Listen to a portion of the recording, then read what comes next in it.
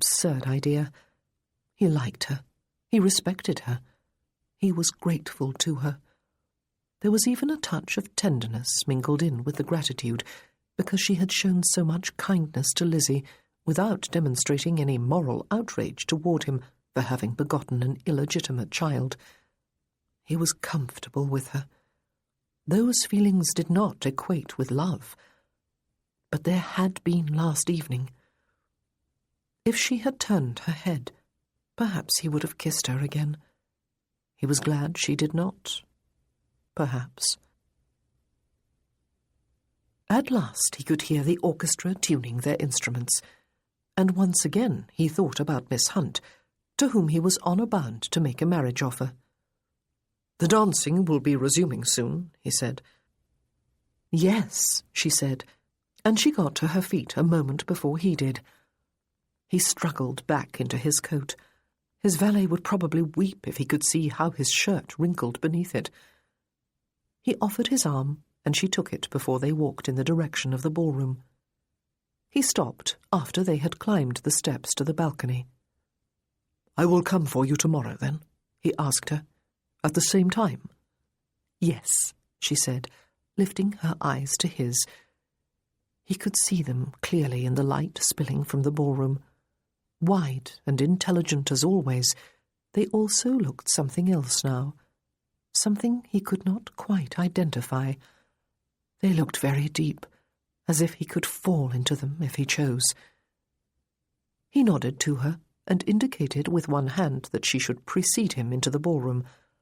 He hung back for a moment or two after she had stepped inside. He hoped no one had noticed how long they had been together. He would not willingly sully her reputation, or willingly humiliate Miss Hunt. Lily Wyatt, Countess of Kilbourne, sat next to Lauren Butler, Viscountess Ravensburg, at supper, and the two of them engaged in a private conversation, while the group with which they sat conversed more loudly with one another. "Neville told me earlier," Lily said, "that you have invited Miss Hunt to Elvesly for the anniversary celebrations." Lauren pulled a face. "Wilma brought her visiting," she said, and dropped hints so broad that even a person with no brain could not have failed to understand. "And so I invited her. But it hardly signifies, does it? By then she and Joseph will surely be betrothed. It is no secret, is it, why Uncle Webster summoned him to Bath?" "You do not like her either?" Lily asked. "Oh, I do not," Lauren admitted, "though I would be hard put to it to explain why. She is too perfect," Lily suggested, understanding that Lauren had not overheard Miss Hunt questioning her taste in inviting a mere schoolteacher to share the box at Vauxhall with her betters. "Wilma has been scolding Joseph for allowing her to walk with the Duke of Macleath last evening while he played the gallant to Miss Martin. She is afraid that they fancy each other." "Miss Hunt and the Duke?" Lauren said, her eyes widening with incredulity. "Surely not. He seems an amiable man." "A comment that says volumes," Lily said. "But I cannot help but share your feelings, Lauren. Miss Hunt reminds me of Wilma, but worse. At least Wilma dotes on her boys. I cannot imagine Miss Hunt doting upon anyone, can you?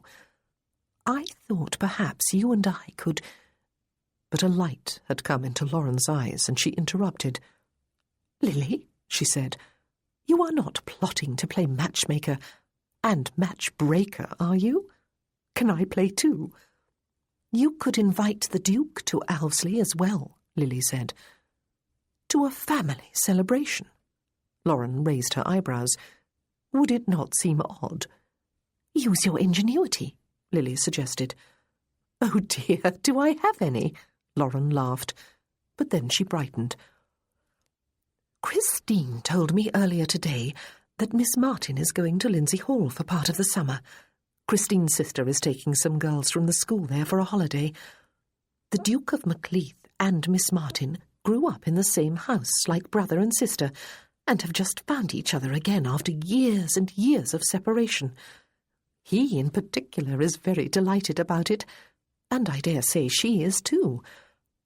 Perhaps I could suggest that he might like to be close to her for a few weeks of the summer before he returns to Scotland and she goes back to Bath." "Brilliant," Lily said. "Oh, do it, Lauren, and then we will see what can be accomplished." "This is fiendish," Lauren said. "And do you know what Susanna believes? She thinks Joseph might be a little sweet on Miss Martin. He has taken her driving several times and has spent time with her at several entertainments, including last evening at Vauxhall. They were waltzing together earlier. Where is he now, do you know? And where is she?" "It is the most unlikely romance imaginable," Lily said, but her eyes gleamed. "But oh, goodness, Lauren, she just might be perfect for him. No one else ever has been. Miss Hunt certainly is not." "Wilma would turn purple in the face," Lauren added. They grinned at each other, and Neville, Earl of Kilbourne, who was just out of earshot, pursed his lips and looked innocent. Chapter 13. Claudia and Susanna had just returned from a visit to Hookham's library the following morning, when the Duke of Macleath called at the house. He was admitted to the morning room, where Claudia was sitting alone, leafing through the book she had just borrowed. Susanna had gone up to the nursery to see Harry.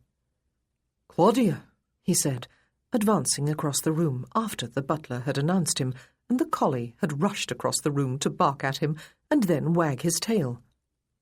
"Your dog?" "I believe it is more a case of my being his person," she said, as he tickled him behind one ear. "Until I can find a good home for him, I am his." "Do you remember Horace?" he asked. Horace. He was a spaniel she had adored as a child. He had followed her everywhere, like a floppy-eared shadow. She smiled as they both took a seat.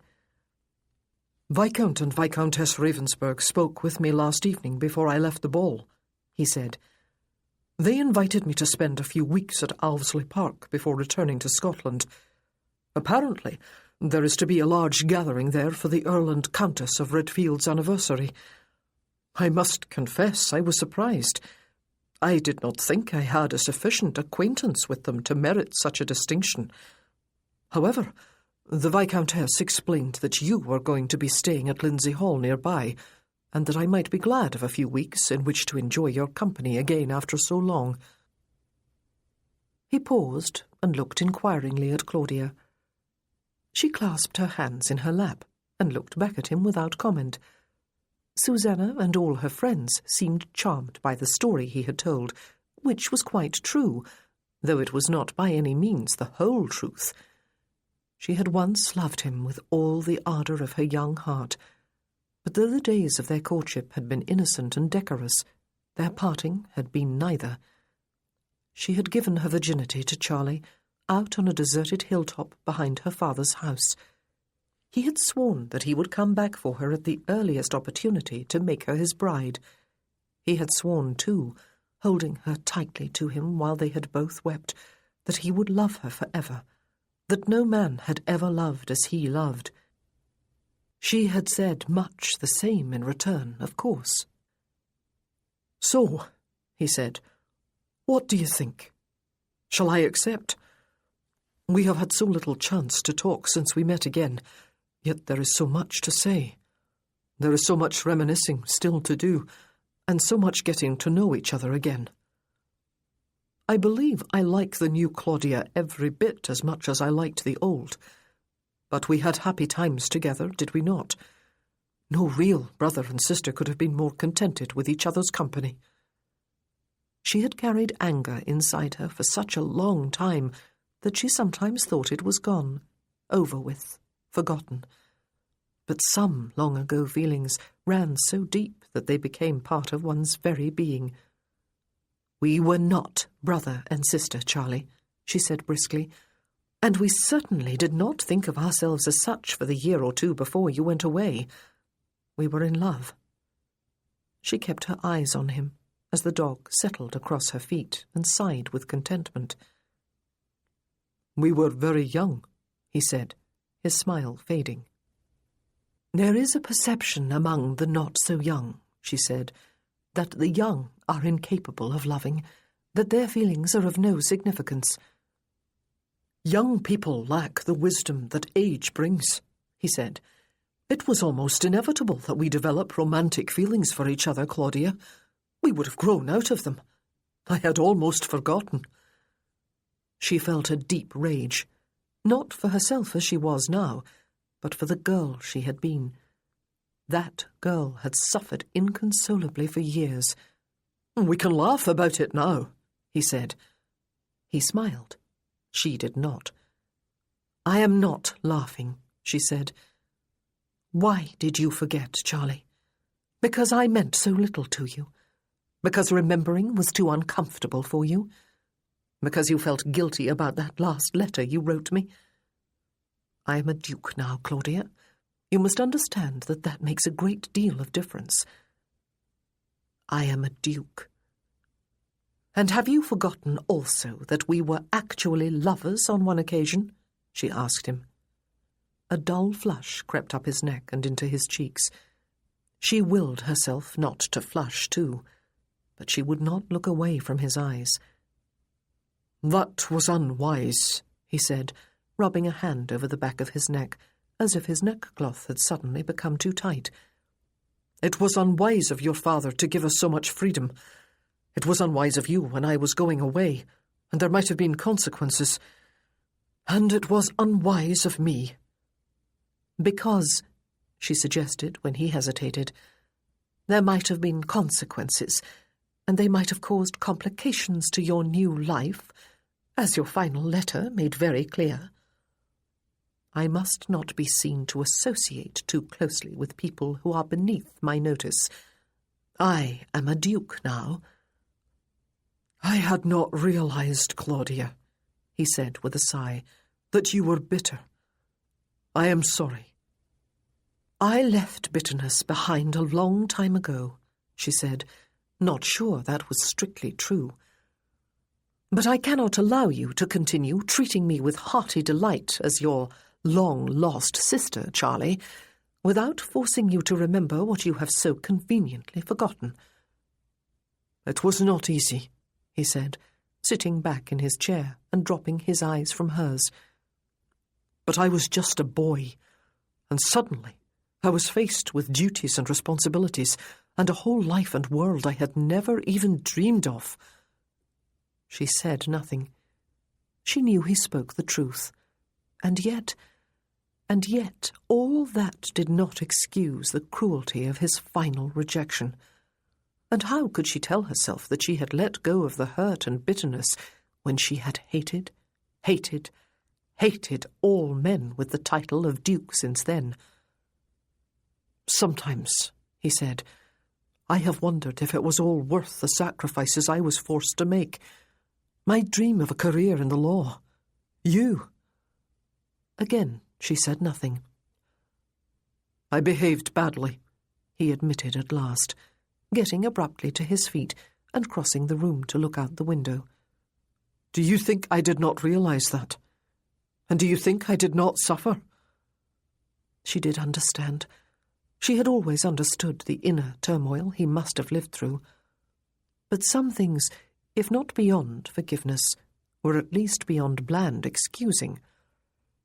She had destroyed that last letter, along with all the others that had preceded it, a long time ago. But she believed she could still recite it from memory if she chose to do so. "If it is any consolation to you, Claudia," he said, "I did not have a happy marriage. Mona was a shrew. I spent as much time from home as I could." "The Duchess of Macleith is not here to speak up for herself," she said. "Ah," he said, turning to look at her again. "I see you are determined to quarrel with me, Claudia." "Not quarrel, Charlie," she said. "Merely have some truth spoken between us. How can we go on if we allow ourselves distorted memories of the past?" "We can go on, then?" he asked her. Will you forgive me for the past, Claudia? Put it down to youth and foolishness and the pressures of a life for which I had had no preparation. It was not much of an apology. Even as he made it, he also made an excuse for himself.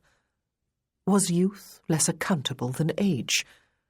But there had been many years of close friendship, and a few of love, and one afternoon of intense passion, and a year of yearning love letters, before the final one that had broken her heart and shattered her world and her very being.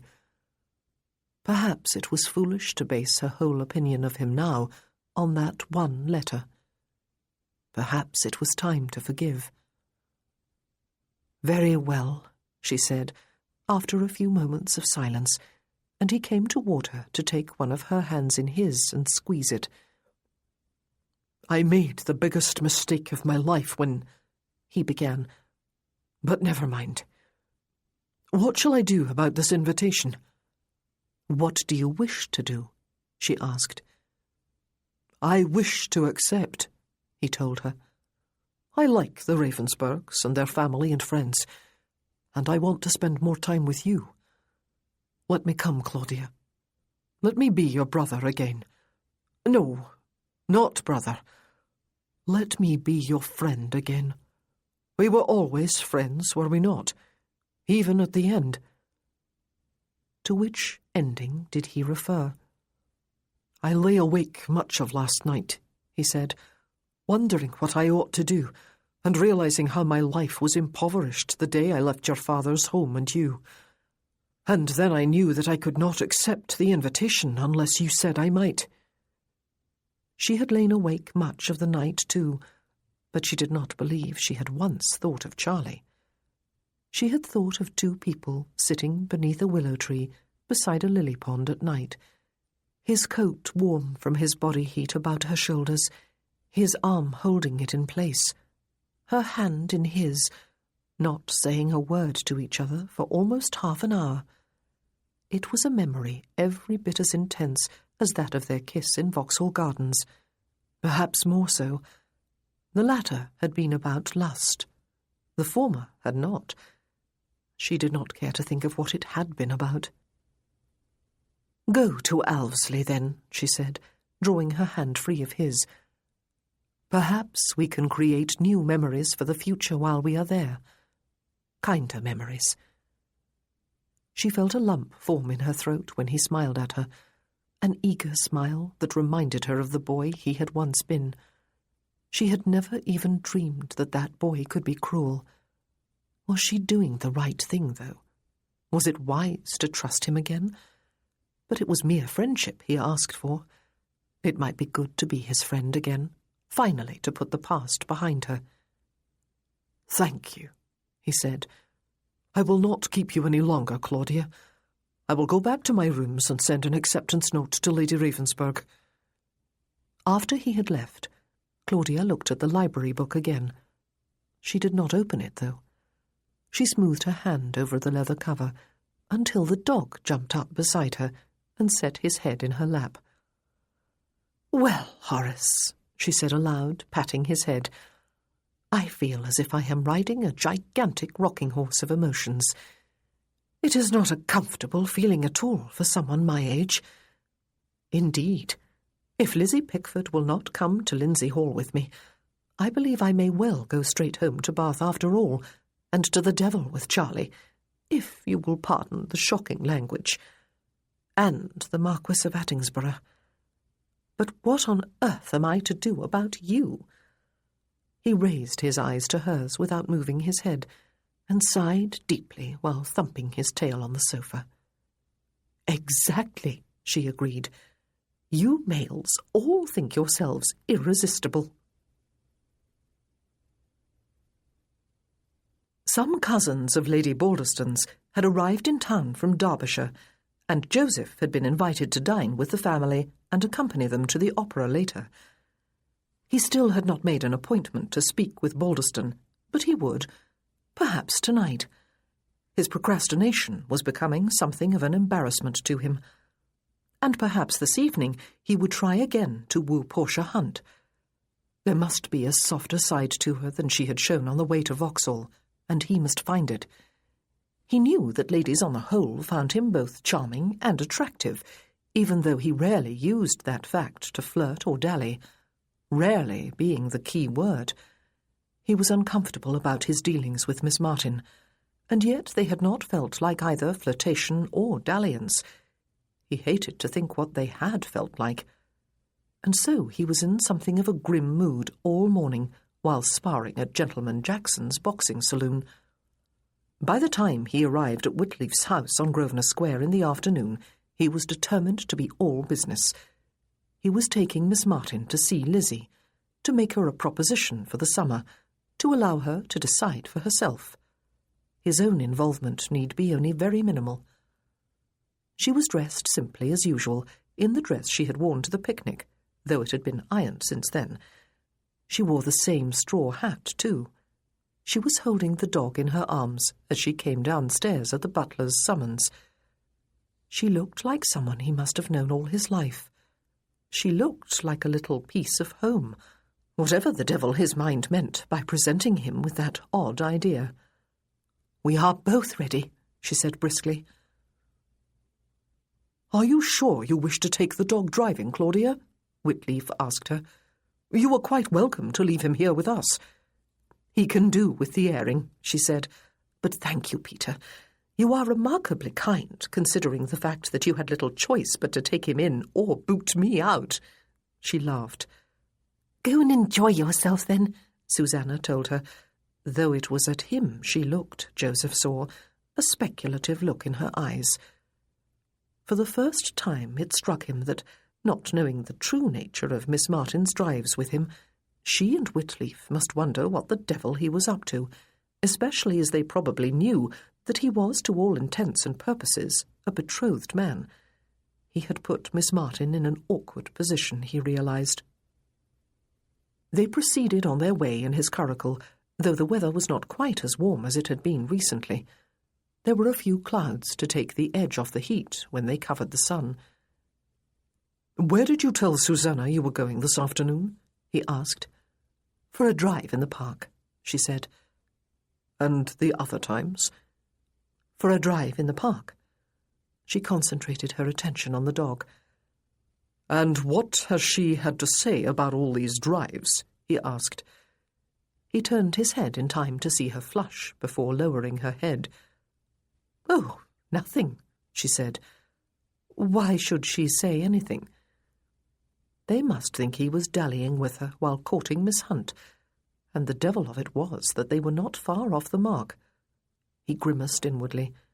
This must all be very distressing for her. They lapsed into silence, but silence today must be avoided at all costs, he decided after a few moments, and it seemed that she agreed. All the rest of the way to Lizzie's they talked cheerfully about books they had both read, but it was not stilted, awkward talk as he might have expected. It was lively and intelligent. He could have wished that the journey were longer. Lizzie was in the upstairs parlour waiting for him. She hugged him with both arms wound about his neck, as she usually did, and then cocked her head to one side. "You have someone with you, Papa," she said. "Is it Miss Martin?" "It is," he said, and watched her face brighten.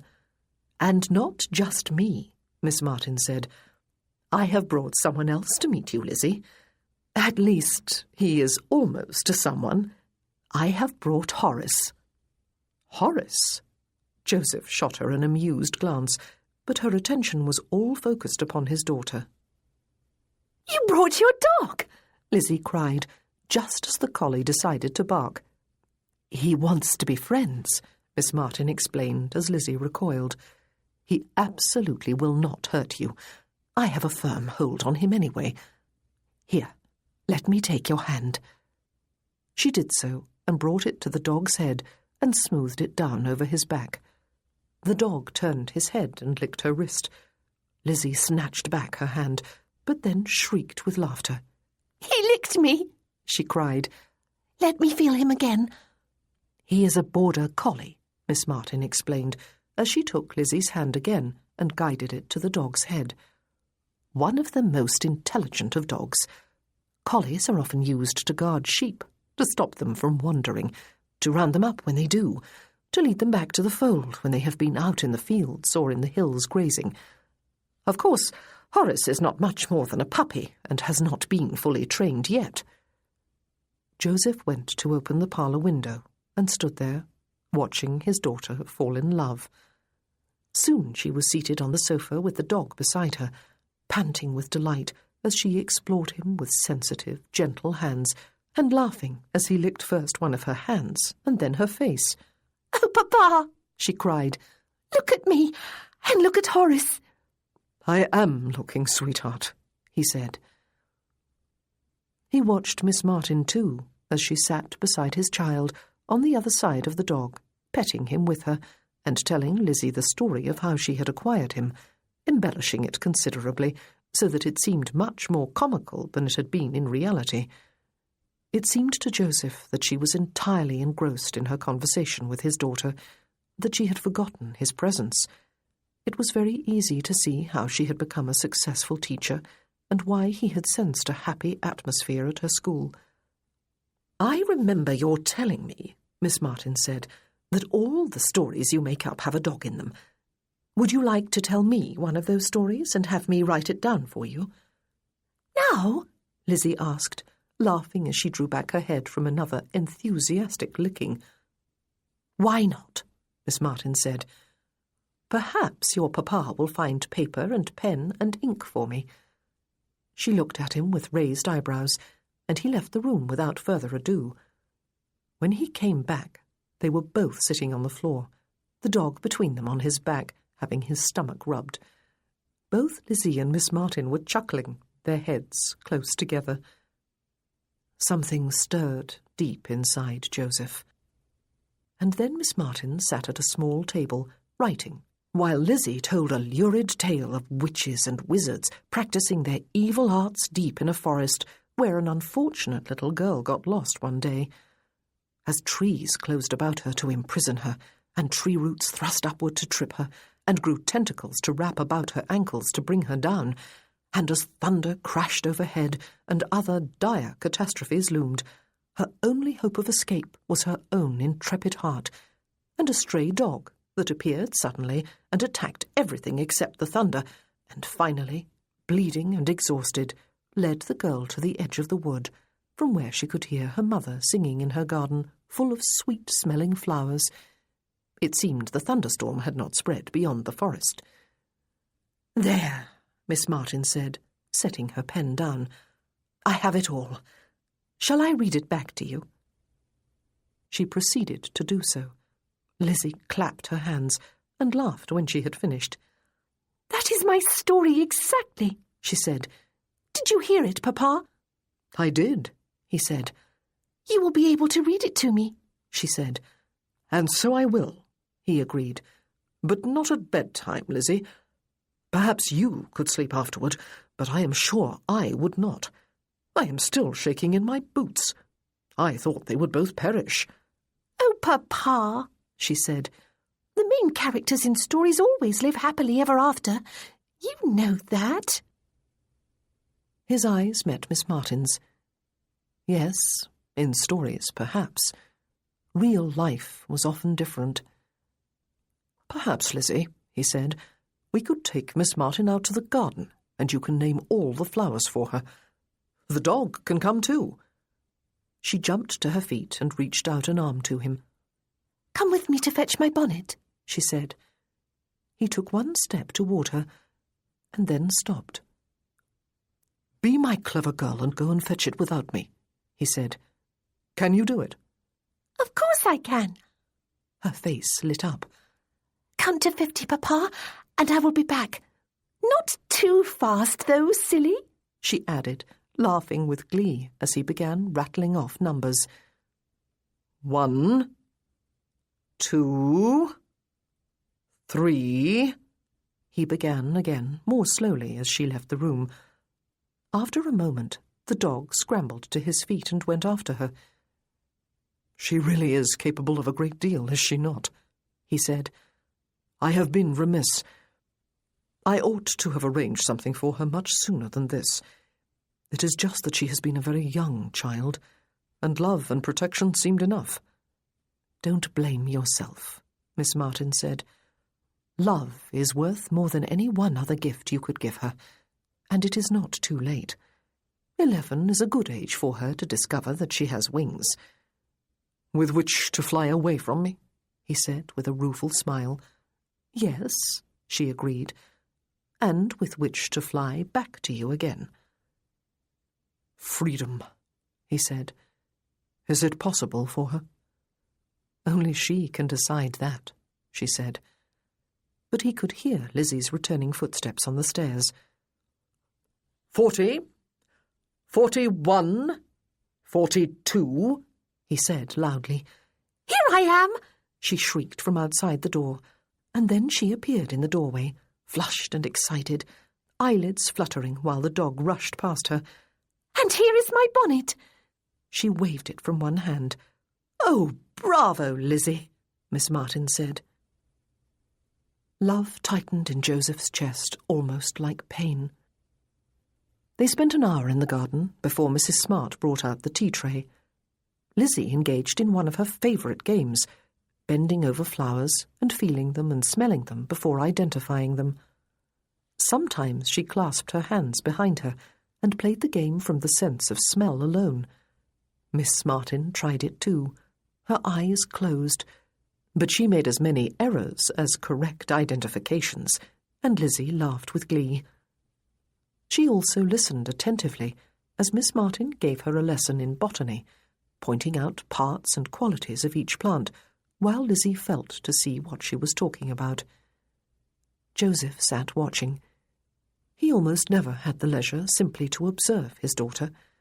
Usually, when he visited, he was the whole focus of her world. Today she had Miss Martin and the dog, and while she frequently called to him to be sure that he had noticed something, she was clearly revelling in their company. Is this what family life might have been like, he wondered, if he had been free to marry as a younger man, when he met and fell in love with Barbara? Would he have delighted in his wife and children, as he was delighting in Miss Martin and Lizzie? Would there have been this contentment, this happiness? Their heads were touching as they bent over a pansy. Miss Martin set one arm loosely about Lizzie's waist, and Lizzie set her arm about Miss Martin's shoulders. The dog woofed around them before racing off to chase a butterfly. Good Lord, Joseph thought suddenly. Dash it all!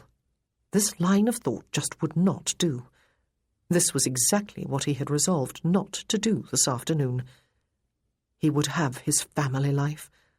The wife and mother would not be either Barbara or Miss Martin, and none of the children would be Lizzie. But he would have it. He would begin wooing Portia Hunt in full earnest this evening. He would call upon Balderston tomorrow, and then make her a formal offer. Surely she would relax more once they were officially betrothed. Surely she must want some affection, some warmth, some family closeness out of her marriage too. Of course she must.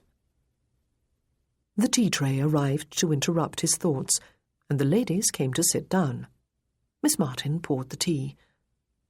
"Lizzie," she said, after handing about the cups and the pastries, "I would like to see you get more fresh air during the summer. You enjoyed the afternoon in Richmond Park, did you not? I would like to see you walk and run and skip again, and find more flowers and plants than you yet know. I would like you to come into the country with me for a few weeks." Lizzie, who was sitting beside Joseph, felt for him with the hand that was not holding her plate. He took it in a firm grasp. "I do not want to go to school, Papa," she said. "This is not school," Miss Martin explained. "One of my teachers, Miss Thompson, is going to take 10 of the girls from the school to Lindsay Hall in Hampshire for a few weeks. It is a large mansion in the country with a huge park around it. They are going there for a holiday, and I am going too. Some of my girls, you see, do not have parents or homes, and so must stay with us during holiday times. We try to give them a good time with lots of activities, and lots of fun. I thought you might like to come with me." "Are you going too, Papa?" Lizzie asked. "I will be going for a while to a house nearby," he said. "I will be able to come and see you." "And who will take me?" Lizzie asked. "I will," Miss Martin said. He looked closely at Lizzie. All the faint colour the hour outdoors had brought into her cheeks had faded. "I am afraid," she whispered. He squeezed her hand more tightly.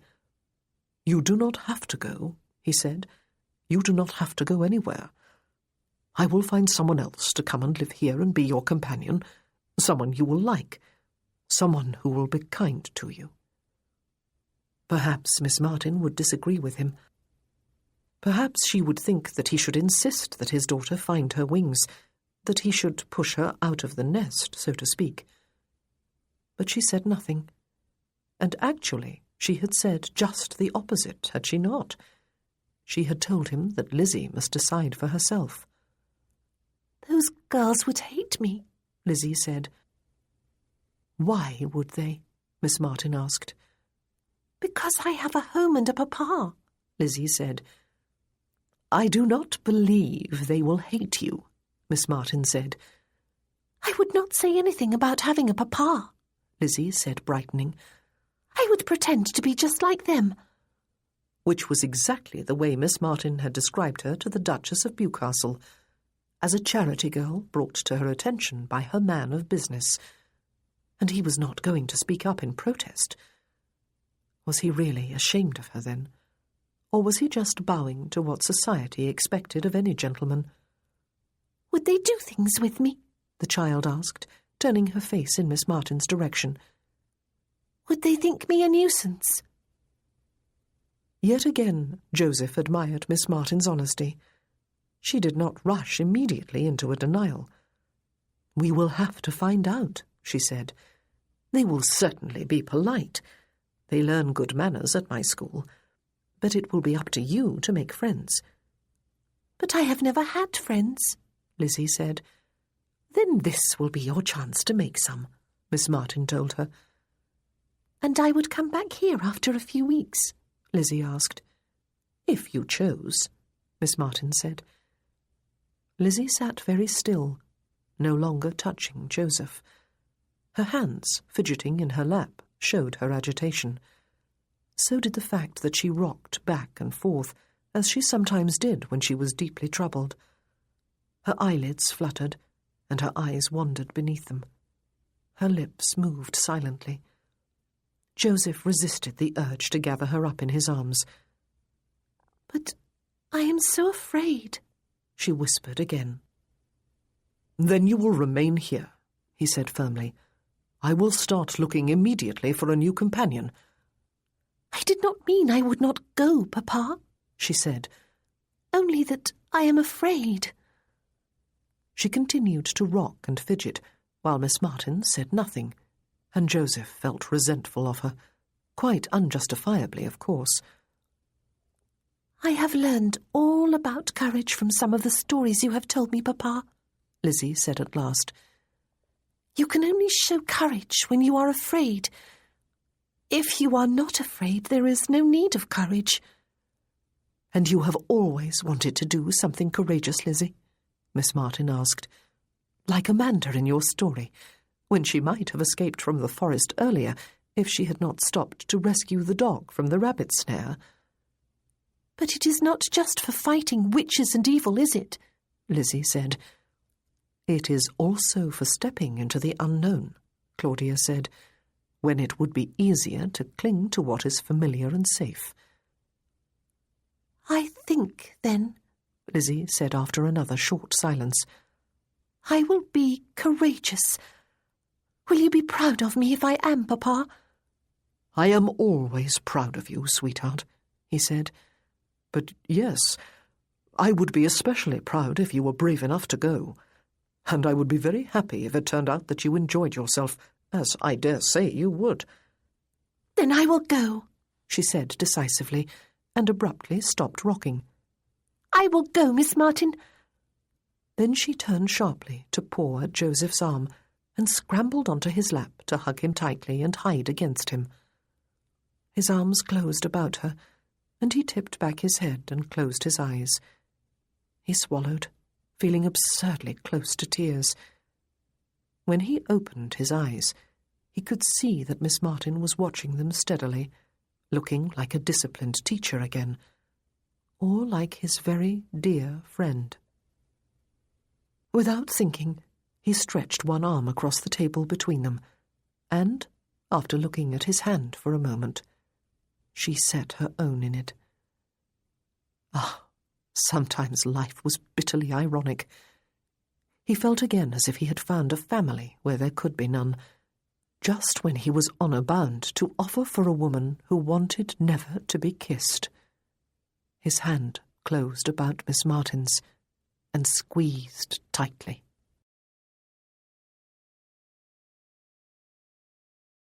Chapter 14.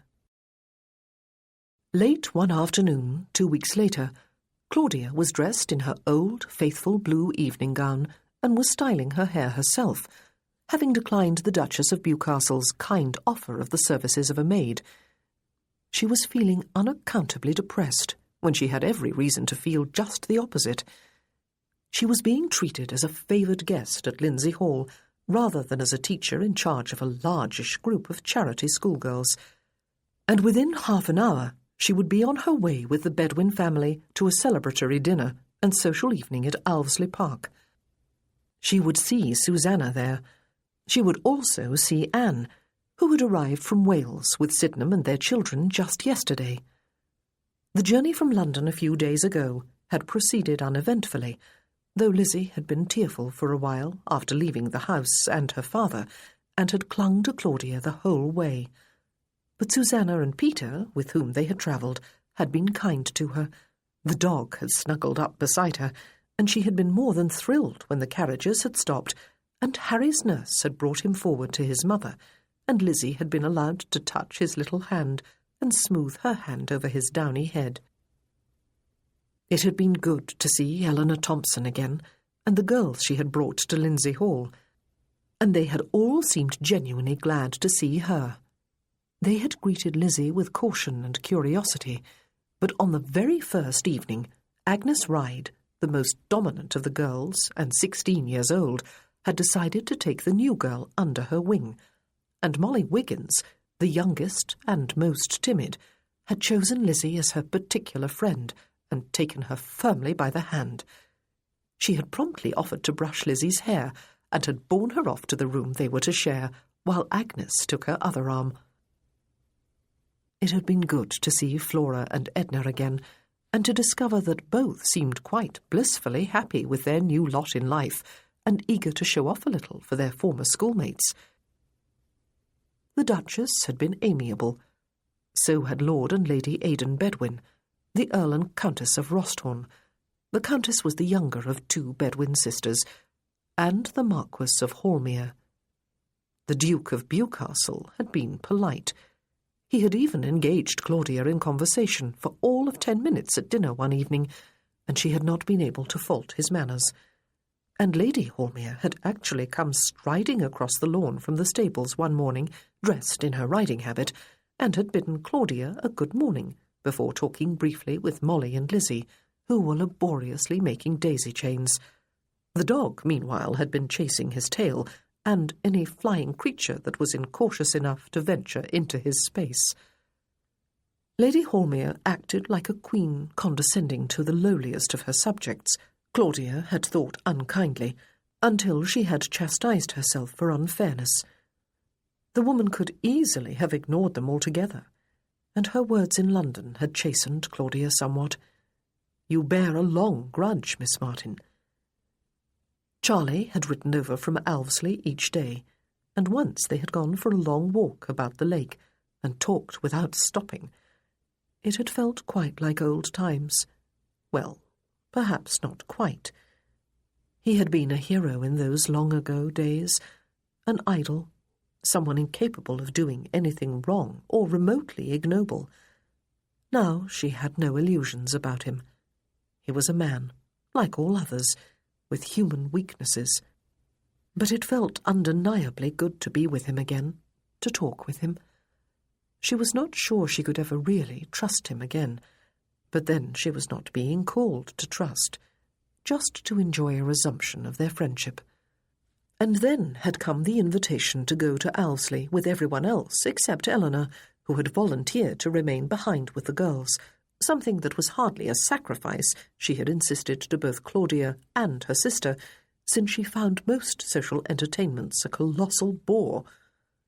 And of course, Claudia thought, as she set down her brush and got to her feet and picked up her paisley shawl, it was that invitation and the reason behind it that was responsible for the dip in her mood.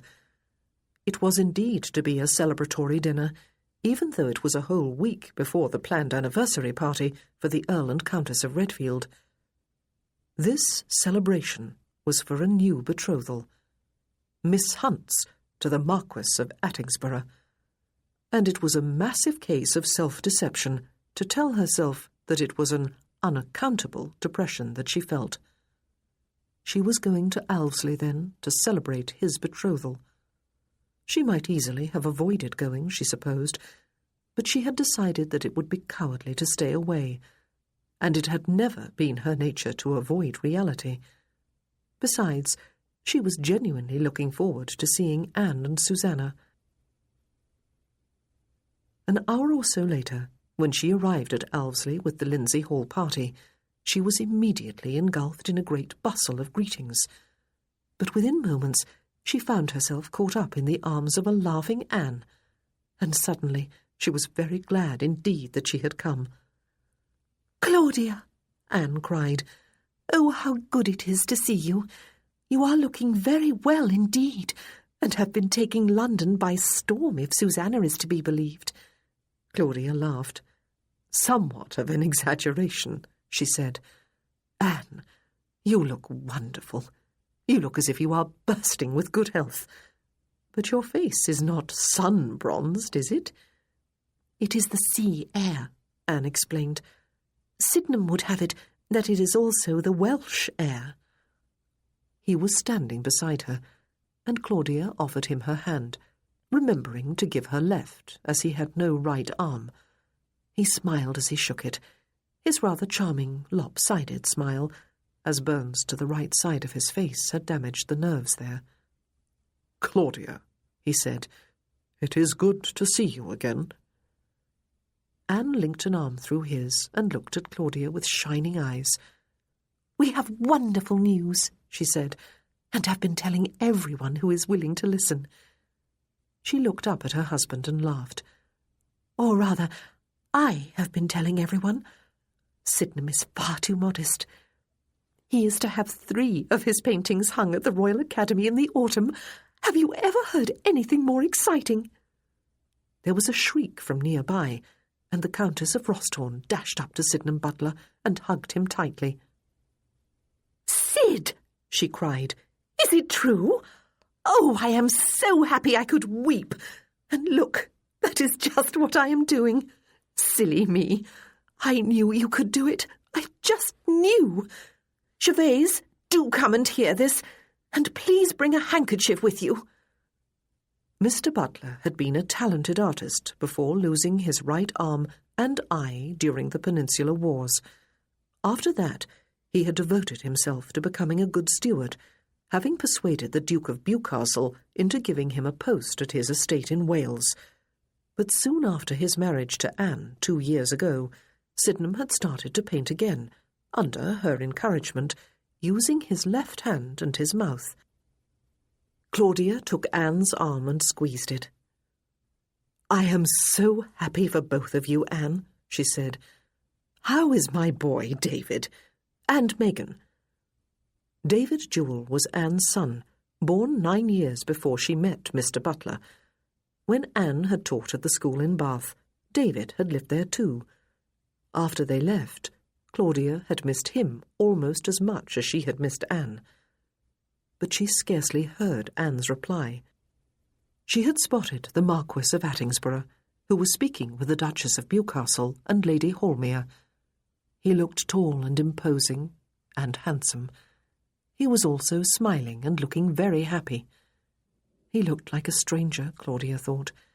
And yet, even as she thought it, his eyes met hers across the crowded hallway, and he looked again like the man who had become strangely dear to her during the course of a couple of weeks in London.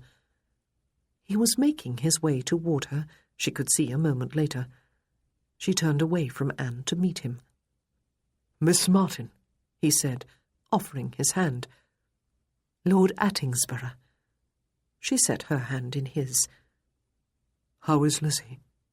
He had lowered his voice. "She is doing remarkably well," Claudia told him. "She has made friends and daisy chains, and Horace has shown no loyalty whatsoever. He has abandoned me to become her shadow. The Duke's head groom is making a collar and leash for him so that Lizzie can hold it and be led about. I believe the dog knows that she needs protection and will learn to be invaluable to her after some training." "Daisy chains?" He raised his eyebrows. "They are well within her capabilities," she said. "She can find and identify daisies in the grass, and making the chains is really quite easy. She has been going about bedecked with garlands and coronets." He smiled. "And friends?" "Agnes Ryde, the most fierce of my pupils, has become her self-appointed guardian," Claudia told him. "And Molly Wiggins and Doris Chalmers are vying for the position of best friend. I believe the contest was won early, though, since Molly had the idea first and shares a room with Lizzie. They have become virtually inseparable." He beamed at her. But before either of them could say more, Miss Hunt, looking lovely in pink, appeared at his side and took his arm. She smiled at him after favouring Claudia with a distant nod. "You must come and speak with the Duke and Duchess of Bewcastle," she said. "They are over there talking with Mamma and Papa." He bowed to Claudia and turned away with his betrothed. Claudia firmly shook off the depression that had been hovering over her all day. It was really quite demeaning, not to mention silly, to be coveting someone else's man. Susanna, smiling brightly in welcome, was coming toward her from one side, and Charlie, smiling just as warmly, was approaching from the other. She had every reason in the world to be cheerful, and truly she was. Joseph really was feeling reasonably happy. His marriage offer had, of course, been favourably received by both Balderston and Portia herself. Lady Balderston had been ecstatic. The wedding was to be celebrated in the autumn in London. That had been decided by Lady Balderston and Portia between them. It was a pity, they had both agreed, that it could not take place at a more fashionable time of the year when all the ton would be in town, but it was far too long to wait until next spring, especially given the indifferent health of the Duke of Anbury. The talk, ever since, whenever Joseph was within hearing distance anyway, had been all of guest lists and bride clothes and wedding trips. It all gave him renewed hope that his marriage would be a good one after all. Of course, all the bustle of wedding plans and then the removal to Owlsley had made it impossible for him to spend any private time with his betrothed. But that situation would surely be rectified after this evening's celebrations were over, and it was undeniably good to see almost all his family gathered for the occasion, including his mother and father, who had come from Bath. Lord and Lady Balderston were there too, though they were to leave tomorrow, before the anniversary celebrations began in earnest. As good manners dictated, Portia did not remain at his side after dinner, when everyone gathered in the drawing-room. She sat sipping her tea with Neville and Lily and Macleith. Nev had beckoned her over, somewhat to Joseph's surprise. He knew that neither he nor Lily really liked her yet. Perhaps they were making an effort to get to know her better. Only one thing threatened to lower his spirits. Well, perhaps two, if he included the presence of Miss Martin, of whom he had grown far too fond while they were both in London. He was missing Lizzie dreadfully. She was tantalizingly close there at Lindsay Hall, making friends and daisy chains, and shadowed by a border collie. He wanted to be there, tucking her into bed, reading her a story, Yet society decreed that a man's illegitimate offspring be kept not only away from his family, but also a secret from them. "You are wool-gathering, Joseph," his cousin Gwen, the widowed Lady Muir, said as she came to sit beside him. "What gives society its power, Gwen?" he asked. "An interesting question," she said, smiling at him. "Society is made up of individuals, and yet it does have a collective entity all its own, does it not? What gives it its power? I don't know. History, perhaps? Habit? A combination of the two? Or the collective fear that if we relax any of its stringent rules, we will be overrun by the dreaded lower classes? The spectre of what happened in France still looms large, I suppose. It is all absurd, though. That is why I stay away from society as much as I can. Do you have a particular problem with it?" He almost confided in her. What would she say if he told her about Lizzie, as he had told her brother long ago? He was almost convinced that she would be neither shocked nor unsympathetic. But he could not do it. She was his cousin and his friend, but she was also a lady. He countered her question with one of his own.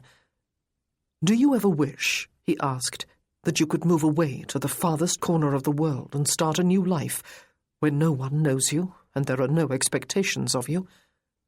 "Oh, yes, of course," she said, "but I seriously doubt there is such a corner." She touched his hand and lowered her voice. "Are you regretting this, Joseph? Did Uncle Webster force you into it?" "My engagement?" He laughed lightly. "No, of course not. Portia will make an admirable duchess." "And an admirable wife, too." She looked closely at him. "I do want to see you happy, Joseph. You have always been my favourite cousin, I must confess. My favourite male cousin, at least, since I cannot claim to have loved you more than I do Lauren. But then Lauren and I grew up more as sisters than cousins." As if summoned by the mention of her name, Lauren joined them at that moment, bringing Miss Martin with her. "Gwen," she said after a few minutes, "come to the supper-room with me for a minute, will you? There is something upon which I need your opinion." Neville and Lily were leaving the room via the French windows Joseph could see. They were taking Portia and Macleith with them, presumably for a stroll outside. And so they were virtually alone together again, he and Miss Martin. She was wearing a dark blue gown that he had seen more than once in London. Her hair was dressed as severely as it ever had been. Once again she looked unmistakably a schoolteacher, remarkably plainly turned out, in contrast with all the other ladies. But he could no longer see her with the old eyes. He could see only the firmness of character, the kindness, the intelligence, the passion for life that had endeared her to him. "Are you happy to be back with some of your pupils?" he asked her. "I am," she said. "It is with them I belong." "I want to see them," he said. "I want to see Lizzie." "And she wants to see you," she told him. "She knows you are here, not far away from her. At the same time, she is convinced that the girls will no longer like her if they know she has a father, and such a wealthy one. She has told me that if you come, she will pretend not to know you. She thinks it would be a funny game. And, of course, it would suit his purposes admirably. But he felt grim at the very thought that for different reasons they must hide their relationship from others. Miss Martin touched his hand, just as Gwen had done a few minutes ago. "She is really quite happy," she told him. "She thinks of these weeks as a marvellous adventure, though she told me last night that she still does not want to go to school. She wants to go home." He felt strangely comforted by the thought. Strange, when it would be far more convenient for him if she went away. "She may change her mind," she said. "Is she educable, then?" he asked her. "I think she may be," she said, "and Eleanor Thompson agrees with me. It would take some ingenuity, of course, to fit her into our routine, with tasks that are both meaningful and possible for her, but we have never shunned a doable challenge. What personal satisfaction do you draw from your life? He asked, leaning a little closer to her. And then he wished fervently that he had not asked such an impulsive and impertinent question. There are many persons in my life, Lord Attingsborough, she said, whom I can love in both an abstract emotional sense and in practical ways. Not everyone can say as much. It was not a good enough answer. But does there not have to be one special someone? He asked her. Like Lizzie for you? She asked. It was not what he had meant. Even Lizzie was not enough. Oh, she was, but not for that deep core of himself that craved a mate, an equal, a sexual partner. He completely forgot for the moment that he already had such a person in his life. He had a betrothed. Yes, he said. But it is not what you meant, is it? She asked him, searching his eyes with her own. We are not all fated to find that special someone, Lord Attingsborough. Or if we are, sometimes we are fated also to lose that person. And what do we do when it happens? Sit around moping and feeling tragic for the rest of our lives? Or find other people to love? Other people to benefit from the love that wells constantly from within ourselves if we do not deliberately stop the flow? He sat back in his chair, his eyes still on her. Ah, but he did indeed have that special someone in his life, but only on the periphery of it, and always to remain there. She had come too late, though there would never have been the right time, would there? Miss Martin was not of his world, and he was not of hers. I choose to love others, she said. I love all my girls, even those who are least lovable, and believe me, there are plenty of those. She smiled, but she had admitted to what he had always suspected, always sensed in her. She was an essentially lonely woman, as he was essentially lonely, on the very evening when a large company of relatives and friends had gathered to celebrate his betrothal, and he had persuaded himself that he was happy. He was going to have to make this up to Portia. He was going to have to love her with all the deliberate power of his will. I must try to emulate you, Miss Martin, he said. It is perhaps enough, she said, that you love Lizzie. Ah, she knew then, or she knew at least that he did not love Portia as he ought. But is it enough that I will not acknowledge her publicly? He asked. She tipped her head slightly to one side and thought, a characteristic reaction of hers when other persons might have rushed into a glib answer. I know you feel guilty about that, she said, and perhaps with good reason, but not for the reason you always fear. You are not ashamed of her. I have seen you with her, and I can assure you of that. But you are trapped between two worlds, the one you have inherited, and to which you are firmly committed by the fact that you are the heir to a dukedom, and the one you made for yourself when you created Lizzie with your mistress. Both worlds are important to you, the one because you are impelled by duty, the other because you are enmeshed in love, and both are worlds that will pull at you forever. Forever. He smiled ruefully at her. Yes, she said, duty and love, but especially love. He was about to reach out for her hand, forgetting his surroundings again, when Portfrey and Elizabeth joined them. Elizabeth wanted to know about the little blind girl she had heard Miss Martin had brought to Lindsay Hall. Miss Martin told her about Lizzie. How very brave and admirable of you, Miss Martin, Elizabeth said. I would love to meet her and all your other charity girls too. May I? Or would it appear to be an intrusion, as if I thought them merely an amusing curiosity? Lyndon and I have extended the school at home so that all local children are eligible to attend, but I have toyed with the idea of making it also a boarding school to accommodate children from farther distances. I think, Miss Martin said, the girls would be delighted to meet you. I have just persuaded Miss Martin to let me come on the same errand, Joseph said.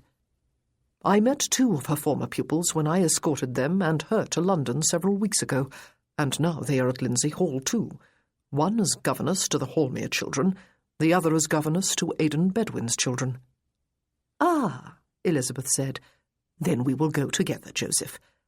Will tomorrow afternoon suit you, Miss Martin, weather permitting? And so it was arranged, as simply as that. Tomorrow he would see Lizzie and Miss Martin again. Lily and Neville were coming inside, he noticed.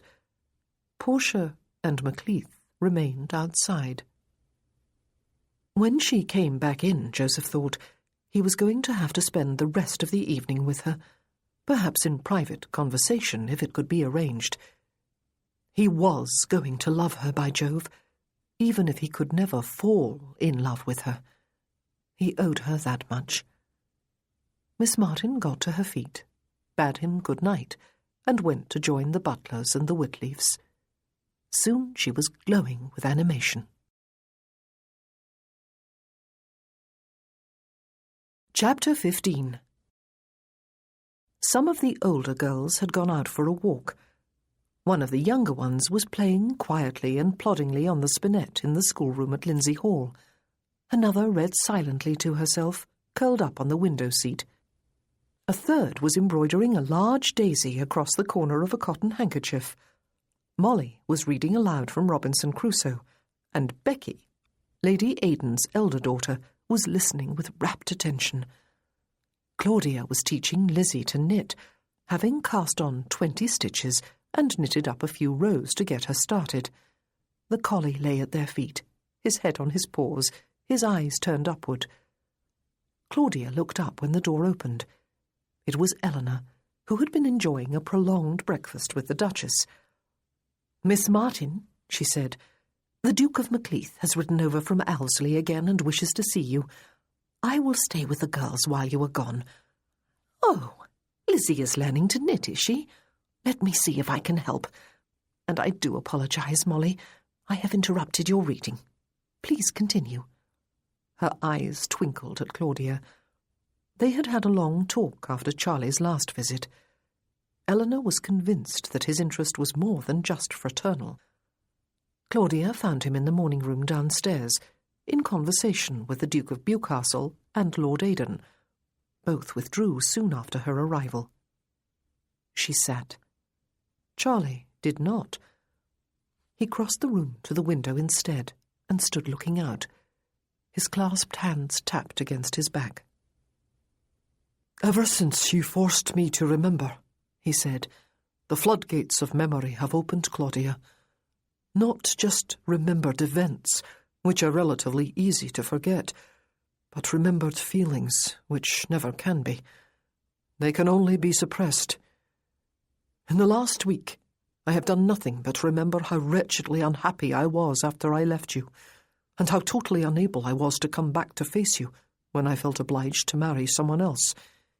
I really had no choice, you know. I had to marry." "Someone from your own world," she said, interrupting him. "Someone who would not shame or embarrass you with the inferiority of her birth and manners." He turned his head to look at her. "That was not it," he said. "I never thought those things about you, Claudia." "Did you not?" she said. "Was it someone impersonating your handwriting who wrote that final letter to me, then?" "I did not write those things," he protested. "You were sorry to be so plain with me," she said. "But really, you ought not to have been taken to live with Papa and me in the first place, since there was always the possibility that you would inherit a dukedom one day. You ought to have been given a home and upbringing more suited to your station. The fact that you had lived with us all those years had put you in an awkward position with your peers. I must understand why you felt it necessary to break off all connection with me. You are a duke now. You must not be seen to associate too closely with people who were beneath your notice. You were to marry Lady Mona Chesterton, who was everything a duchess and your wife ought to be.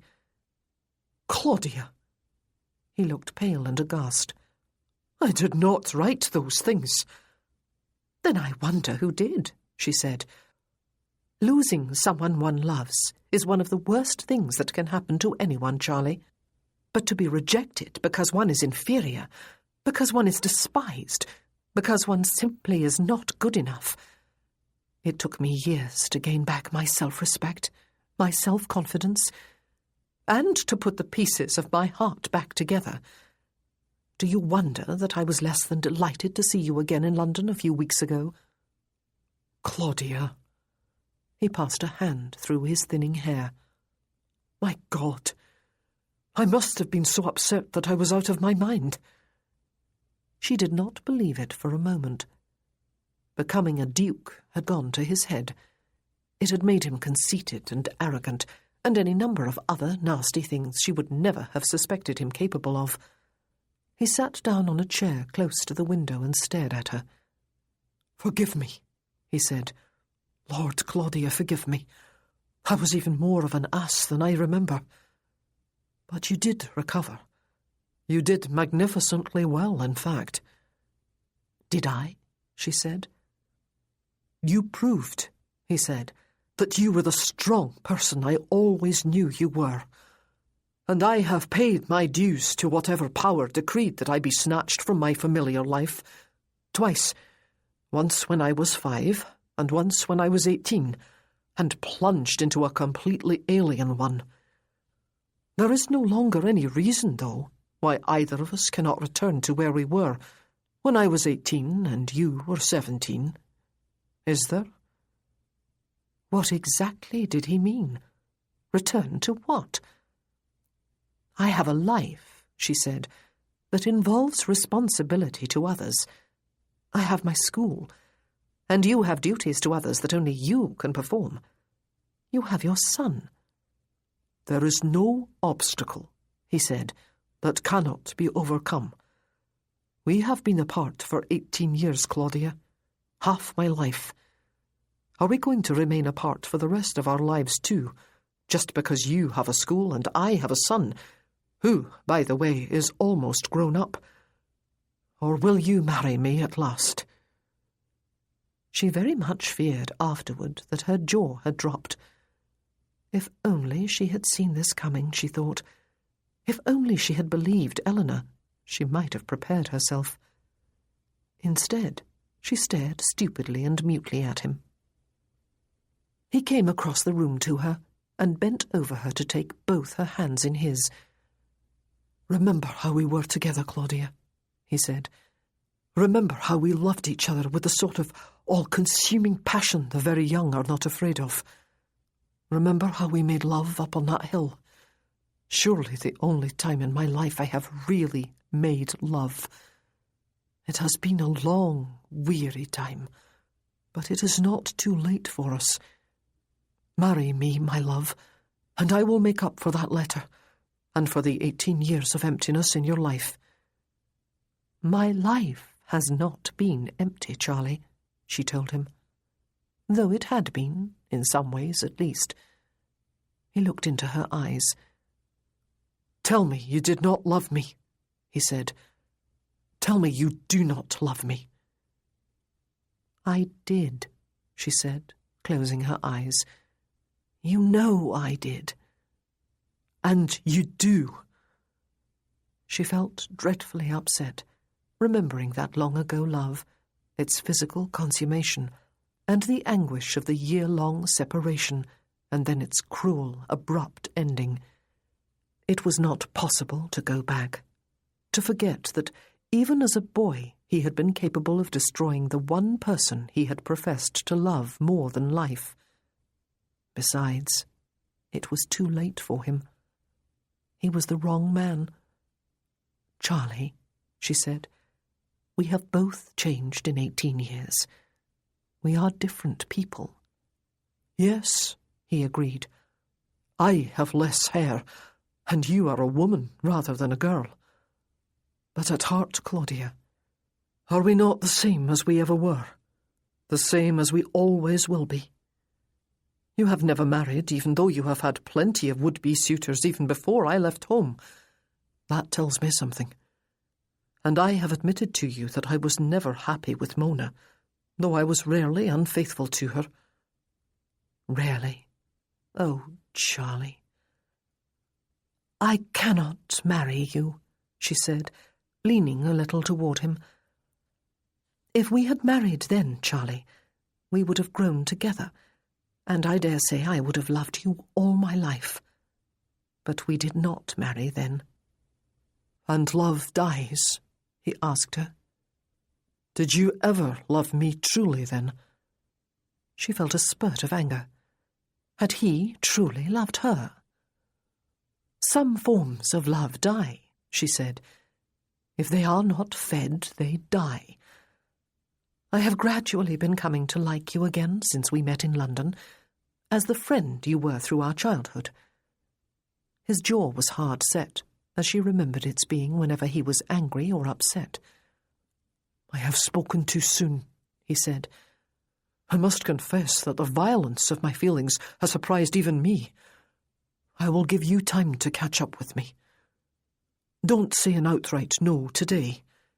You already have, but let us agree to forget that you spoke the words.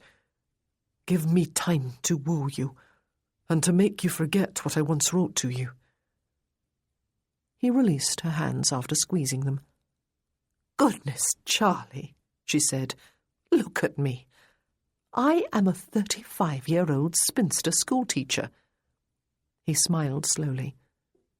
"You are Claudia Martin," he said, "that bold, vital girl I loved, now masquerading as a spinster schoolteacher. What a lark, you would have said then, if you could have looked ahead."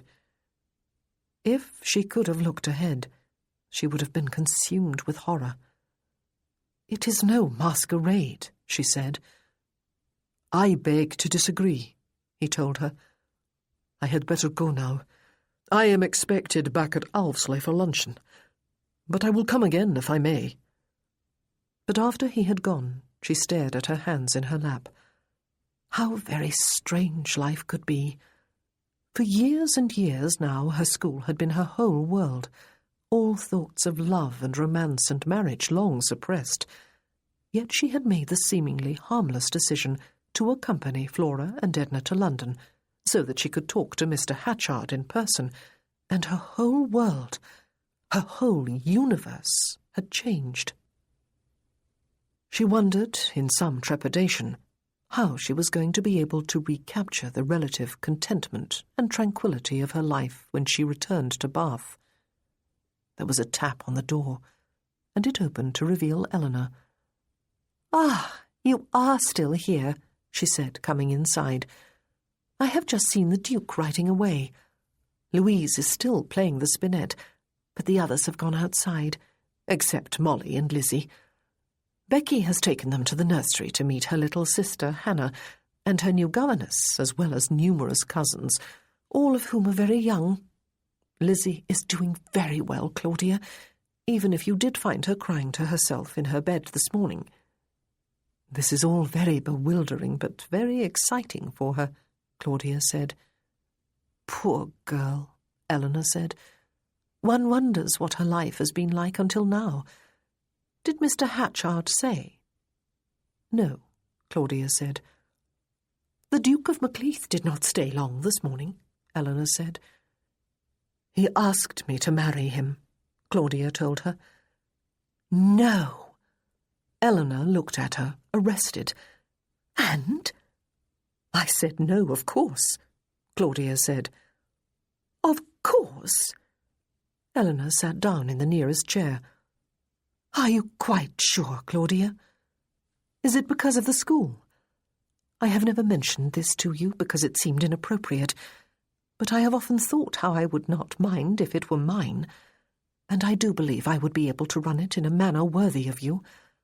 I mentioned it to Christine at one time, and she thought it a wonderful idea, and even said she would sponsor me with a loan or an outright gift if I would accept one, and if the time ever came.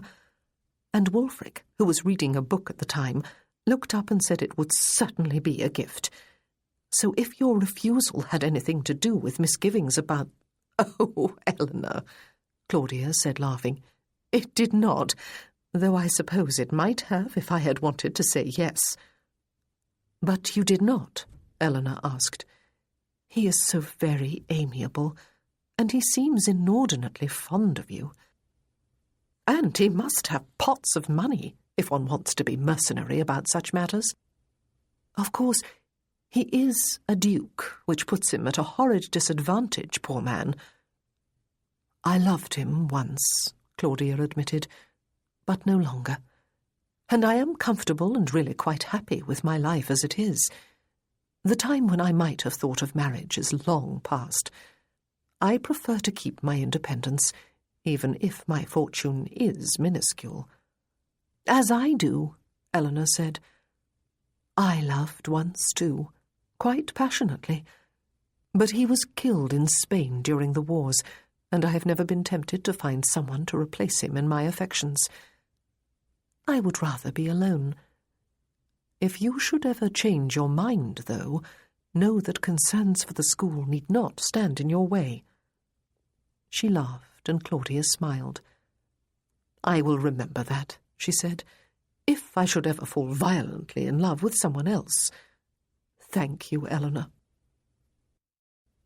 The morning clouds had moved off by noon. As a result, several other people decided to ride with Joseph and Elizabeth from Alvesley to Lindsay Hall, Lily and Portfrey, and Portia and 3 of Kit's cousins. Lily tried to persuade Macleith to come too, but he had been over during the morning. A large number of people were out of doors at Lindsay Hall, Joseph could see as they rode up the driveway, including surely all the children and the visiting schoolgirls. His eyes searched their number eagerly, even before he was close enough to distinguish individuals. He left his horse at the stables, as did all the others, and walked across the lawn with Portia, Lily, and Elizabeth, while the others made their way toward the house. The schoolgirls were dancing about a makeshift maypole, to the accompaniment of vocal music by one of their number, and a great deal of laughter and confusion. Joseph could see no sign of Lizzie, until he realized with a start that she was one of the dancers. Indeed, it was she who was causing the confusion and the laughter. She was clinging to one of the ribbons with both hands, and she was dancing about the maypole with vigorous, ungainly steps, while Miss Martin moved behind her, her hands on Lizzie's waist. She was laughing too. She was also bonnetless and dishevelled and flushed. Lizzie was shrieking with louder laughter than anyone else. "How very charming," Elizabeth said, without any apparent irony. "Is that the blind girl I have heard about?" Portia asked of no one in particular. "She is spoiling the dance for the others, and she is making a spectacle of herself, poor girl." Lily was simply laughing. She clapped her hands in time to the music. And then several of the girls noticed the new arrivals, and the dance came to an end as they all stopped and stared, and then bobbed curtsies. Lizzie clutched Miss Martin's skirt. "Maypole dancing in July," Lily cried. "But why not? What a grand idea!" "It was Agnes's idea," Miss Martin explained, "instead of the ball game we were going to play. It was her way of including Lizzie Pickford, who has joined us for the summer holiday." Her eyes met Joseph's briefly. "Lizzie has been able to hold on to the ribbon," she continued, "and dance in a circle with everyone else, without colliding with anyone or getting lost." "She ought to be taught the proper steps, then," Portia said, "so that she may look more graceful." "I thought she was doing remarkably well," Elizabeth said. "So did I," Joseph said. Lizzie cocked her head, and her face lit up, and he almost wished that she would cry out his name and reach out her arms to him and put an end to this distasteful charade. But then she smiled and raised her face to Miss Martin, a look of gleeful mischief there.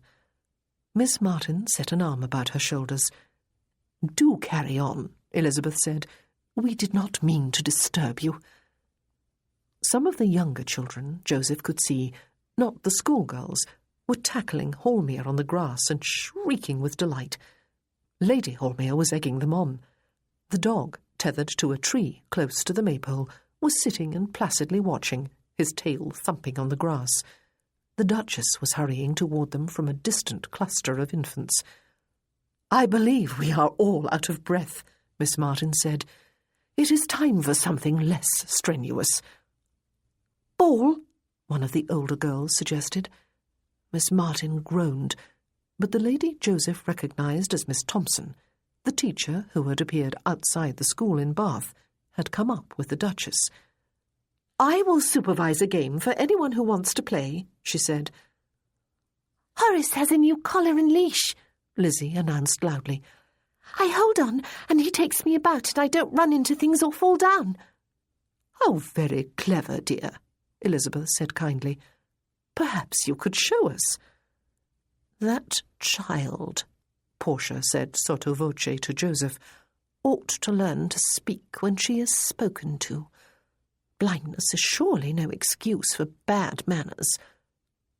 "But perhaps childish exuberance is," he said, watching as Lizzie turned and groped with one hand until Miss Martin untied the dog and set the loop of the leather leash in her hand. It took all his willpower not to rush forward to help. "I will come walking with you if you wish, Lizzie," a girl about her own age said, taking her free hand. Lizzie looked in his general direction. "Would you like to come too, sir?" she asked. "Well, really," Portia exclaimed. "What impudence!" "I would be delighted," he said. "Miss Pickford, is it?" "Yes." She laughed with glee. "And Miss Martin must go too," Lily suggested. "The rest of us will remain here and be lazy," the Duchess said, "and then we will go into the house for tea. How delighted I am to see you all." The dog moved off at a trot, and Lizzie and the other girl shrieked with laughter again as they set off in his wake. But he seemed to understand the charge with which he had been entrusted, and slowed to a walk as he made his way toward the driveway and then crossed it, making a wide loop about the large stone fountain that stood before the main doors. He also steered well clear of all the trees, leading them toward the other side of the house. "I hope, Miss Martin," Joseph said, clasping his hands at his back, "you are not too attached to that dog. I cannot see Lizzie being willing to part with him at the end of the summer. He is looking remarkably healthy. Has his weight doubled, or is that just my imagination?" "Your imagination, thank goodness," she said. "But his ribs are no longer visible, and his coat has acquired a sheen." "And Lizzie," he said, "can that possibly be her, walking hand in hand with another girl, being drawn along by a dog, and dancing earlier about a maypole?" "And knitting this morning," she said, "though I believe she dropped more stitches than she worked." "How can I ever thank you?" he asked, looking down at her. "Or I you?" She smiled back at him. "You have challenged me. Sometimes one becomes blinded by routine. Oh, pun unintentional." They were making their way, he could see, toward a largish lake. He lengthened his stride, but Miss Martin caught his arm. "Let us see what happens," she said. "I think it very unlikely that Horace will march straight into the water, and if he does, Molly certainly will not." But the dog stopped well short of the bank, and the girls stopped too. The child called Molly then led Lizzie forward, and they both went down on their knees and touched their hands to the water, Lizzie tentatively at first. Joseph moved up beside them and squatted down next to his daughter. "There are some stones along the bank," he said, picking one up. "If you toss them into the water, the farther out the better, you can hear them plop. Listen." And he demonstrated, while Molly looked at him with fright, and Lizzie turned her head and inhaled in such a way that he knew she was breathing in his familiar scent. But she smiled when she heard the stone plop into the water and reached for his hand. "Help me to find a stone," she said. He squeezed her hand, and she squeezed back, but from the mischievous smile on her face, he knew she was enjoying the game of secrecy.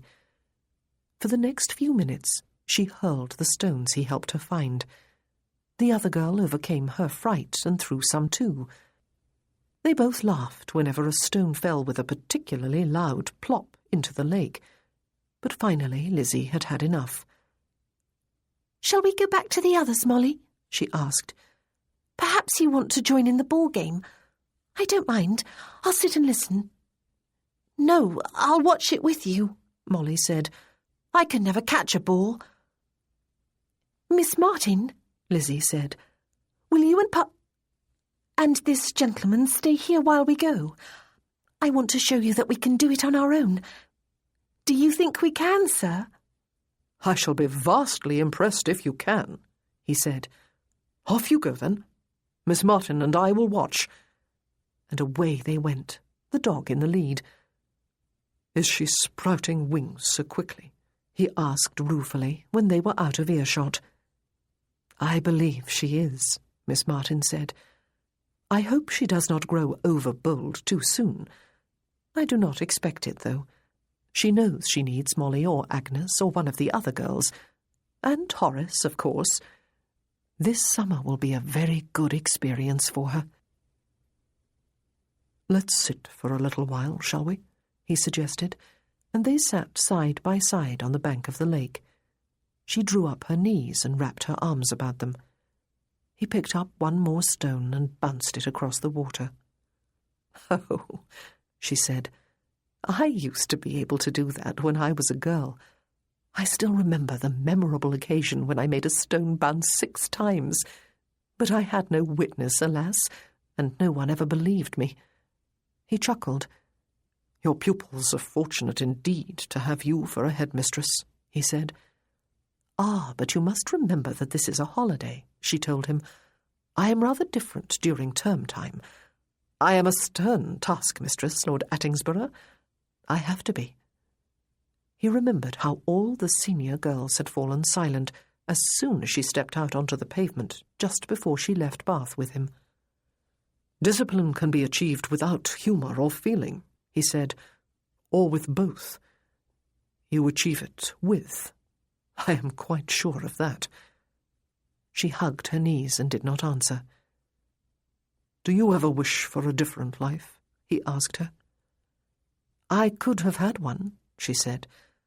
"Just this morning I had a marriage offer." Macleith.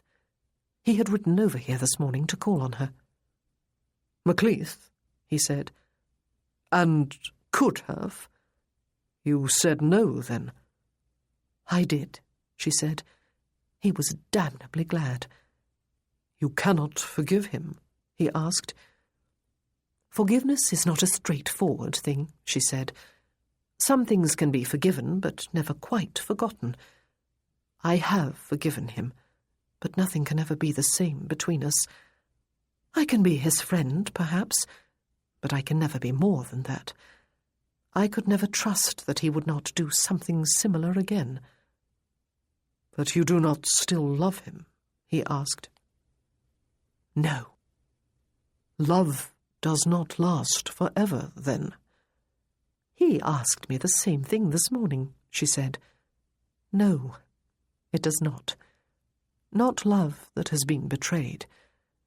One realizes that one has loved a mirage, someone who never really existed. Not that love dies immediately or soon, even then. But it does die and cannot be revived." "I never thought I would stop loving Barbara," he told her. "But I did. I look upon her fondly whenever I see her, but I doubt I could love her again even if we were both free." She was looking directly at him, and he turned his head to look back. "It is a consolation," she said, "to know that love dies eventually.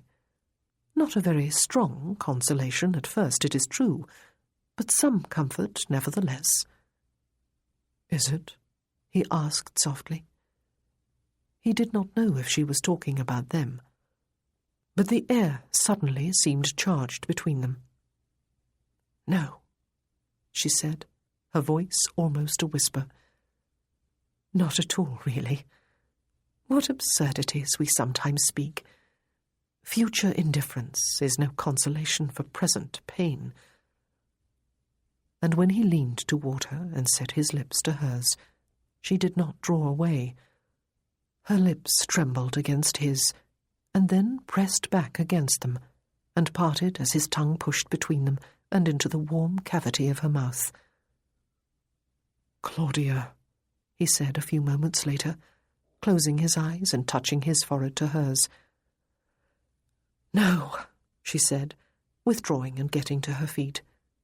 She stood looking out over the lake. "I am so sorry," he said, and he was too, sorry for what he had done to her, and for the disrespect he had shown Portia, to whom he was betrothed. Sorry for his lack of control. "I wonder if it is a pattern doomed to repeat itself every 18 years or so of my life," she said. "A duke, and a duke in waiting, choosing a bride for her suitability for the position, and leaving me behind to grieve. Oh, dash it all." He drew a slow breath. "And what have I said?" she asked him. "What have I just admitted? It does not matter, though, does it? You must have guessed. How pathetic I must seem." "Good God!" he cried, getting to his feet too, and standing a short distance behind her. "Do you think I kissed you because I pity you? I kissed you because I— No!" She swung around, holding up one hand, palm out. "Don't say it. Please don't say it, even if you mean it. Either way, I could not bear to hear it spoken aloud." "Claudia," he said softly. "Miss Martin, to you, Lord Attingsborough," she said, lifting her chin and looking very much the schoolmistress again, despite her dishevelled appearance. "We will forget what happened here, and what happened at Vauxhall and at the Kingston ball. We will forget." "Will we?" he said. "I am so sorry to have upset you like this. It was inexcusable of me." "I am not blaming you," she said. "I am quite old enough to know better. I will never even be able to convince myself that I fell prey to the lures of a practised rake, though that is what I expected you to be when I first set eyes on you. Instead, you are a gentleman whom I like and admire. That has been the whole problem, I suppose. And I am prattling. Let us return, or everyone, Miss Hunt in particular, will be wondering what I am up to." And yet, he thought, as they made their way back to the far lawn, not touching and not talking, they could be no more than a few minutes behind the girls. Minutes that had done infinite damage to both their lives. No longer could he even pretend that he did not love her. No longer could she pretend that she did not love him. And no longer would they be able to trust themselves to be alone together. He felt his loss like a hard fist to the stomach.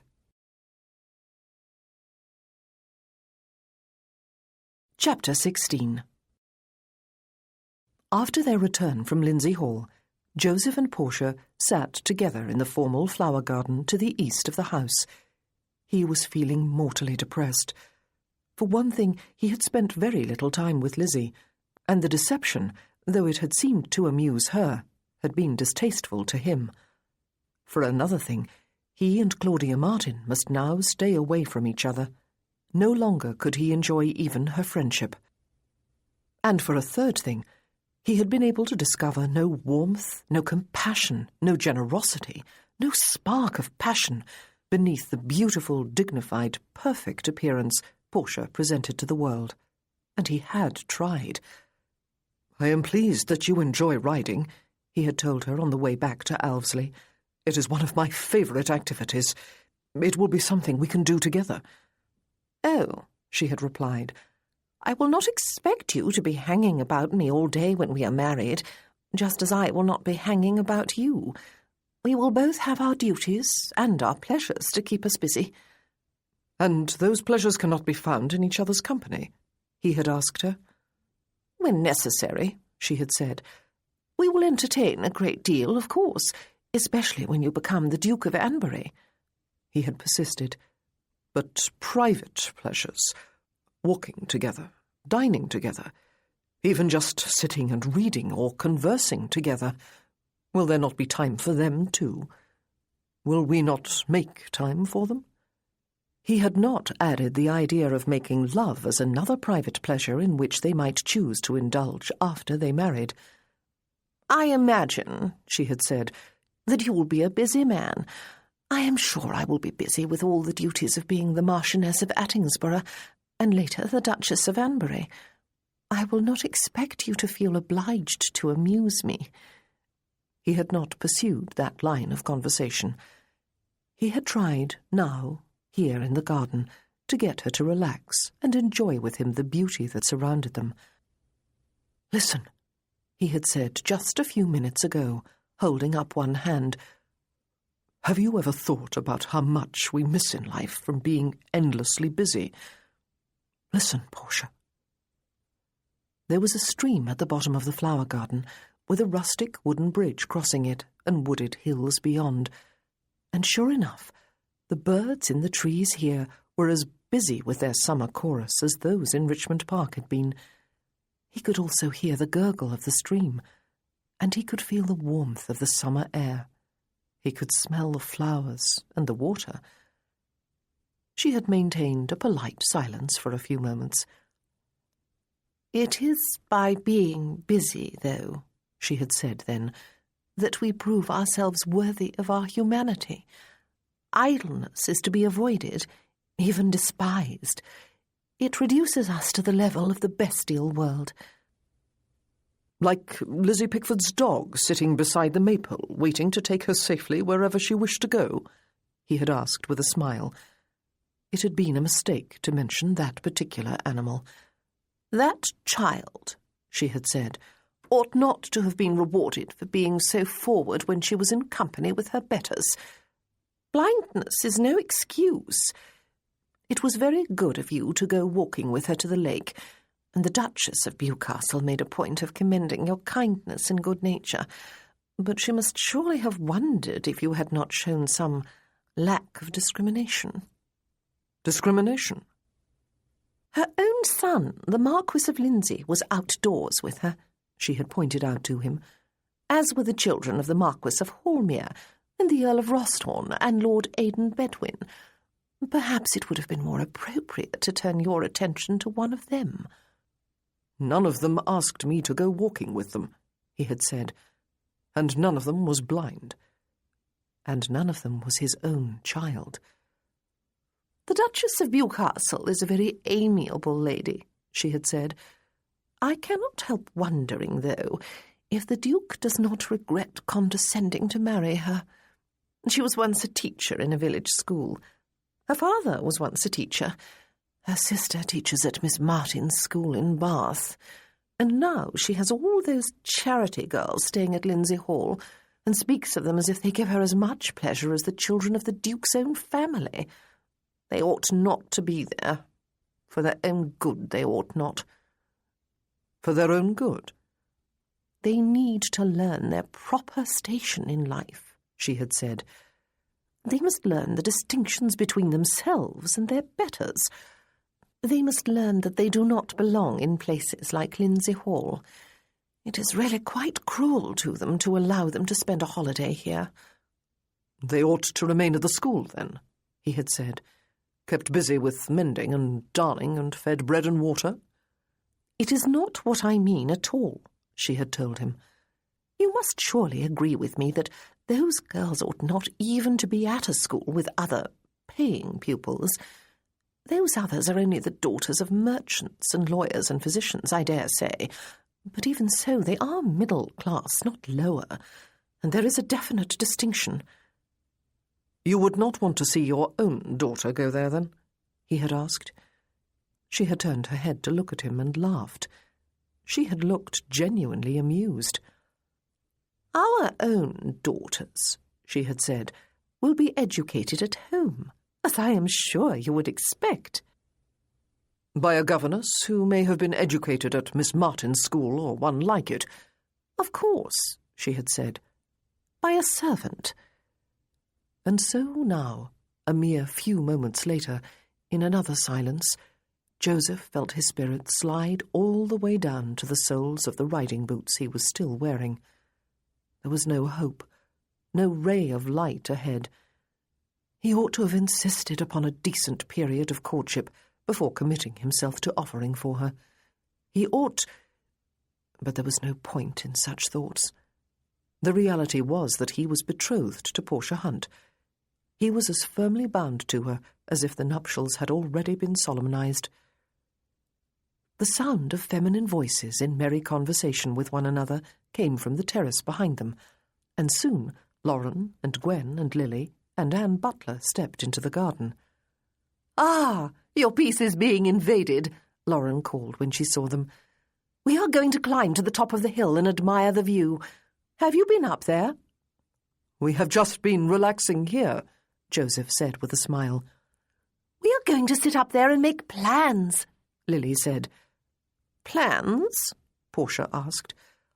"For a picnic the day before the anniversary celebrations," Lily explained. "Elizabeth and I have been telling everyone about the delightful scene that met our eyes when we arrived at Lindsay Hall earlier. Children everywhere, all enjoying themselves enormously. And it struck my mother-in-law and me," Lauren said, "that there are lots of children here too, and yet all the official celebrations virtually exclude them. And so we decided on the spot to organize a children's picnic for the day before the ball." "How delightful," Portia murmured. "But now we have to plan it," Mrs. Butler said, "and because I was once a teacher, I'm expected to be an expert. Lauren and Lady Redfield are going to invite all the children from Lindsay Hall too," Gwen said, "and some of the other children from the neighbourhood. There will be an army."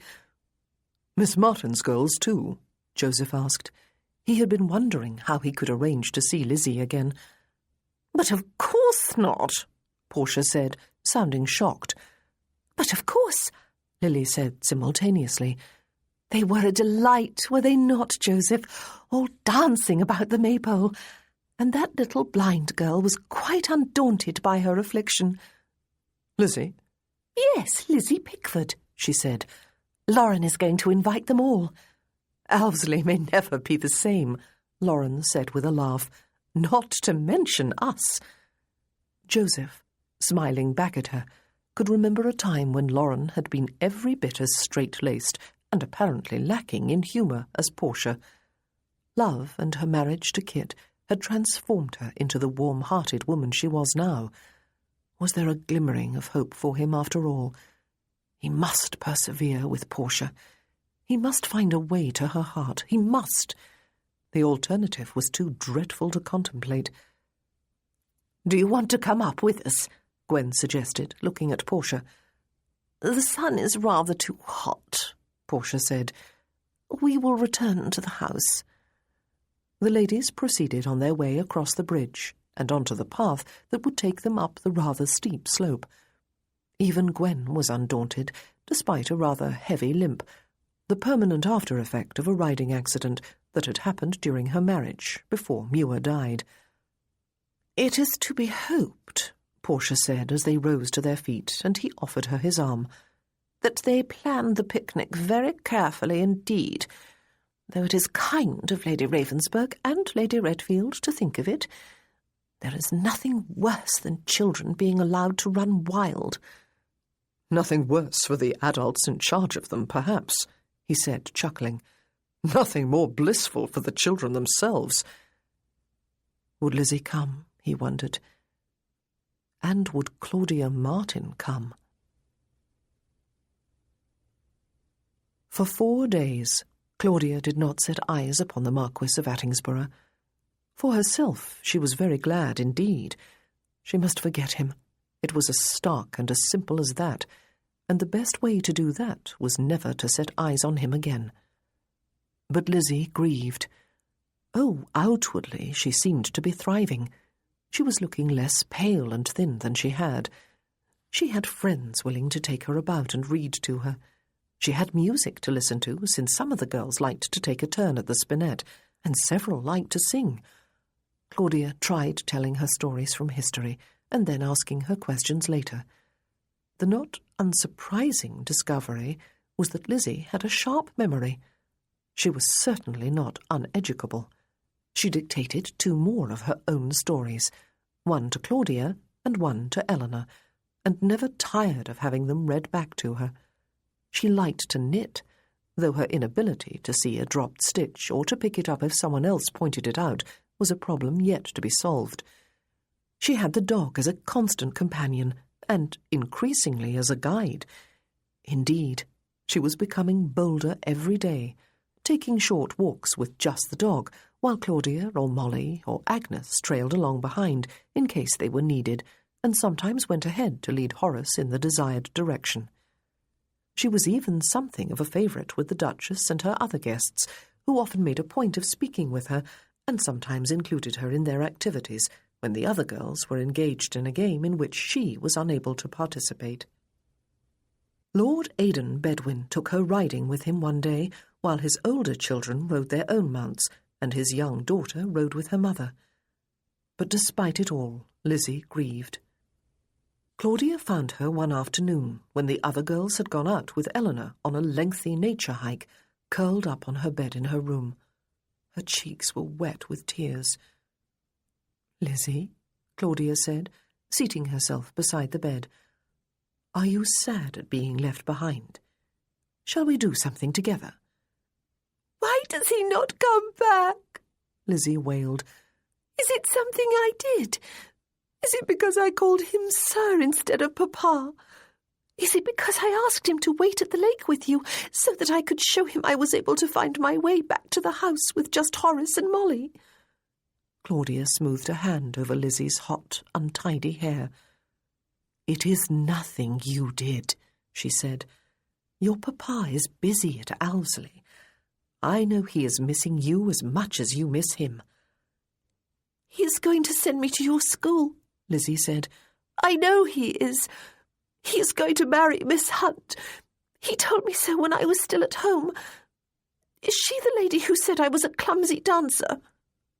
Papa is going to send me to school." "And you do not want to go?" Claudia asked. "Even though Molly and Agnes and the other girls will be there, and Miss Thompson and I." "I want to be home with Papa," Lizzie told her.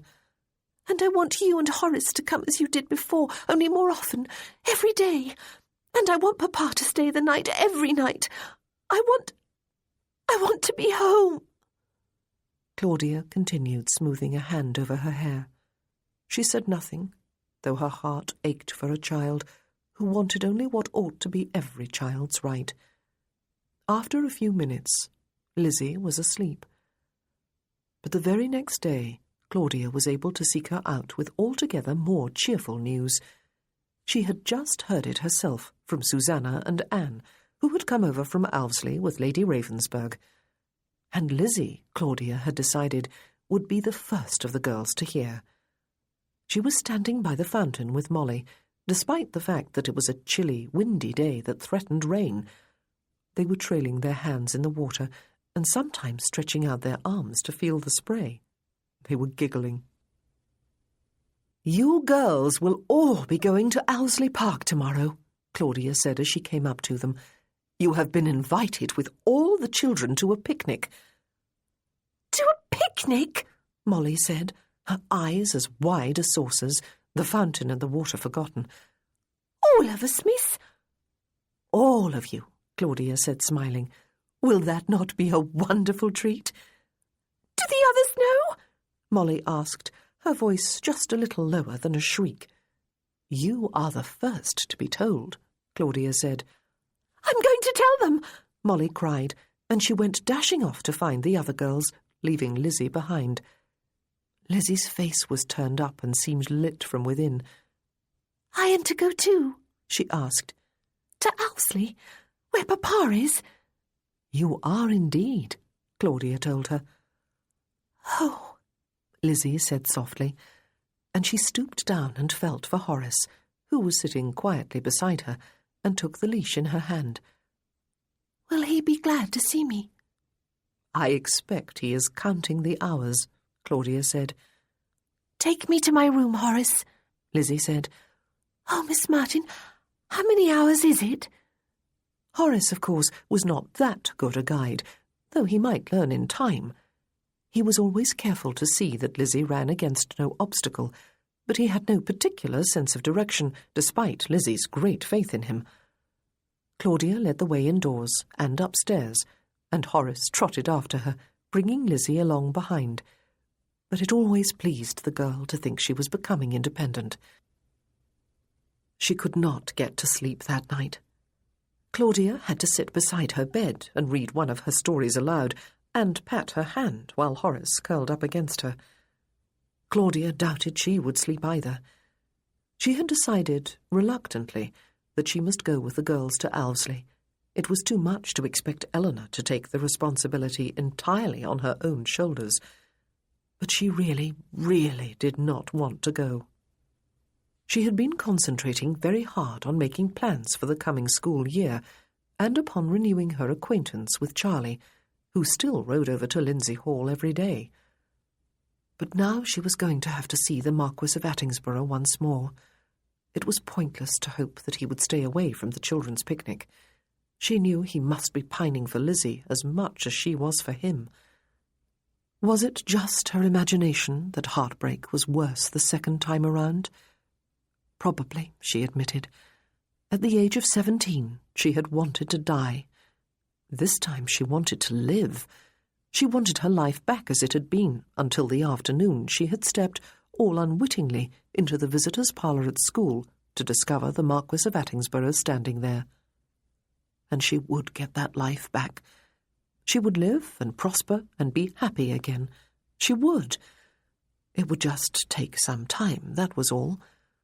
But having to see him again was not going to help. Joseph's yearning to see Lizzie again was like a gnawing, physical ache. Every day he had been on the verge of riding over to Lindsay Hall. He had restrained himself, partly because he would have been unable to think of an excuse to see her, even if he did go there, and partly because he owed it both to Claudia Martin and to Portia, not to mention himself, to stay away. But it was only partly of Miss Martin he was thinking when the carriages from Lindsay Hall arrived all in a cavalcade together on the afternoon of the picnic, and half the guests at Owsley and almost all the children stepped outside onto the terrace to greet the new arrivals as they began to spill out of the carriages.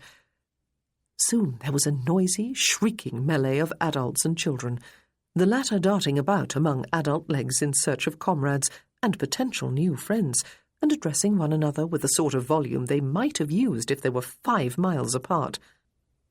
Joseph, who was out there too, spotted Claudia Martin as she climbed down from one of the conveyances. She was wearing a cotton dress he had seen before in London, and her usual straw hat. She was also wearing a severe, almost grim expression, which suggested that she would rather be anywhere else on earth than where she was. She turned back to the carriage to help someone else down. Lizzie, all decked out in her best white dress, with her hair tied high behind with a white bow. He hurried forward. "Allow me," he said, and he reached up into the carriage, took his daughter by her slender waist and lifted her down. She inhaled deeply. "Papa," she murmured. "Sweetheart." The dog jumped out and ran around them, barking, and Molly came down the steps behind him. "Thank you, sir," Lizzie said more loudly, lifting a mischievously smiling face toward his.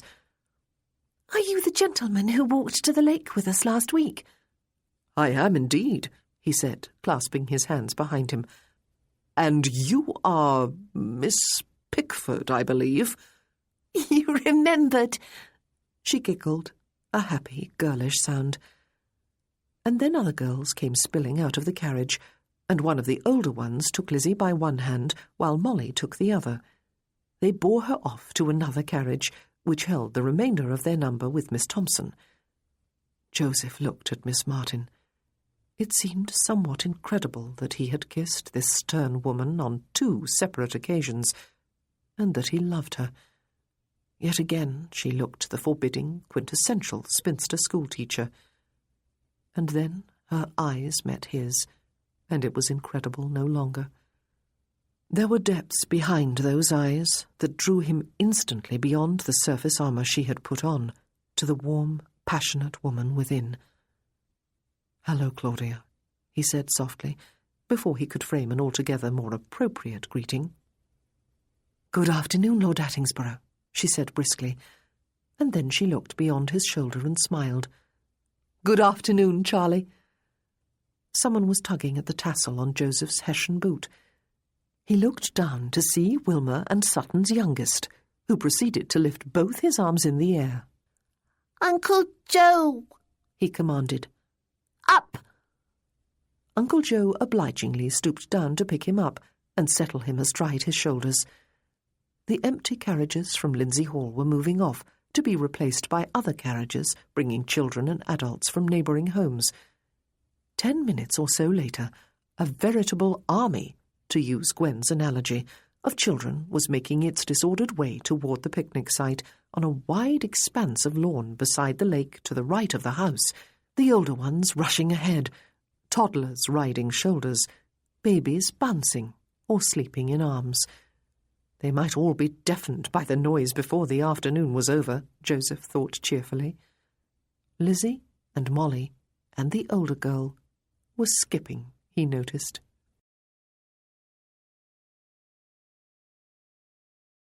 Chapter 17. It was very brave of the Earl and Countess of Redfield and of Lord and Lady Ravensburg to have organised a picnic on such a grand scale just the day before the anniversary celebrations, Claudia thought, as the afternoon progressed. For, of course, parents had come as well as children. There were probably at least as many people milling about the lawn west of the house as there would be in the ballroom tomorrow evening. It would have been very easy to avoid the Marquis of Attingsborough amid all the crowds if they had not both been keeping a careful eye upon Lizzie. It was unnecessary to be over-vigilant. Lizzie, shadowed by Horace, but not needing him as a guide, was having the time of her life. Lady Redfield, the Duchess of Anbury, Mrs. Thompson, and a few of the other older ladies, who were sitting together on chairs that had been placed beneath the shade of a group of trees, would gladly have taken her under their wing, and indeed did draw her down to sit with them for a few minutes. But she was not forgotten by everyone else. Soon Molly and a few other girls drew her away to introduce her to David Jewell, who had been openly delighted to meet some of his old school friends again and tell them all about his life in Wales. They took her with them to sit by the lake for a while. A few of the gentlemen organised a cricket game after tea for any children who were interested, and a number of Claudia's girls joined in as well as David. Molly would not play, and Lizzie could not, but they stood for a while, Molly watching and explaining to Lizzie what was happening. And then there was an extraordinary moment when Lady Hormere, the sole lady involved in the game, went in to bat. She made a great show of settling herself in before the wickets, and blocked 2 of the balls bowled at her by Lord Aidan Bedwin, while her team cheered and his jeered. But before he could bowl to her again, she straightened up and looked consideringly at the 2 girls. "Wait," she declared. "I need help. Lizzie, come and bat with me and bring me better fortune." And she strode over to Lizzie, took her by the hand, and led her back to stand before the wickets, while Claudia caught Horace by the collar and held him back. Lady Hormere leaned down to explain something to the girl. "Yes!" Agnes Ryde cried as she awaited her turn. "Lizzie is going to bat! Come on, Lizzie!" For the moment there was a suspiciously Cockney flavour to her accent. Claudia watched with a frown as Lady Hormere nestled in behind Lizzie, settled all 4 of their hands about the bat handle, and looked up at Lord Aidan. "Right, Aidan," she called. "Bowl us your best. We are going to hit it for a 6, are we not, Lizzie?" Lizzie's face was bright with excitement. Claudia turned her head briefly to see that the Marquis of Attingsborough, who had been tossing a never-ending line of very young children up in the air one at a time and catching them, was watching intently. Lord Aidan came loping in halfway down the pitch before bowling the ball very gently at the bat. Lady Hormere, her hands clasped over Lizzie's, drew back the bat, missing the wickets behind it by a hair, and swung at the ball, hitting it with a satisfyingly loud crack. Lizzie shrieked and laughed. The ball soared into the air and straight into the outstretched hands of the Earl of Kilbourne, who inexplicably failed to catch it, but fumbled it awkwardly and eventually allowed it to fall to the ground. But Lady Hormere had not waited for what had seemed like an inevitable out. She had grabbed Lizzie about the waist and gone tearing down the pitch with her and back again to score 2 runs. She was laughing. So was Lizzie, loudly and helplessly. Their team cheered wildly. The Marquis was laughing too and applauding and whistling. "Oh, well done, Miss Pickford," he called. And then Lady Hormere bent down to kiss Lizzie's cheek, and the Duchess of Bewcastle came to take her by the hand and lead her off to participate in another game. Claudia, still standing there watching, caught Lady Hormere's eye, and for an uncomfortable moment their glances held. And then Lady Hormere raised her eyebrows, looking haughty in the process, and turned her attention back to the cricket game. That had been a gesture of pure kindness, Claudia was forced to admit, however unwillingly. It was a somewhat disturbing realization. For most of her life, it seemed, she had hated and despised the former Lady Freya Bedwin. She did not even want to think now that perhaps the woman had changed, at least to a certain degree. "You bear a long grudge, Miss Martin." The Duchess was forming a number of the smallest children into a circle. She set Lizzie between 2 of them, joining their hands, and took her own place between 2 other children to play Ring Around the Rosie. "Ho!" the Marquis of Attingsborough called just before they began, running up with a small girl riding on one of his shoulders. He was hatless, and she was clinging to his hair. "Let us in too." And he swung the little girl to the ground and took a place between her and Lizzie, who set her hand in his and turned her face up to him, looking as if all the sunshine had poured into her being. He beamed back down at her with such tenderness that Claudia was amazed everyone did not instantly know. The group circled about, chanting, and then all falling down on cue in shrieking delight before scrambling back to their feet, joining hands and beginning the game all over again. Except that Lizzie and her father never did release hands. Instead, they fell and laughed together, while Lizzie positively glowed with excitement and happiness. Claudia, standing watching with Susanna, while Anne, holding young Megan in her arms, stood with Sydenham, cheering for David, who was up to bat in cricket, felt very close to tears, though she was not at all sure why. Or perhaps she was, but there was a confusing number of causes, and she did not know which was uppermost. "Lizzie is a delightful child," Susanna said. "She has become everyone's pet, has she not? And is not Joseph a good sport? He has been playing with the younger children all afternoon so far. I am so sorry he is going to marry Miss Hunt. I thought perhaps you and he... But never mind. I still have high hopes of the Duke of Macleith, even though you have refused him once." "You are a hopeless and impractical romantic, Susanna," Claudia said. But it was very hard to imagine the Marquis of Attingsborough and Miss Hunt being happy together. Although she had come to the picnic, Miss Hunt had kept herself aloof from all the children and their activities, sitting somewhat removed from everyone else, with the Earl and Countess of Sutton and 2 guests from Owsley whom Claudia did not know. And Claudia could not help remembering the Marquis's telling her at Vauxhall that Miss Hunt thought kisses foolish and unnecessary. He looked more handsome and charming than ever, frolicking with the very young and beaming happily at his daughter. He deserved better than Miss Hunt. And then Charlie came strolling up to stand with her and Susanna. "I doubt I have ever seen so many children so blissfully happy all at one time," he said. "Everything has been very well organised, has it not?" Indeed it had. In addition to the numerous games before tea, and cricket and ring around the rosy after, there was a game of statues in progress, organised by Eleanor and Lady Ravensburg. The Countess of Rosthorn was giving an archery lesson to a few of the nearly grown-up children. The Marquis of Hormere and another gentleman were giving boat rides. A few children were playing their own private game on the bank of the lake, watched over by the older ladies. A few others were climbing trees. Some babies were being amused by parents or grandparents. No guests showed any sign yet of wishing to take their leave. "Claudia," Charlie said, "shall we take a stroll along by the lake?" Her presence at the picnic site was unnecessary, Claudia thought, looking about. There was plenty of supervision for all her girls.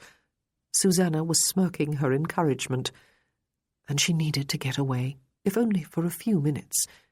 Indeed, she wished she had not come at all. It had been obvious to her for most of the afternoon that she might easily have stayed away altogether. "Thank you," she said. "That would be pleasant." And it was, too. She enjoyed both the walk in sunshine and picturesque surroundings, and the company. During the past few days, she and Charlie had become friends again. As well as reminiscing about their childhood, he talked a great deal about his life as Duke of Macleath. She talked about her life at the school. They shared ideas and opinions.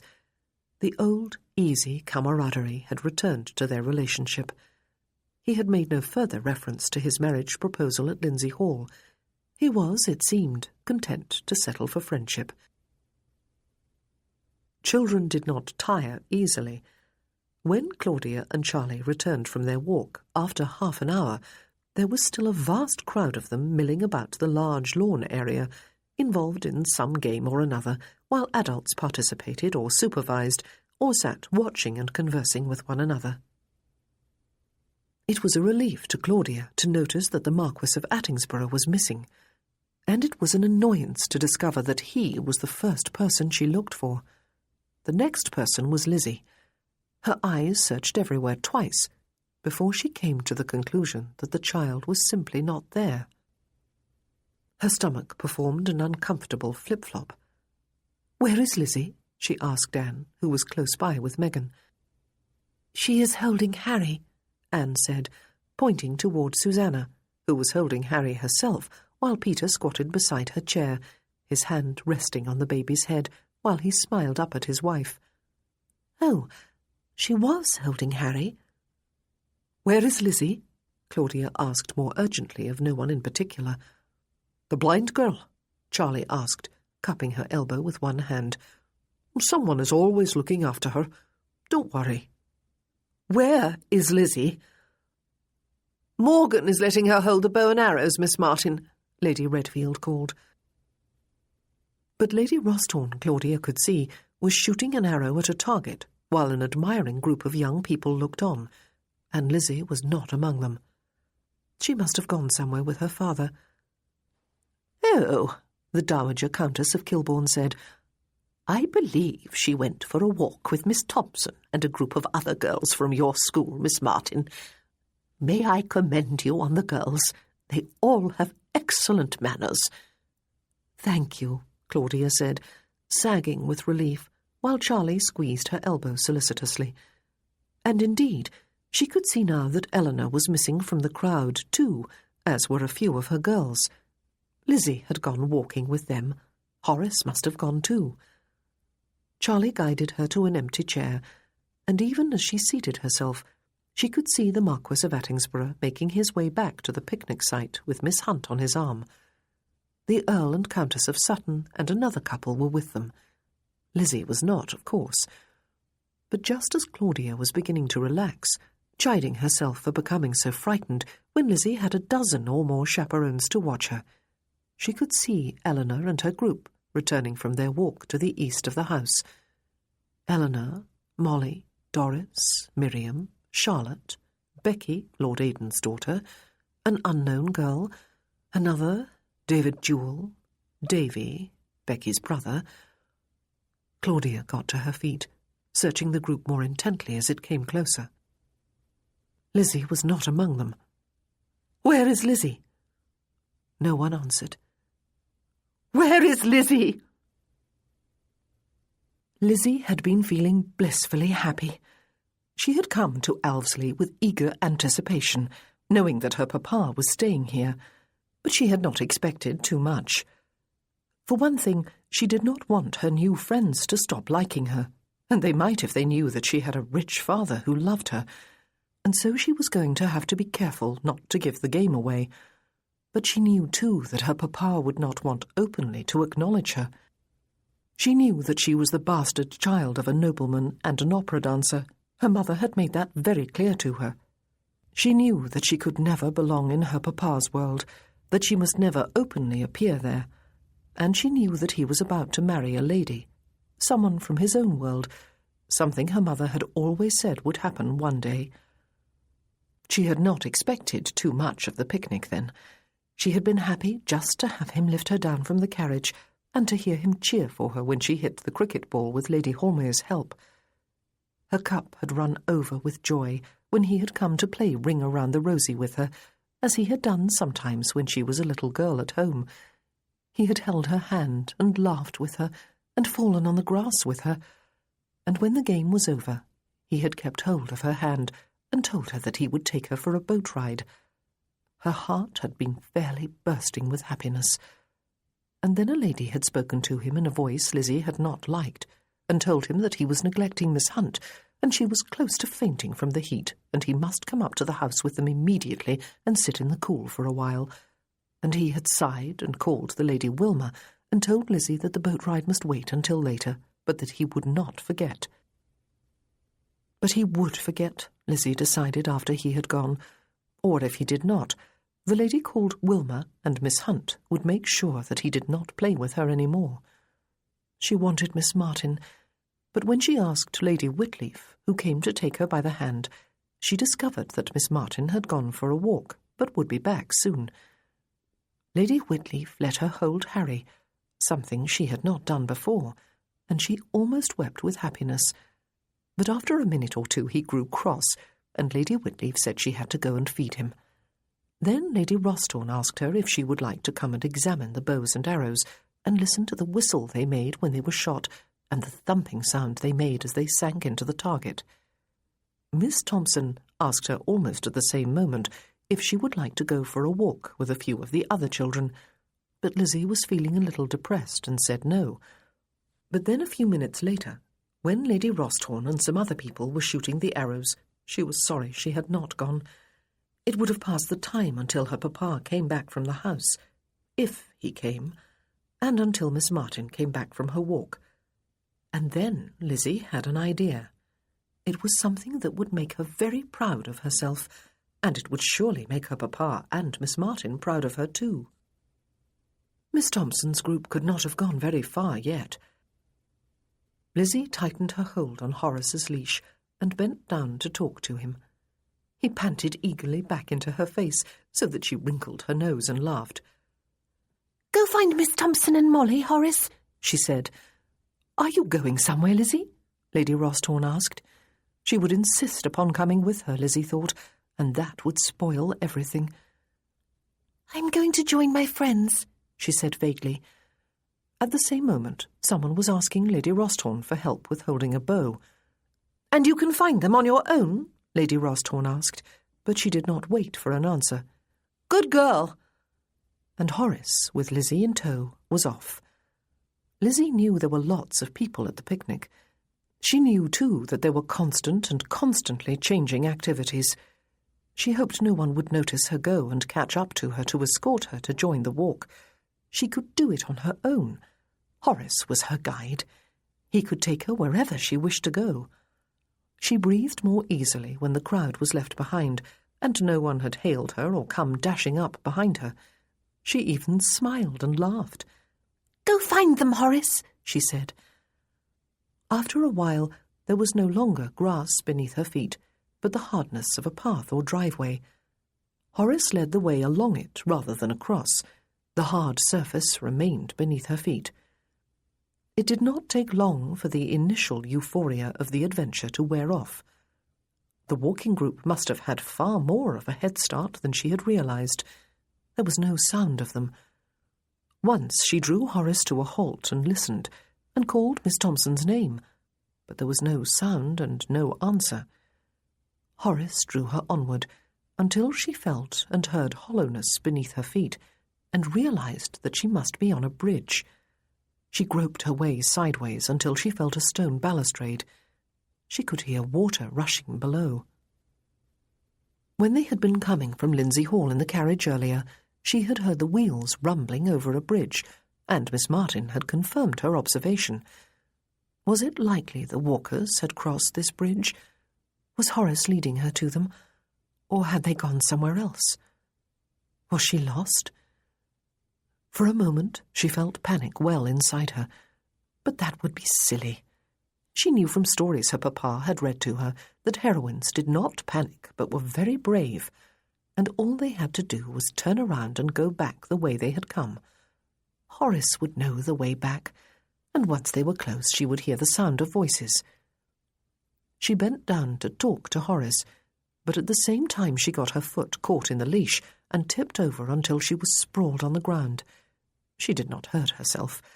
Horace came close to make bleating noises and to lick her face, and she put her arms about his neck and hugged him.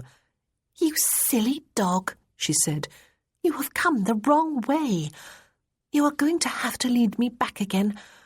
I hope nobody will have noticed that we were gone. I shall feel very foolish." But the trouble was that by the time she got to her feet and brushed her hands over her best dress to make sure no grit clung to it, and repossessed herself of the dog's leash, she was not sure which direction she was facing. She let Horace decide. She pulled a little on his leash. "Take us back," she commanded. It did not take her long to realize that they had gone the wrong way. She could feel the coolness of shade on her face and arms, and sensed that it was not just that the sun had gone behind clouds, but that there were trees overhead. She could smell them. There had been no trees the other side of the bridge. And then Horace must have seen or heard something off to one side of the driveway, and went darting off over rough ground and among the trees. That was soon obvious to Lizzie, dragging her with him. He barked excitedly. And then he was moving too fast for her, and she let go of the leash. She found the trunk of a tree and clung to it. She realized, as her hair came cascading down about her face, that she had lost her hair ribbon. It was without doubt the most frightening moment of her life. "Miss Thompson!" she yelled. "Molly!" But she had known some time ago that this was not the way Miss Thompson and the girls had come. "Papa!" she shrieked. "Papa!" But Papa had gone to the house with Miss Hunt. "Miss Martin!" And then Horace was pushing at her elbow with his cold nose and whining at her. She could feel his leash swinging against one of her legs. "Horace!" She was sobbing, she realized, as she caught hold of the leash. "Take me back to the driveway!" If she could just get back there, she would stay on it. Even if she chose the wrong way to walk, she would surely get somewhere eventually, or someone would find her. It was not far away. But which way? Horace led her onward, much more carefully than before. He seemed intent upon making sure that she did not collide with any of the trees or trip over any of their roots. But after what must have been several minutes, they had not arrived back at the driveway. They must be going deeper into the woods. Lizzie thought about her story, the first one Miss Martin had written down for her. Panic was hard to hold back. She was sobbing out loud. And then Horace stopped, panting as if in triumph, and Lizzie, feeling with her free hand, felt a stone wall. At first she thought that by some miracle they had arrived at the house, but she knew it was impossible. She felt along the wall until she encountered first a door-frame, and then a wooden door, and then the doorknob. She turned it, and the door opened. "Hello," she called, her voice teary and shaking. She was thinking of witches and wizards. "Hello? Is anyone there?" No one was. There was no answer, and she could hear no breathing except her own and Horace's. She stepped inside and felt about. It was just a small hut, she discovered, but it had some furniture in it. Did someone live here? If so, perhaps they would come home soon and tell her which way to go. Perhaps they would not be evil people, but would be kind. There were not really evil people or witches, were there? She was still sobbing aloud. She was still consumed by terror. She was still trying to be sensible. "Please come home," she sobbed to the unknown owners of the little hut. "Please come home. Please." She could feel a bed covered with blankets. She lay down on top of them and curled up into a ball, one fist stuffed against her mouth. "Papa," she wailed. "Papa! Miss Martin! Papa!" Horace jumped up beside her and whined and licked her face. "Papa!" Eventually, she slept.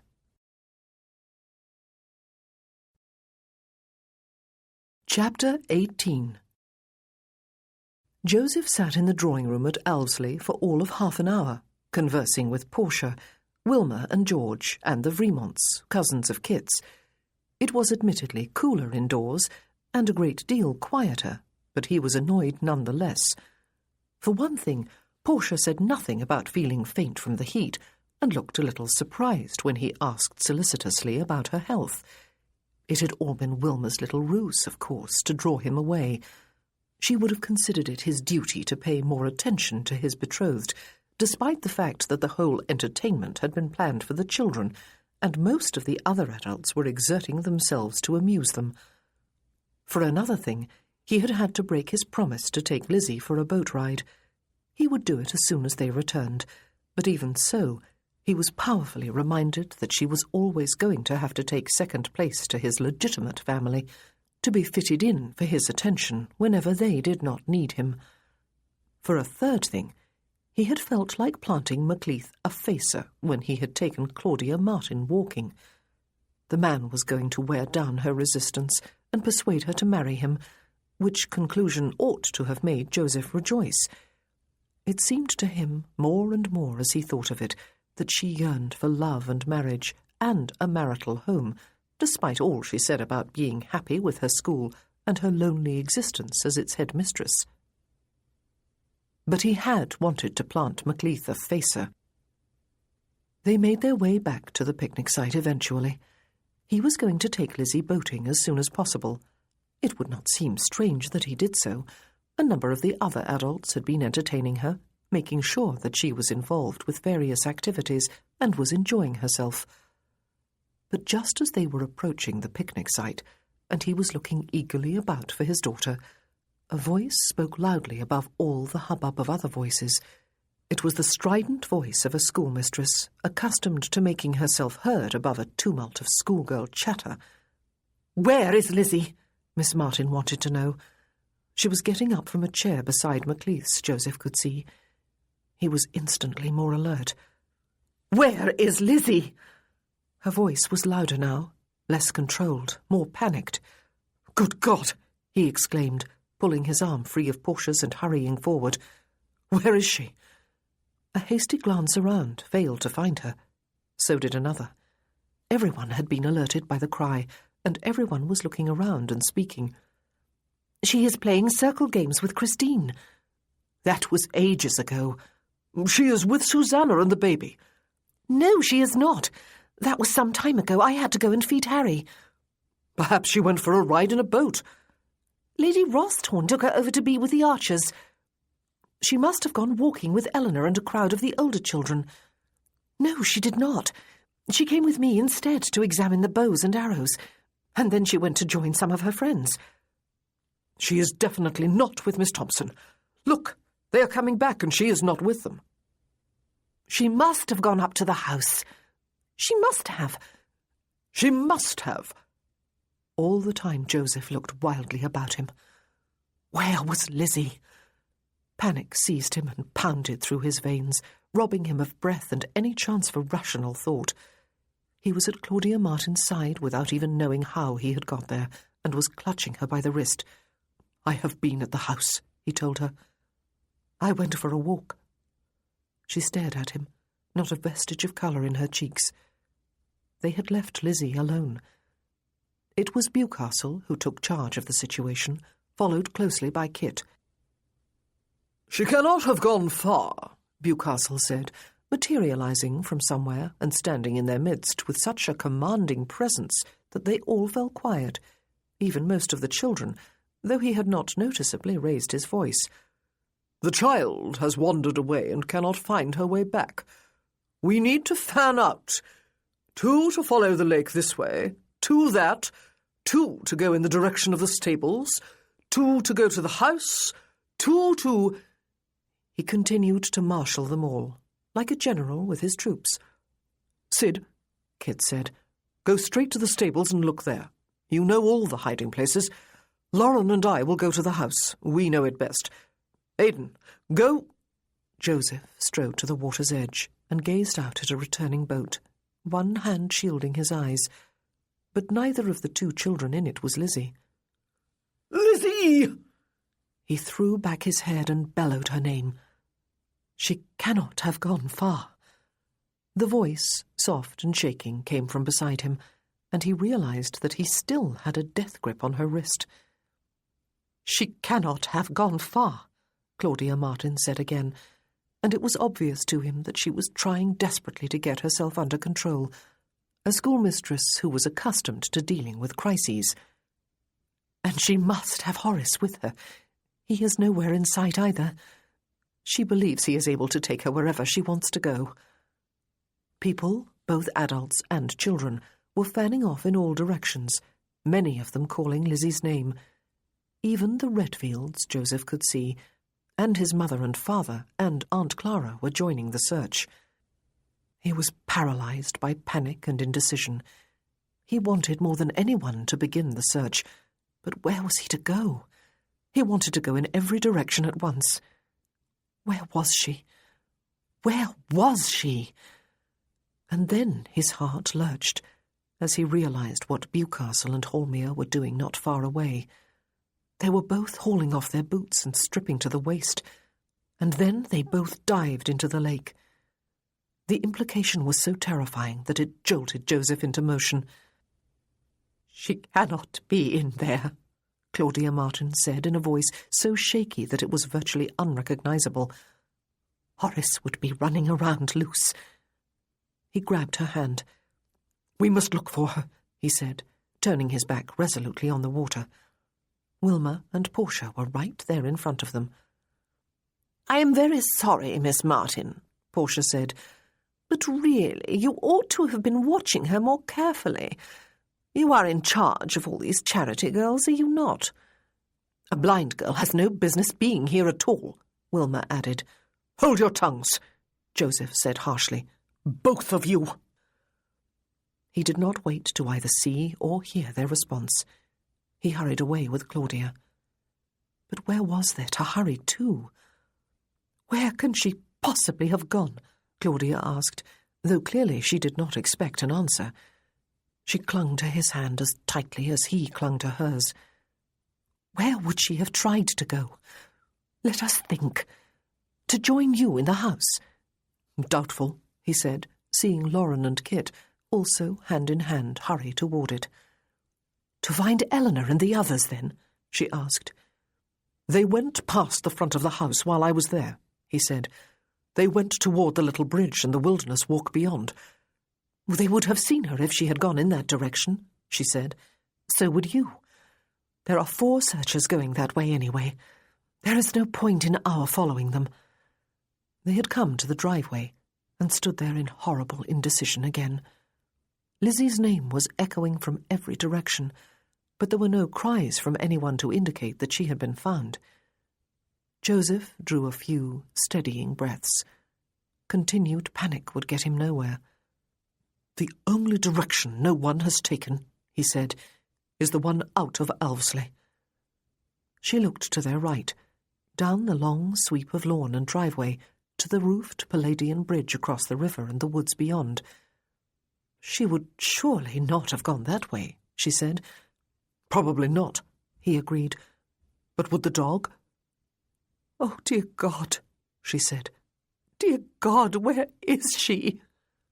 Her eyes filled with tears and she bit her lip. "Where is she?" "Come," he said, turning with her to stride resolutely down the driveway. "There is nowhere else left to look."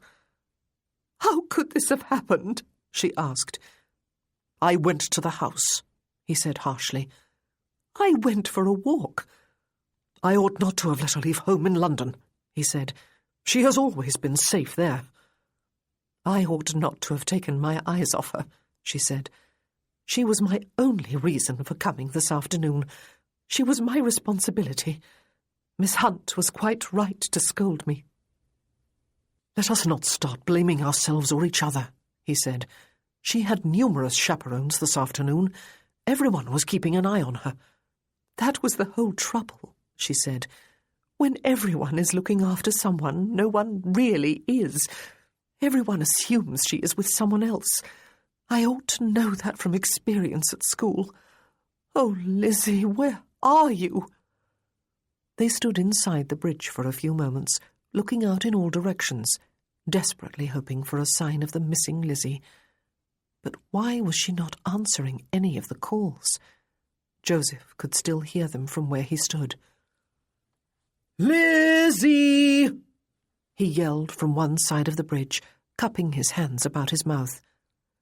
"Lizzie!" Claudia called from the other side. Nothing.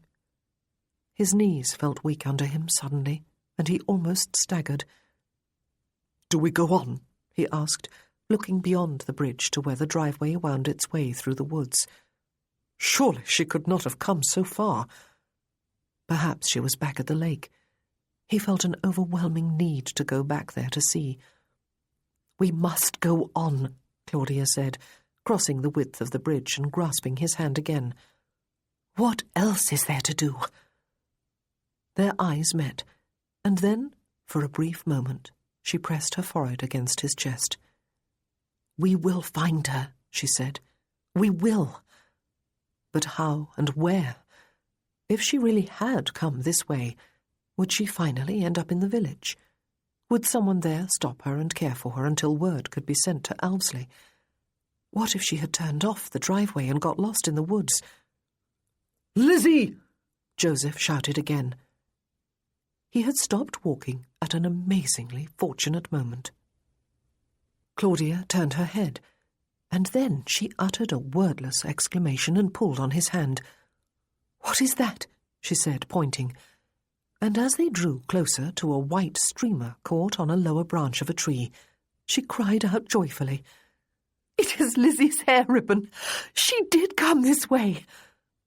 He disentangled it and pressed it to his mouth, closing his eyes very tightly as he did so. "Thank God," she said. "Oh, thank God she is not at the bottom of the lake." He opened his eyes, and they gazed bleakly at each other. They had both been harbouring the same fear ever since seeing Bewcastle and Hormia diving in. "Lizzie!"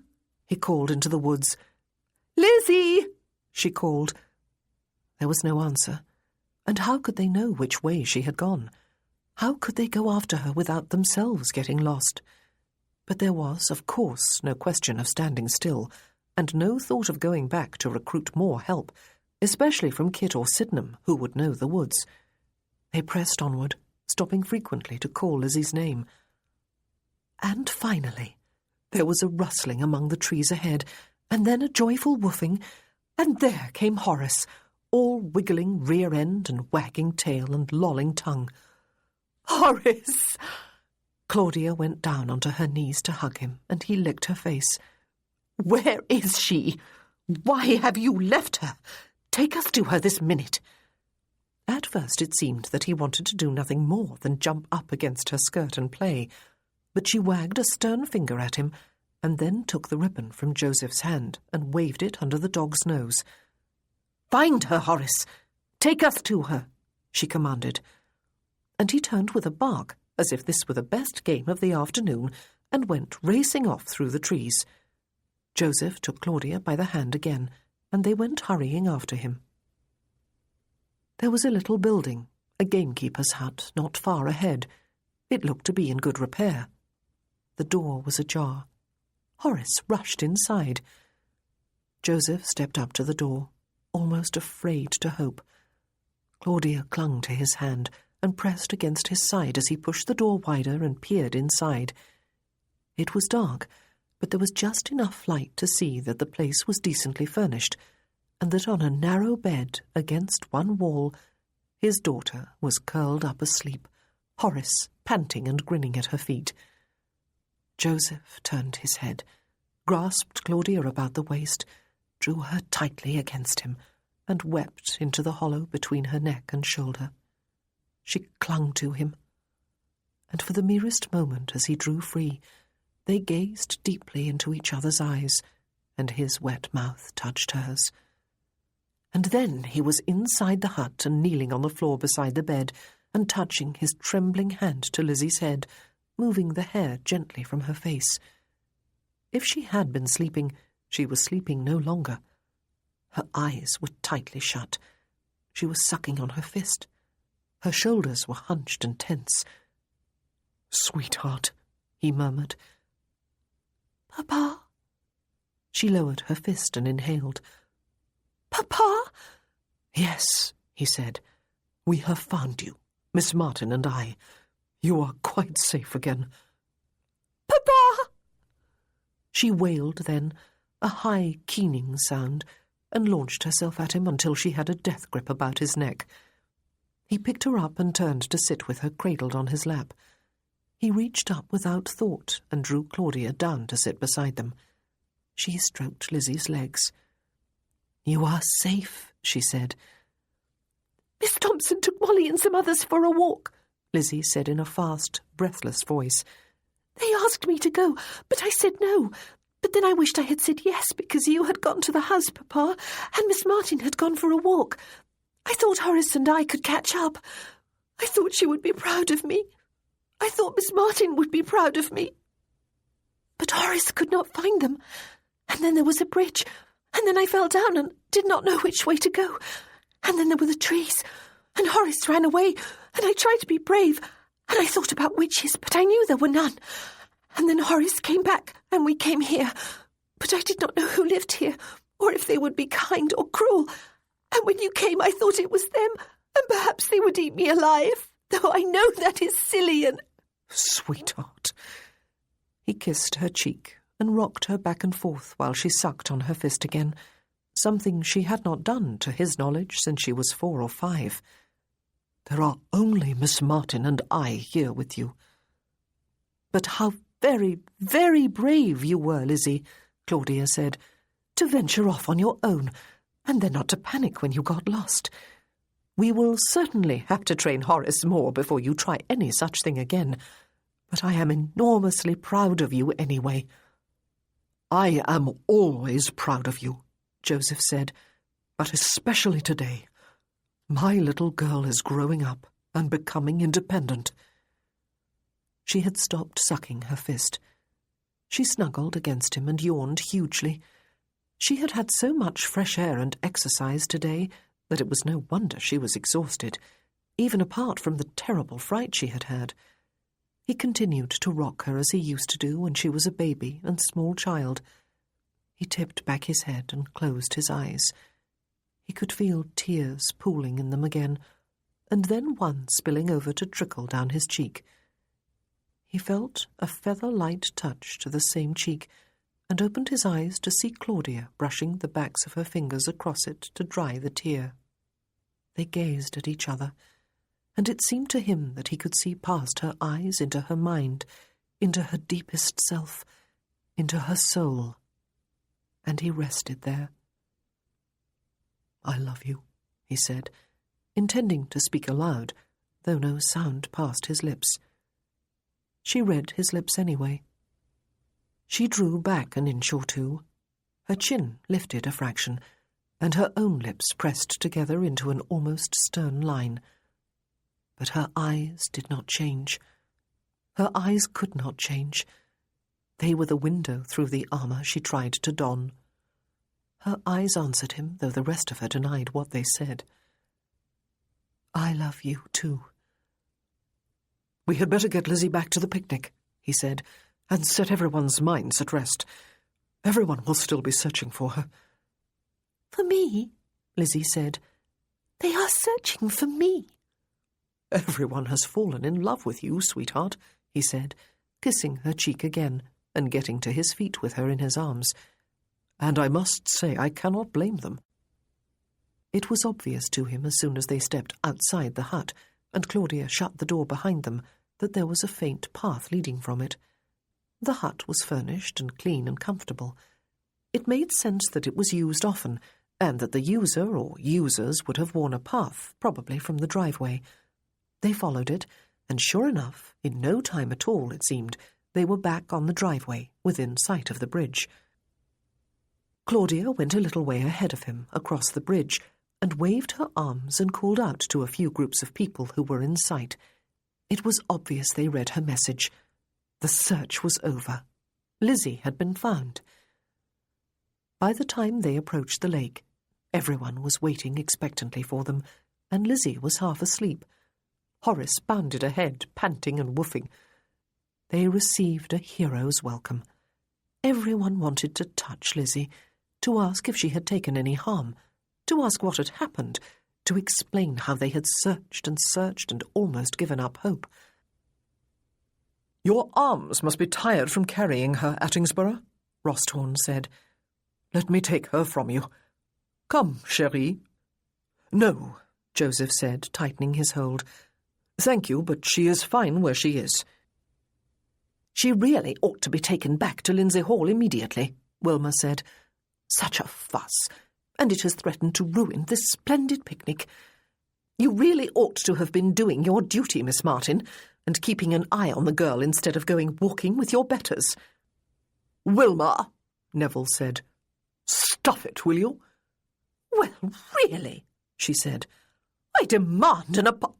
"This is absolutely not the time for cruelty and recriminations," Gwen said. "Be quiet, Wilma." "But it really ought to be said," Portia added, "that it is disrespectful to Lady Redfield and Lady Ravensburg to have brought charity pupils to mingle with such a gathering, and then to have left them to the chaperonage of someone else. And a blind charity girl is the outside of enough.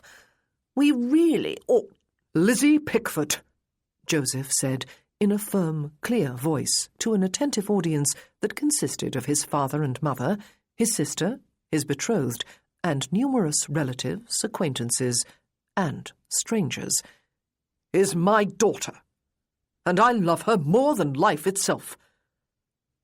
He felt Claudia's hand on his arm. He lowered his head to kiss Lizzie's upturned face. He felt Neville's hand grasp his shoulder and squeeze hard. And then he became aware of an awful silence that overlaid the sounds of children at play. Chapter 19. The words Lady Sutton and Miss Hunt spoke cut Claudia like a knife. Though they were spitefully uttered, she was utterly defenceless against them. She had been terribly to blame. She had been walking with Charlie. Ah, yes, with her betters, when she should have been keeping an eye on Lizzie. But perhaps even more than personal insult and guilt, she felt a deep and impotent anger to hear her precious charity girls spoken of so disparagingly in their hearing, and yet she could say nothing in their defence either. Perhaps Lady Ravensburg might have done so, and informed Miss Hunt that they were here by her specific invitation. but the Marquis of Attingsborough spoke first. "Lizzie Pickford is my daughter, and I love her more than life itself." Anger and guilt were forgotten in deep distress. Claudia set a hand on his arm and looked at Lizzie in some concern. Most of the younger children played on with the indefatigable energy of their age and a total unawareness of the drama unfolding around them. But somehow the noise they made only accentuated the awful silence that fell over everyone else. The lame and pretty Lady Muir spoke first. "Oh, Wilma," she said, "now see what you have done. And you too, Miss Hunt. Oh, really, it is too bad of you." "Miss Martin's schoolgirls," the Countess of Redfield said, "are here at my express invitation." "And at mine," Lady Ravensburg added. "It has been a delight to have them, all of them." But everyone fell silent again as the Duke of Anbury got to his feet. "What is this?" he asked, frowning ferociously, though it did not seem that he expected an answer. "A son of mine, making such a vulgar admission in such company, before Lord and Lady Redfield in their own home, before his mother and his sister, before his betrothed, before the whole world." Claudia lowered her hand to her side. Lizzie turned her face into her father's waistcoat. "I have never been more insulted in my life than I have been this afternoon," Miss Hunt said. "And now I am expected to bear this." "Calm yourself, my dear Miss Hunt," the Countess of Sutton said, patting her arm. "I am deeply ashamed of you, Joseph, and can only hope that you spoke in the heat of the moment and are already feeling properly remorseful. I believe a public apology to Papa and Miss Hunt and Lady Redfield is in order." "I do apologise," he said, "for the distress I have caused, and for the manner in which I have finally acknowledged Lizzie.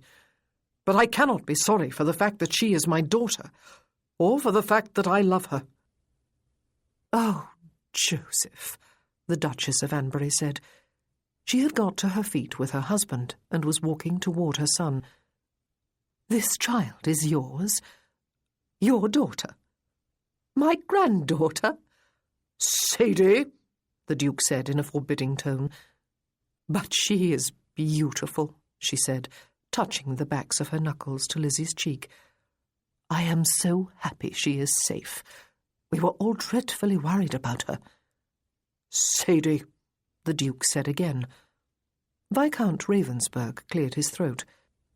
"I suggest," he said, "that this discussion be removed indoors, where those people who are most nearly concerned may be afforded some privacy. And Lizzie probably needs to be taken out of the sun. Lauren?" "I'll go ahead," the Viscountess said, "and find a quiet room where she may lie down and rest. She looks quite exhausted, poor child." "I will put her in my room, if I may, Lauren," the Marquis of Attingsborough said. The Duke of Anbury was already taking the Duchess by the arm and turning her in the direction of the house. Miss Hunt gathered up her skirt and turned to follow. Lady Sutton linked an arm through hers and went with her. Lord Sutton walked on Miss Hunt's other side. "Shall I carry her for you, Jo?" the Earl of Kilbourne offered. "No," the Marquis shook his head. "But thank you, Nev." He took a few steps in the direction of the house, but then stopped and looked back at Claudia. "Come with us," he said. "Come and watch Lizzie for me." She nodded and fell into step beside him. What an awful ending to the picnic for those who were left behind, she thought. But perhaps not. It was certainly a picnic no one was going to forget in a hurry. It would doubtless be the subject of animated conversation for days, even weeks to come. It was a solemn procession that made its way to the house, except for Horace, who darted ahead and raced back, all panting breath and lolling tongue, as if this were a new game devised entirely for his amusement. Viscount and Viscountess Ravensburg came along behind them and caught up with the Marquis when they were near the house. "Where did you find her, Joseph?" the Viscountess asked softly. "There is a little hut in the woods on the other side of the bridge," the Marquis said. She was in there." "Ah," the Viscount said. "We must have forgotten to lock it the last time we were there, Lauren. We sometimes do forget." "And thank heaven we did," she said. "She is so sweet, Joseph. And of course she looks like you." And then they all reached the house, and the Viscount directed everyone to the library. The Marquis did not follow them. He led the way upstairs, and Claudia went with him to his room, a large, comfortable guest chamber overlooking the eastern flower garden and the hills beyond. Claudia drew back the covers from the canopied bed, and he set Lizzie down in the middle of it. He sat beside her and held her hand. "Papa," she said, "you told them." "Yes," he said. "I did I not?" "And now," she said, "everyone will hate me." "My mother does not," he said, "and Cousin Neville does not. Neither does Cousin Lauren, who just told me you are sweet and look like me.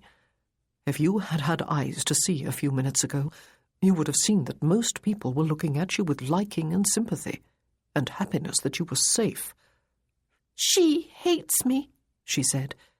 "Miss Hunt." "I think," he said, "it is me she hates at the moment, Lizzie." "Will the girls hate me?" she asked. It was Claudia who answered. "Molly does not," she said. "She was weeping just now because she was so happy to see you again. I cannot speak for the others, but I will say this. I am not sure it is a good idea to try to win love by pretending to be what we are not. You are not an orphaned charity girl, are you? It is perhaps better for all of us to risk being loved, or not, for who we really are." "I am Papa's daughter," Lizzie said. "Yes." "His bastard daughter," she added. Claudia saw him frown and open his mouth to speak. She spoke first. "Yes," she agreed, "but that word suggests someone who is resented and unloved. Sometimes our choice of words is important, and one of the wonders of the English language is that there are often several words for the same thing. It would be more appropriate, perhaps, to describe yourself as your papa's illegitimate daughter, or, better yet, as his love child. That is exactly what you are, though it is not necessarily who you are. None of us can be described by labels, even 100 labels or 1,000. Lizzie smiled and lifted a hand to stroke her father's face. "I am your love child, Papa," she said. "You certainly are." He caught her hand and kissed the palm. "And now I must go downstairs, sweetheart. Miss Martin will stay with you, though I dare say you will be asleep in no time. You have had a busy day." She yawned hugely as if to prove him right. He got to his feet and looked at Claudia. She smiled ruefully at him. He half shrugged his shoulders and left the room without another word. Lizzie said, as Horace jumped up onto the bed to curl up against her. "The pillow smells of Papa." Claudia looked directly at Horace, who gazed back in perfect contentment, his head on his paws. If she had not rushed to his defence in Hyde Park that afternoon, she thought, all this would very probably not have happened. How strange a thing fate was, and the chain of seemingly minor, unrelated events that all led inexorably to some major conclusion. Lizzie yawned again, and was almost instantly asleep. And what now, Claudia wondered? Was she going to take Lizzie back to school with her, when she and Eleanor and the other girls returned to Bath within the next week or so? Even though she knew that Lizzie did not want to go, did either of them have any other choice now? What other option was there for the child? Claudia could only imagine what was transpiring downstairs in the library. And what choice did she have? She loved Lizzie. There was a soft tap on the door about 10 minutes later, and Susanna and Anne opened it and tiptoed inside without waiting for an answer. "Oh," Susanna said softly, looking toward the bed. "She is asleep. I am glad for her sake. She looked in shock out there at the lake." "The poor, dear child," Anne said, looking toward Lizzie too. "This has been a sad ending to the afternoon for her. Yet earlier she enjoyed herself so much. A few times I was close to tears just watching her have fun." The three of them sat close to the window, some distance from the bed. "Everyone is leaving," Susanna said. "The children must all be exhausted. It is almost evening already. They have played for hours without stopping." Lizzie was afraid, Claudia said, that everyone must hate her now. "Quite the contrary," Anne said. "It was a rather shocking revelation, especially for Lauren and Gwen and the rest of Lord Attingsborough's family, but I do believe most people are secretly charmed by the fact that she is his daughter. Everyone had fallen for her anyway." "I have been wondering," Claudia said, "if Lizzie and I will still be welcome at Lindsay Hall. I did bring her there under false pretences, after all." "I overheard the Duke of Bewcastle remark to the Duchess," Susanna said, "that some people deserve their comeuppance, and it is gratifying to see them get it. It was obvious he was referring to Lady Sutton and Miss Hunt. And Lady Hormere declared quite openly," Anne said, "that the Marquis's revelation was quite the most splendid moment of this or any afternoon she can remember.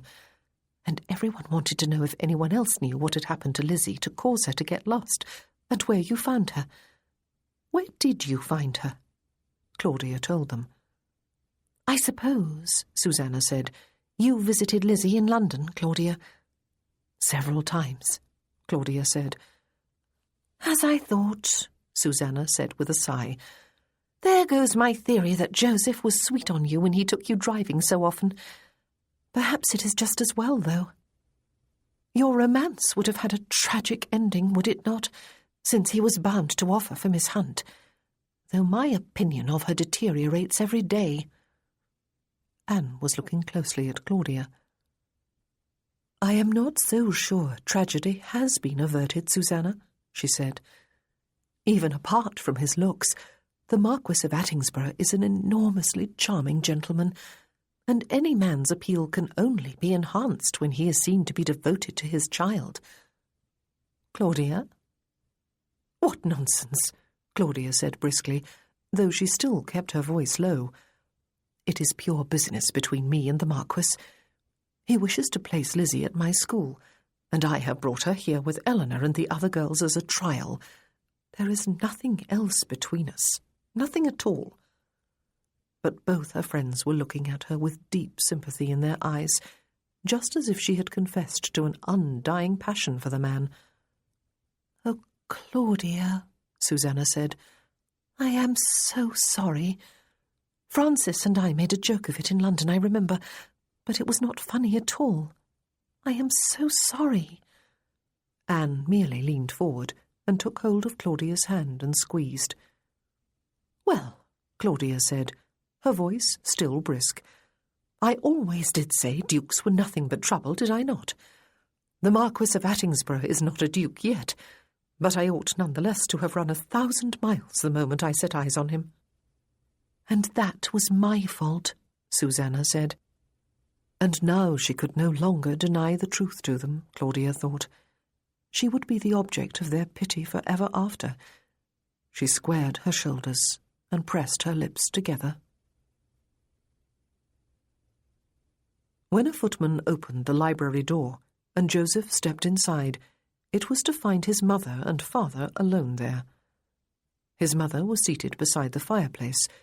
His father was pacing, his hands clasped behind his back, though he stopped when he saw his son, a frown causing a deep crease between his brows. "Well," he said, after they had all regarded one another silently for a few seconds, "what do you have to say for yourself?" Joseph stood where he was, just inside the door. "Lizzie is my daughter," he said. "She is almost 12 years old, though she looks younger. She was born blind. I have housed and supported her all her life. I have been part of her life from the beginning. I love her." "She seems like a very sweet child, Joseph," his mother said. "But how very sad that she is—" The Duke quelled her with a look. "I did not ask, Joseph," he said, "for a history. Of course you have taken responsibility for the support of your bastard child. I would expect no less of a gentleman and a son of mine. What I do need to have explained is the presence of the child in this neighbourhood and her appearance at Elvesly this afternoon, where she was bound to be seen by your mother and your sister and your betrothed." As if Lizzie was somehow contaminated.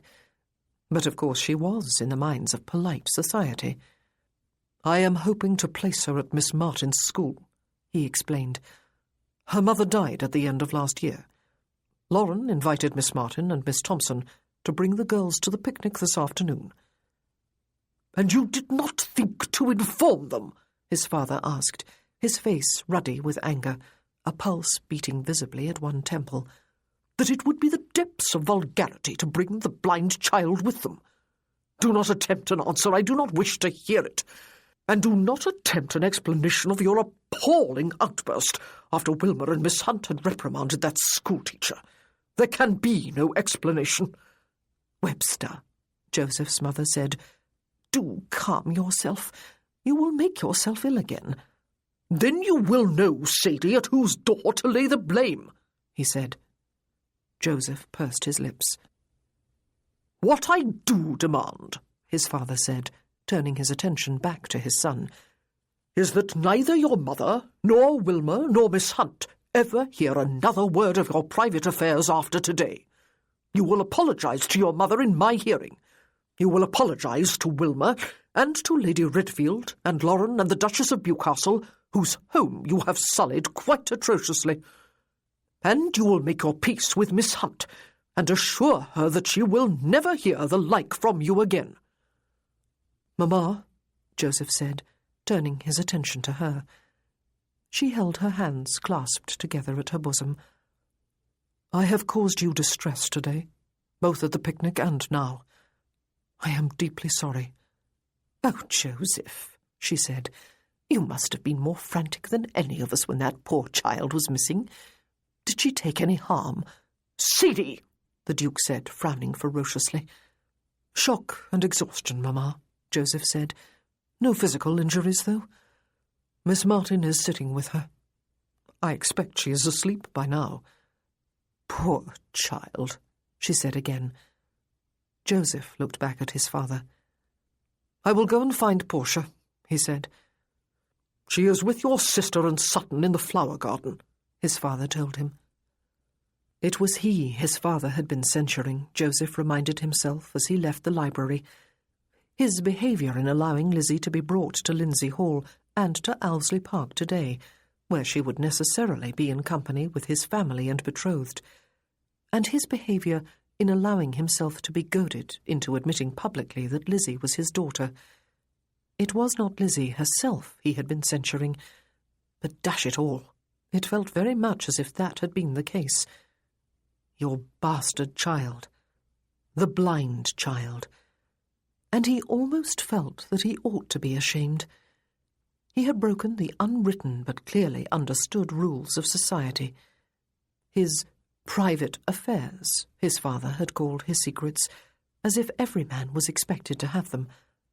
But he would not be ashamed. If he admitted he had done wrong, then he was denying Lizzie's right to be with the other children and with him. Life was not easy. Today's profound thought.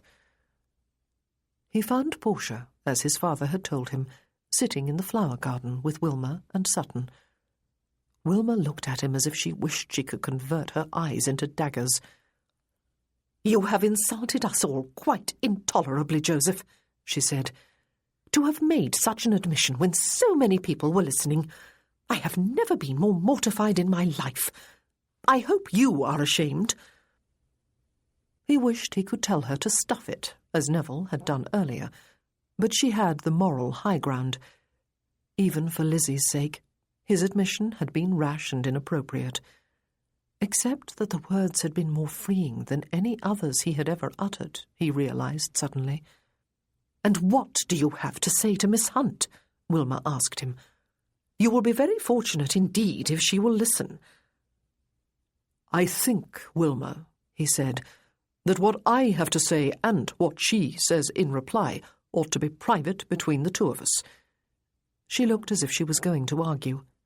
She drew breath, but Sutton cleared his throat and took her by the elbow, and she turned without another word and stalked back in the direction of the house with him.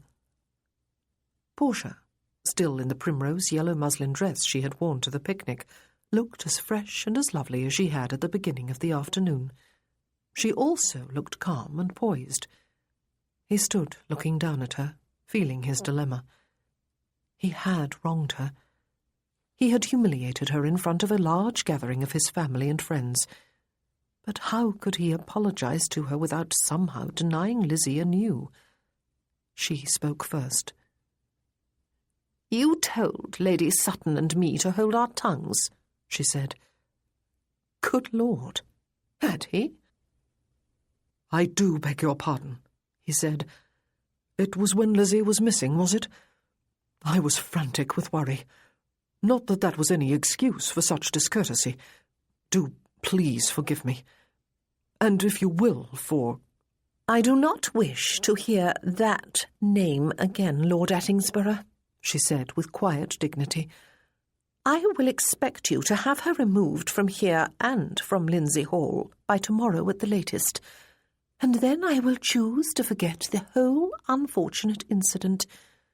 I do not care where you send her, or the others like her, or the women who produced them.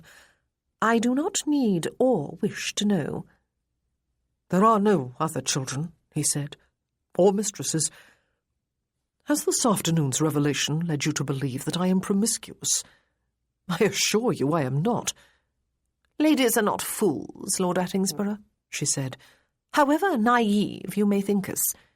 We are perfectly well aware of men's animal passions, and are quite content that they slake them as often as they please, provided it is not with us, and provided we know nothing about it.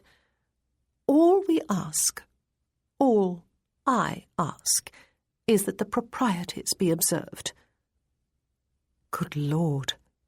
He felt chilled.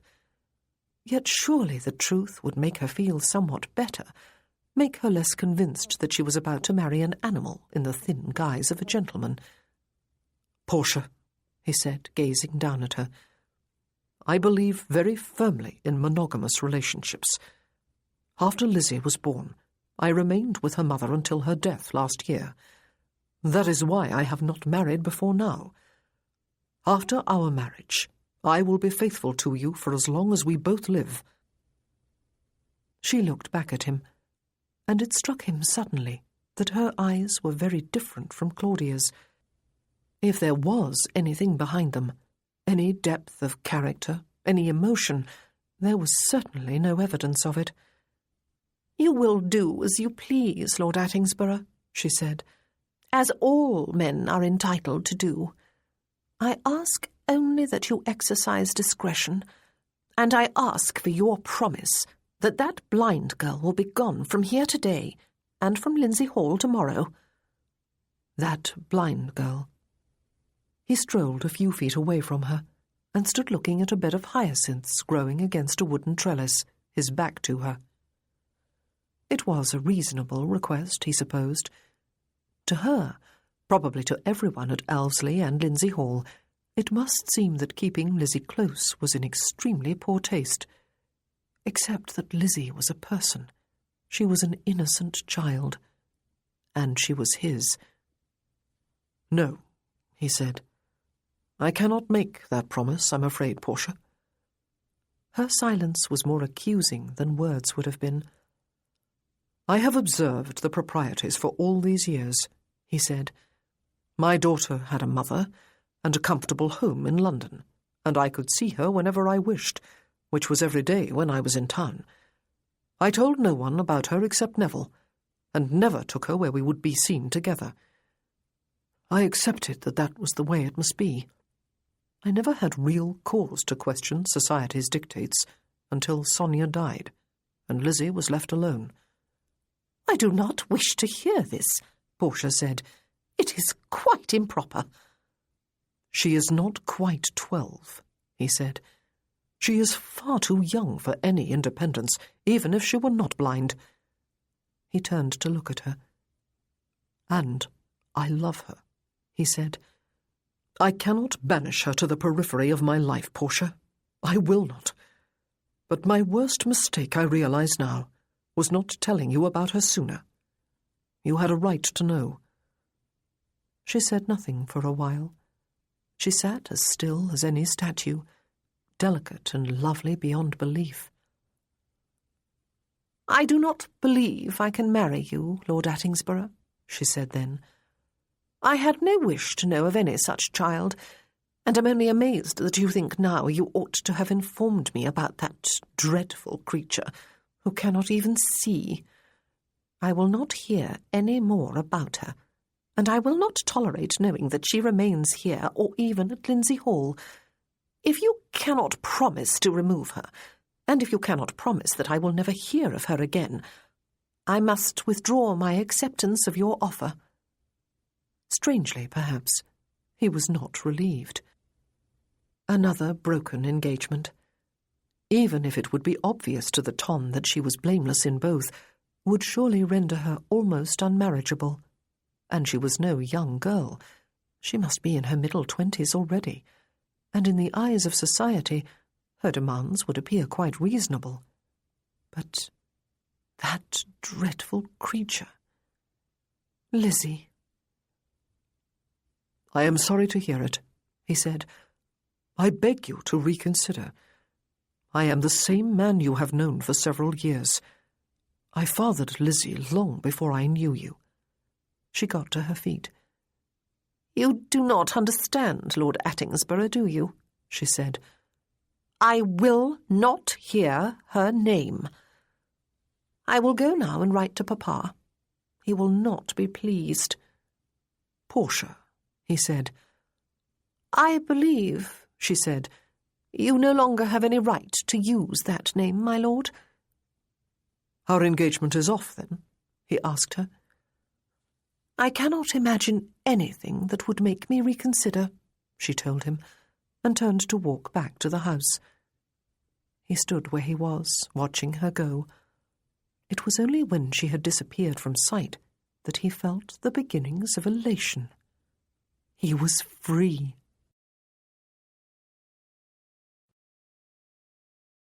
Chapter 20. Claudia returned to Lindsay Hall without Lizzie.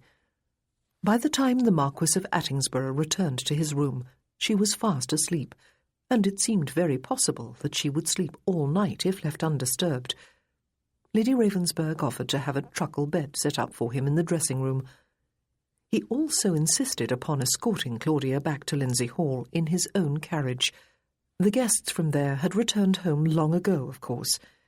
The Viscountess, Anne, and Susanna all promised to watch Lizzie until his return. Claudia tried to insist upon going alone, but he would not hear of it. Neither would Anne and Susanna, who reminded her that it was now evening. And heaven help her, Claudia thought, as they descended the staircase together and stepped out onto the terrace where the carriage awaited them. She was not going to argue the point. Viscount and Viscountess Ravensburg were out there, as was Lady Redfield. "Miss Martin," the Countess said, "I hope you will disregard everything that Lady Sutton and Miss Hunt said earlier. My husband and I have been delighted to entertain both you and the girls from your school, including Lizzie Pickford, and you are not neglecting your duties by walking with your childhood friend, the Duke of Macleith. We were all watching her, and so we were all responsible for letting her wander away." "Miss Martin was certainly not to blame," the Marquis of Attingsborough said. "When she went walking, I was playing with Lizzie. She had every reason to believe that I would keep her safe." He handed Claudia into the carriage and climbed in after her. "Miss Martin," the Viscountess said, leaning into the carriage before the door was closed, You will come to the anniversary ball tomorrow, will you not? Claudia could think of nothing she would like less. Perhaps it would be better, she said, if I were to stay away. You must not, the Viscountess said. You would thereby suggest to some of our guests that they have more power to decide who is welcome at our home than we have. Lauren is quite right, Miss Martin. Please come, the Countess said. Her eyes twinkled. You do not look to me like a lady who lacks courage. The Viscount, when Claudia caught his eye, winked. You are all most kind, Claudia said. Very well, then. I will come. What she really wanted to do, she thought, was return to Lindsay Hall alone, pack her bags, and leave at first light. As the door closed and the carriage moved forward, she thought of the last time she had left Lindsay Hall. How she would love to repeat that exit. The carriage suddenly seemed to be filled with just the two of them, the very same carriage in which she had taken refuge from the rain on the road from Bath, when she had been uncomfortably aware of his masculinity. She was aware again. There were far more than just that. And she remembered what, incredibly, she had almost forgotten in the emotional turmoil of the past hour or so. While they had been sitting on the bed in that little hut in the woods, he had spoken to her without any sound, with only lip movements, but she had heard loudly and clearly. I love you, he had told her. Heartache, she thought, was very likely to turn to heartbreak before this was all over, and that was an optimistic assessment of the future. It would turn to heartbreak. Indeed, it already had. Miss Hunt has broken off our engagement, he said, as the carriage wheels rumbled onto the Palladian bridge. Sometimes even a short sentence did not have the power to impress itself upon the mind all at once. It was as if she heard the words separately, and needed a few moments to piece them together and know what he was telling her. Irrevocably? She asked. She told me, he said, that she cannot imagine anything that would cause her to change her mind. Because you have an illegitimate child? She asked. Apparently, he said, that is not the reason at all. She does not care if I have any number of mistresses and children. Indeed, she seems to expect it of me, as she expects it of all men. It is the fact that I broke one of the cardinal rules of polite society by acknowledging Lizzie's relationship to me that has offended her.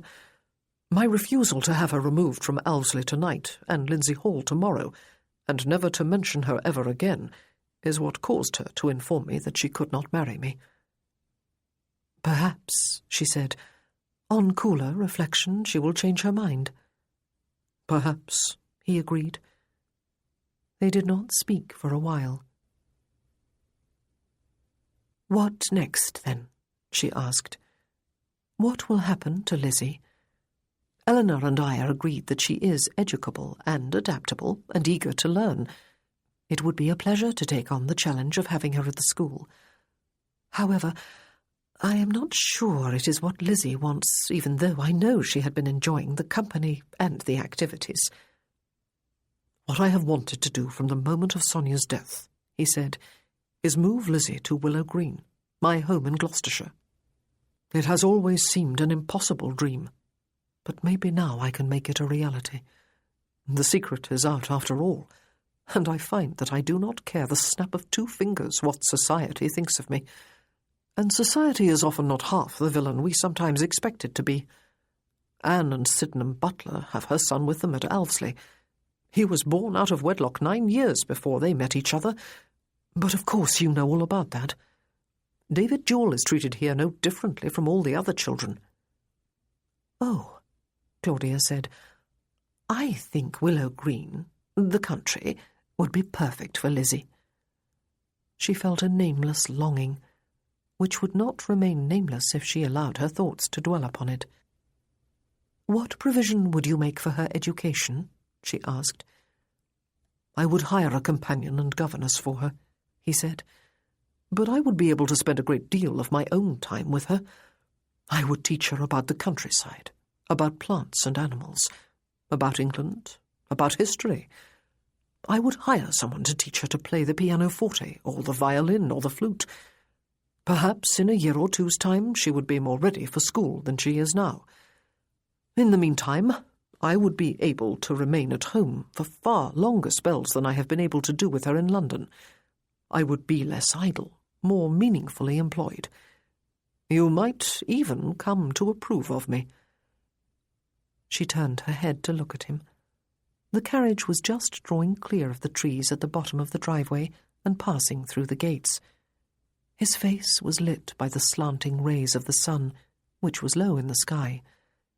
She noticed that he spoke hypothetically, as if he did not really believe in his freedom. "Yes," she said, "perhaps I might." He smiled slowly at her. "Though I already do approve of you," she said. "You have not spent so much time in London for frivolous reasons. You have done it for love. There is no nobler motive. And now you have acknowledged your daughter publicly. I approve of that, too." "You look," he said, "like the prim schoolteacher who first greeted me in Bath." "That," she said, folding her hands in her lap, "is who I am." "Was it not you," he said, "who told my daughter just a short while ago that no one can be summed up by labels alone?" "I have a rich life, Lord Attingsborough," she told him. "I have made it myself, and I am happy with it. It is as different from the life I have lived during the past few weeks as it could possibly be, and I cannot wait to return to it." She had turned her head away to look out through the window. "I am sorry," he said, "for the turmoil I have brought into your life, Claudia." "You have brought nothing that I have not allowed," she told him. They lapsed into silence after that, a silence that was fraught with tension, and yet was curiously companionable too. The tension, of course, was sexual. Claudia was well aware of that. But it was not lust. It was not just the desire to embrace and perhaps go beyond mere embraces. Love lent a comforting touch to the atmosphere, and yet it was a love that might yet be tragic. Miss Hunt might yet change her mind. And if she did not? But Claudia's mind could not move beyond that stumbling block. The Duke and Duchess of Bewcastle stepped out through the front doors of Lindsay Hall as the carriage rounded the great fountain and drew to a halt. "Oh," the Duchess said, when the coachman had opened the door and let down the steps. "The Marquis of Attingsborough has accompanied you, Miss Martin. I am so glad. We have worried about you coming alone. But Lizzie is not with you?"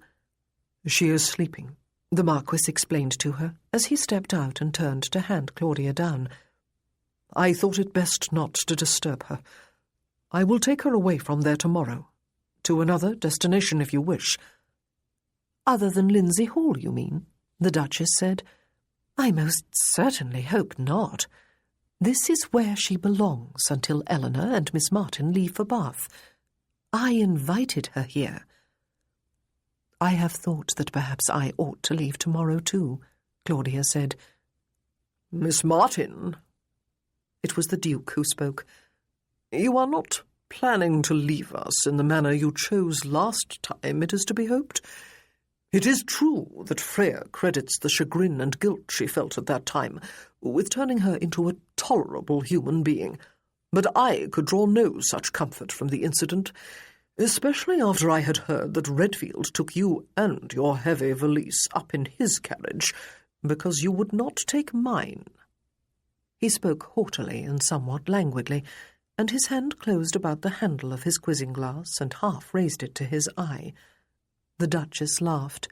"I wish I could have seen that," she said. "Freya was telling us about it during the drive back from Alvesley. But come inside, both of you, and join everyone else in the drawing-room. And if you are afraid, Lord Attingsborough, that you will meet disapproving frowns there, then you do not know the Bedwin family, or their spouses. Does he, Wulfric?" "Indeed," the Duke said, raising his eyebrows. "I will not come in," the Marquis said. "I must return to Elvsley soon. Miss Martin, would you care to take a stroll with me first?" "Yes," she said. "Thank you." She was aware of the Duchess smiling warmly at them as she took the Duke's arm and turned to go back into the house with him. Joseph was not well acquainted with the park about Lindsay Hall. He turned in the direction of the lake, where the dog had led Lizzie almost a week ago. They walked in silence, he with his hands at his back, she with her hands clasped at her waist. They stopped when they came to the water's edge, close to where he had shown Lizzie how to hurl pebbles so that she could hear them plop into the lake. The remains of the sunset made the water luminous. The sky stretched above, light at the horizon, darker overhead. Stars were already visible. "It is altogether possible that my father and my sister will persuade Portia that it is not in her best interests to end her betrothal," he said. "Yes. Though she did say nothing could change her mind," he added, "and I will not compromise. Lizzie will remain a visible part of my life. But it is a terrible thing for a lady to end an engagement, especially twice. She may reconsider." "Yes." "I cannot make you any promises," he told her. "I do not ask for any," she said. "Even apart from the one obstacle, there are others. There can be no promises, no future." He was not at all sure he agreed with her, but there was no point in raising any arguments now, was there? The more he thought about it, the more likely it seemed to him that his father, and Wilmer between them, would persuade Portia to resume her plans to marry him. "No future," he said softly. "Only the present. At present, I am free." "Yes." When he reached out a hand to her, she set her own in it, and he laced his fingers with hers, drew her closer to his side, and strolled onward, following the bank of the lake. Up ahead, he could see a forest of trees, stretching down almost to the water's edge. They stopped when they were in the darkness of the shade provided by the trees. The grass was rather long and soft underfoot. He turned to face her, lacing the fingers of their other hands too, and drawing them part way around his back, so that she stood against him, touching him with her breasts, her abdomen and her thighs. Her head was tipped back, though he could no longer see her face clearly. "I intend more than kisses," he said, leaning over her. "Yes," she said. "So do I." He smiled in the darkness. She sounded fierce and prim, her voice at variance with her words and the yielding warmth of her body. "Claudia," he murmured. "Joseph." He smiled again. He felt that he had already been caressed with intimacy. She had never spoken his name before. And then he leaned closer and touched his lips to hers. It had still not ceased to amaze him that of all the women he might have possessed or loved during the last 15 years or so of his life, she should be the one his heart had chosen. Even Barbara faded into insignificance beside her. He yearned for this strong, intelligent, disciplined woman more than he had longed for anything or anyone else in his life. They explored each other's mouths with lips and tongues and teeth, their hands clasped together behind his back. Her mouth was hot and wet and welcoming, and he stroked into it with his tongue, sliding over surfaces until she moaned and sucked it deeper. He drew his head back and smiled at her again. His eyes had grown accustomed to the darkness. She was smiling back, her expression dreamy and sensual. He released her hands and shrugged out of his coat. He went down on one knee and spread it on the grass, then reached up for her hand. She took his, and then came down onto her knees too, and lay down, her head and her back on his coat. This, he was very aware, might be the only time ever Tomorrow all might have changed again. She knew it too. She reached up her arms to him. "I don't care about the past or the future," she said. "We allow them far too much power over our lives. I care for the present moment. I care for now." He lowered his head and kissed her again, and eased himself down until he was lying beside her. It had been 18 years for her, almost 3 for him. He could feel her hunger and tried to put some sort of brake on his own, but sometimes passion would obey no commands beyond its own fierce needs. He kissed her mouth, ravished it with his tongue. He explored her with urgent hands, discovering a body that was shapely and alluring. He drew her skirt up and pushed her stockings down, caressing the firm smoothness of her legs until hands were not enough. He bent his head, feathered kisses from her ankles to her knees, kissed the backs of her knees, and licked them until she gasped and her fingers tightened in his hair. He found the buttons at the back of her dress and unfastened them one by one until he could draw the garment off her shoulders with her chemise and expose her breasts. "I am not beautiful," she said.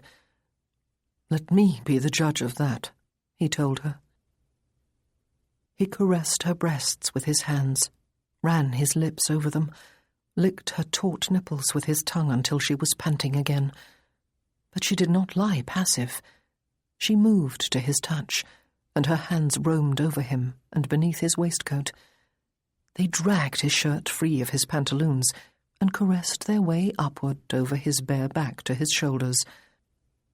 And then one hand came free and moved down between them to cover his erection through his pantaloons. He took her firmly by the wrist, moved the hand away, and laced her fingers with his. "Mercy, woman," he said against her lips. "I have very little control remaining as it is." "I have none," she said. He chuckled, and his hand went beneath her skirt again, and up along her warm inner thighs to the junction between them. She was hot and wet. She moaned. He fumbled with the buttons at his waist, moved over her, pressing her thighs wide with his own, slid his hands beneath her to cushion her against the hard ground, and pressed firmly into her until he was deep and felt her muscles clench about him. She raised her knees and braced her feet on the grass. She tilted to take him deeper yet, and he drew a slow breath, his face against the side of hers. "Claudia," he said into her ear. It had been a long, long time, an eternity, and he knew he could not prolong what was about to happen. But he needed to remember that this was Claudia, that this was more than sex. "Joseph," she said, her voice low and throaty. He withdrew from her and thrust inward, and the rhythm of love caught them both in its urgent crescendo until everything burst into glory, and he spilled into her. Far too soon, he thought regretfully, as his body relaxed into satiety. "Like an overexcited schoolboy," he murmured to her. She laughed softly and turned her head to kiss his lips briefly. "You do not feel like one," she said. He rolled off her, bringing her with him until they were both lying on their sides.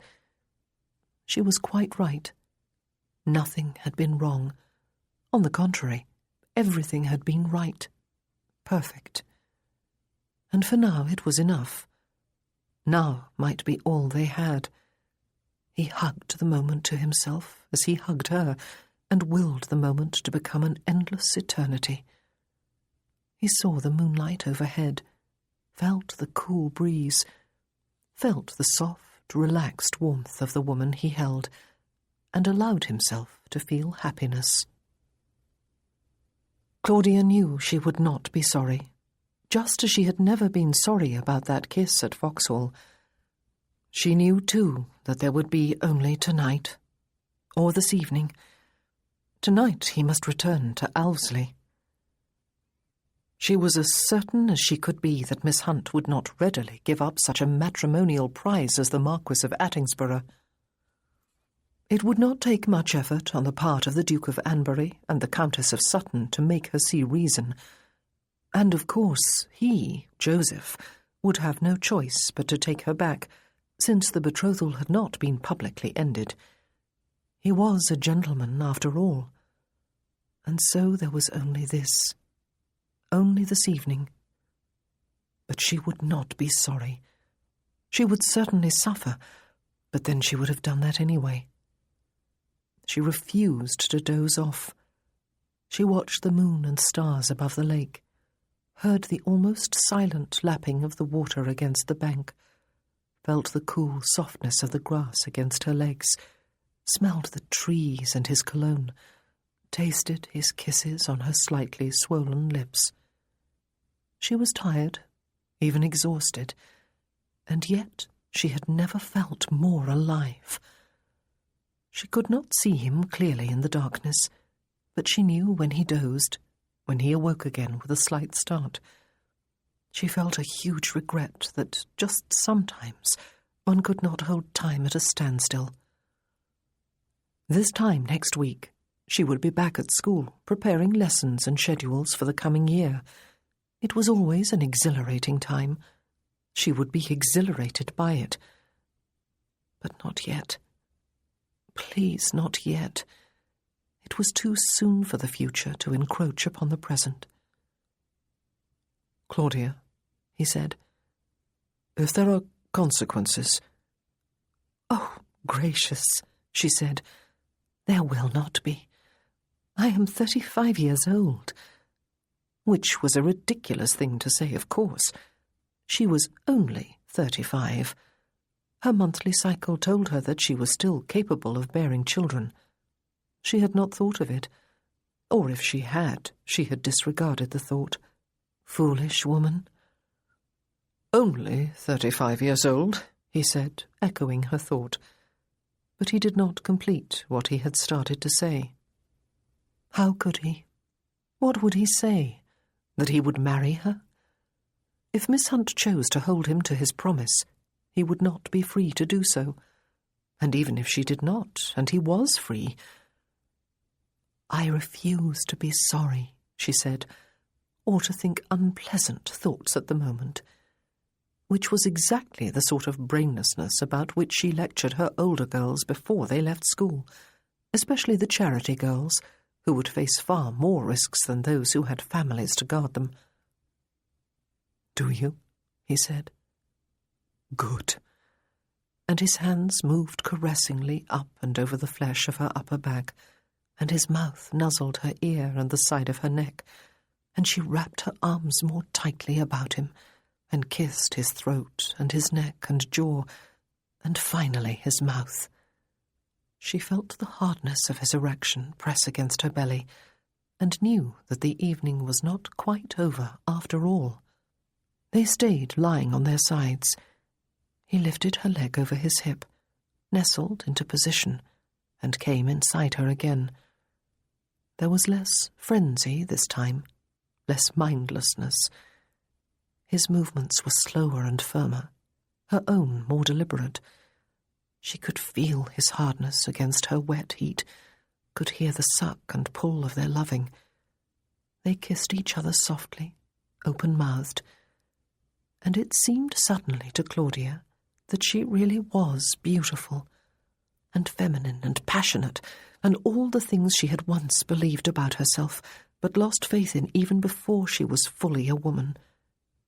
He was beautiful, and he loved her, and was making love to her.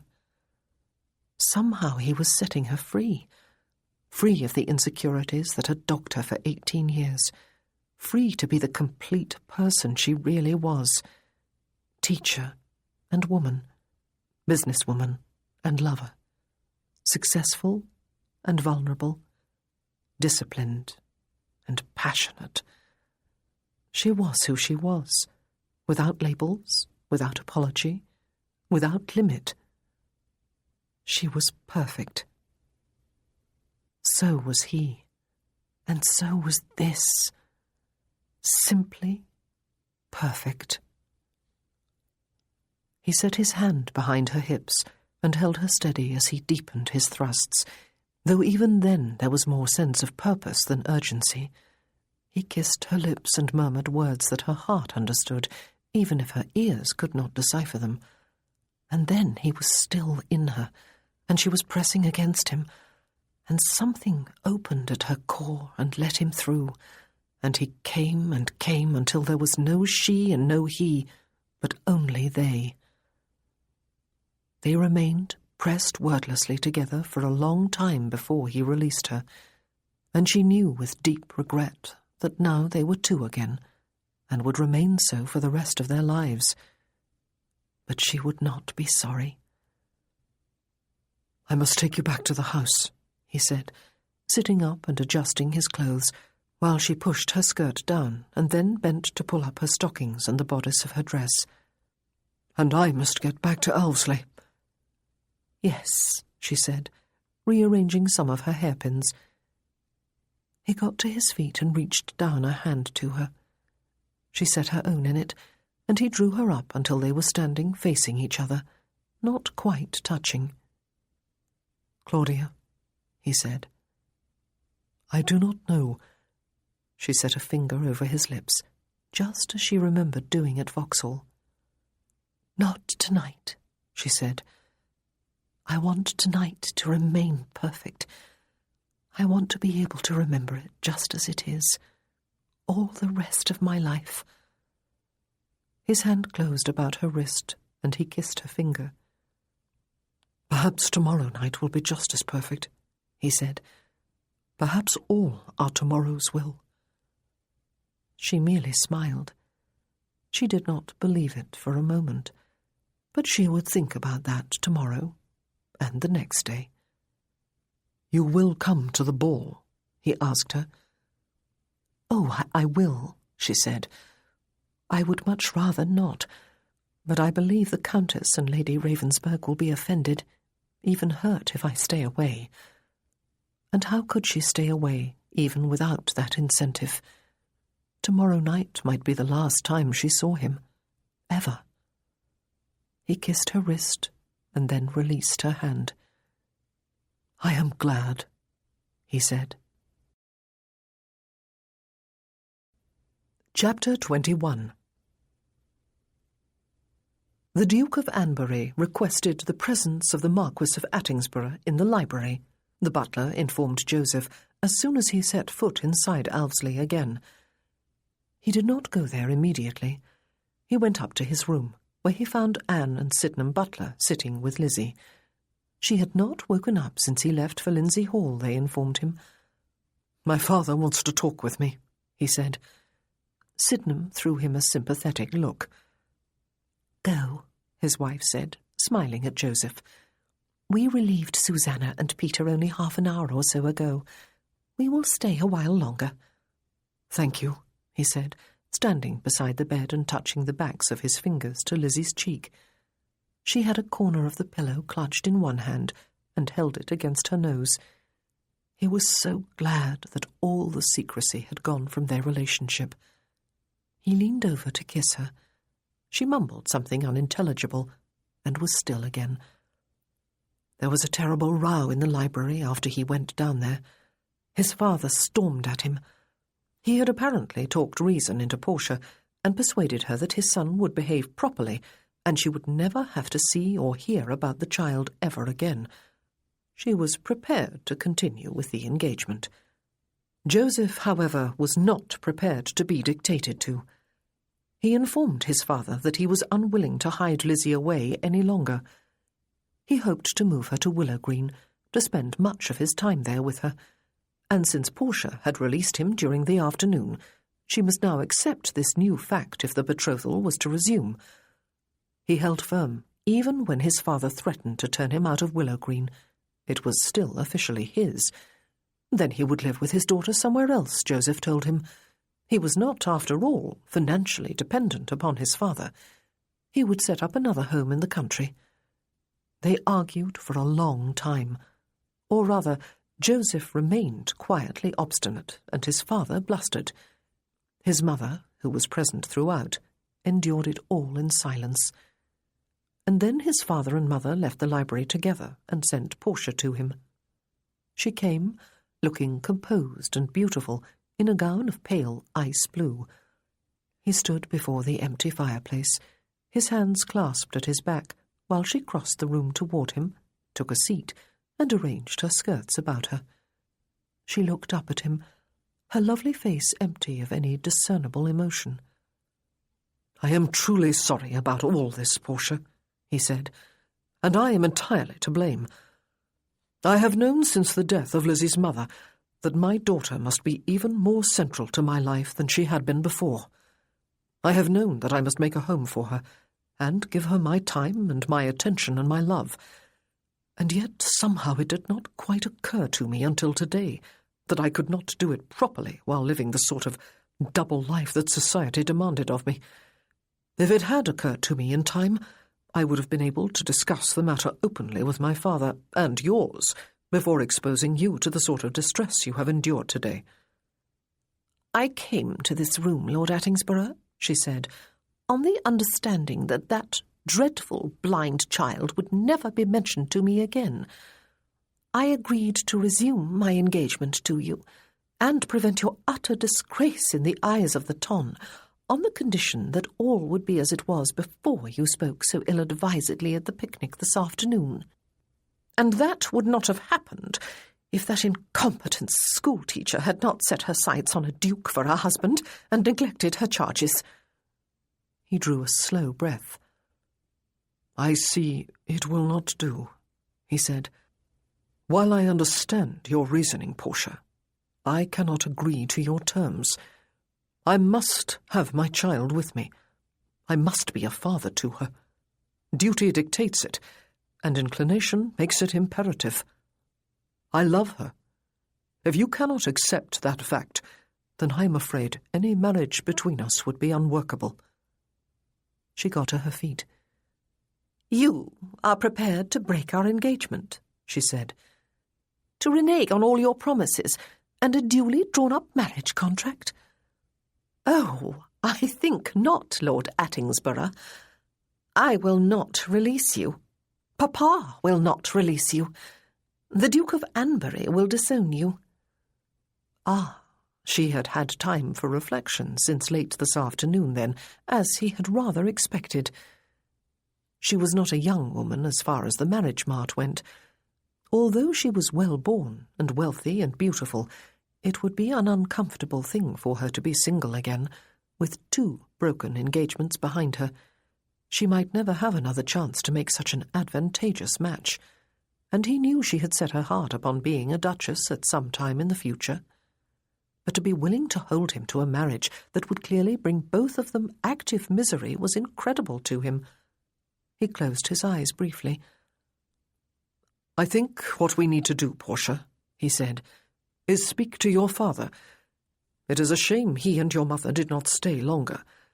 It must be dreadful for you to be without them today. Shall we call a truce? Shall we put a polite face upon things tomorrow for the anniversary celebrations, and then leave the day after tomorrow? I will take you home, and we will discuss the whole thing with your father." "He will not release you," she told him. "Do not expect it. He will make you marry me, and he will make you give up that dreadful creature." "The centrality of Lizzie to my life is no longer negotiable," he said quietly. "But let us leave it for now, shall we? Soon you will have your mother for moral support, and your father to argue and negotiate for you. In the meanwhile, may I escort you to the drawing-room?" He offered his arm, and she set her hand on his sleeve and allowed him to lead her from the library. And so, officially, he was engaged once more, and perhaps, who knew, he would never be free again.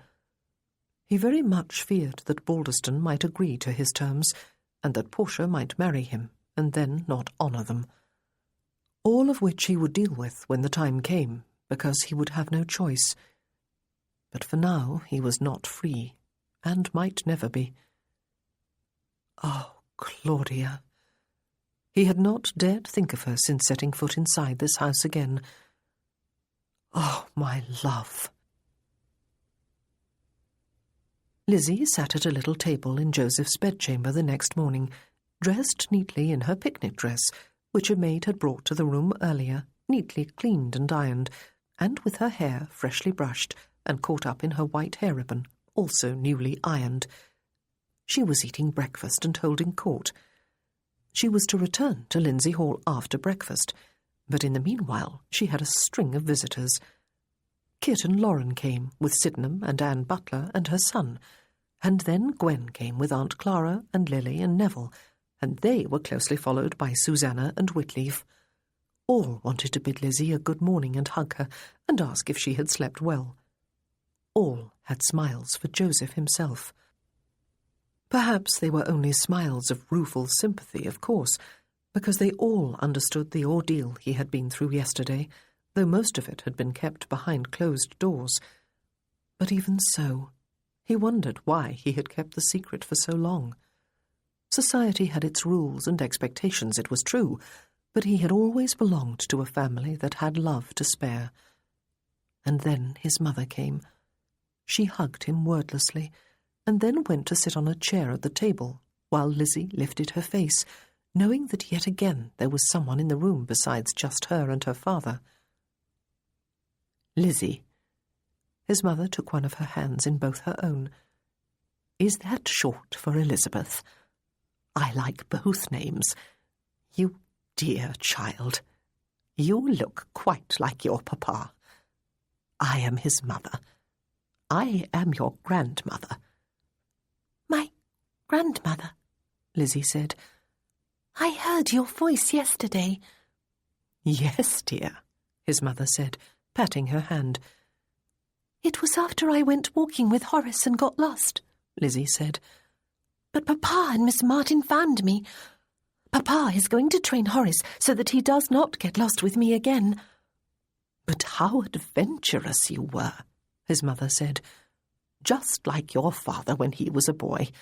He was forever climbing forbidden trees and swimming in forbidden lakes and disappearing for hours on end on voyages of discovery without a word to anyone. It is a wonder I did not have a heart seizure any number of times. Lizzie smiled and then laughed with glee.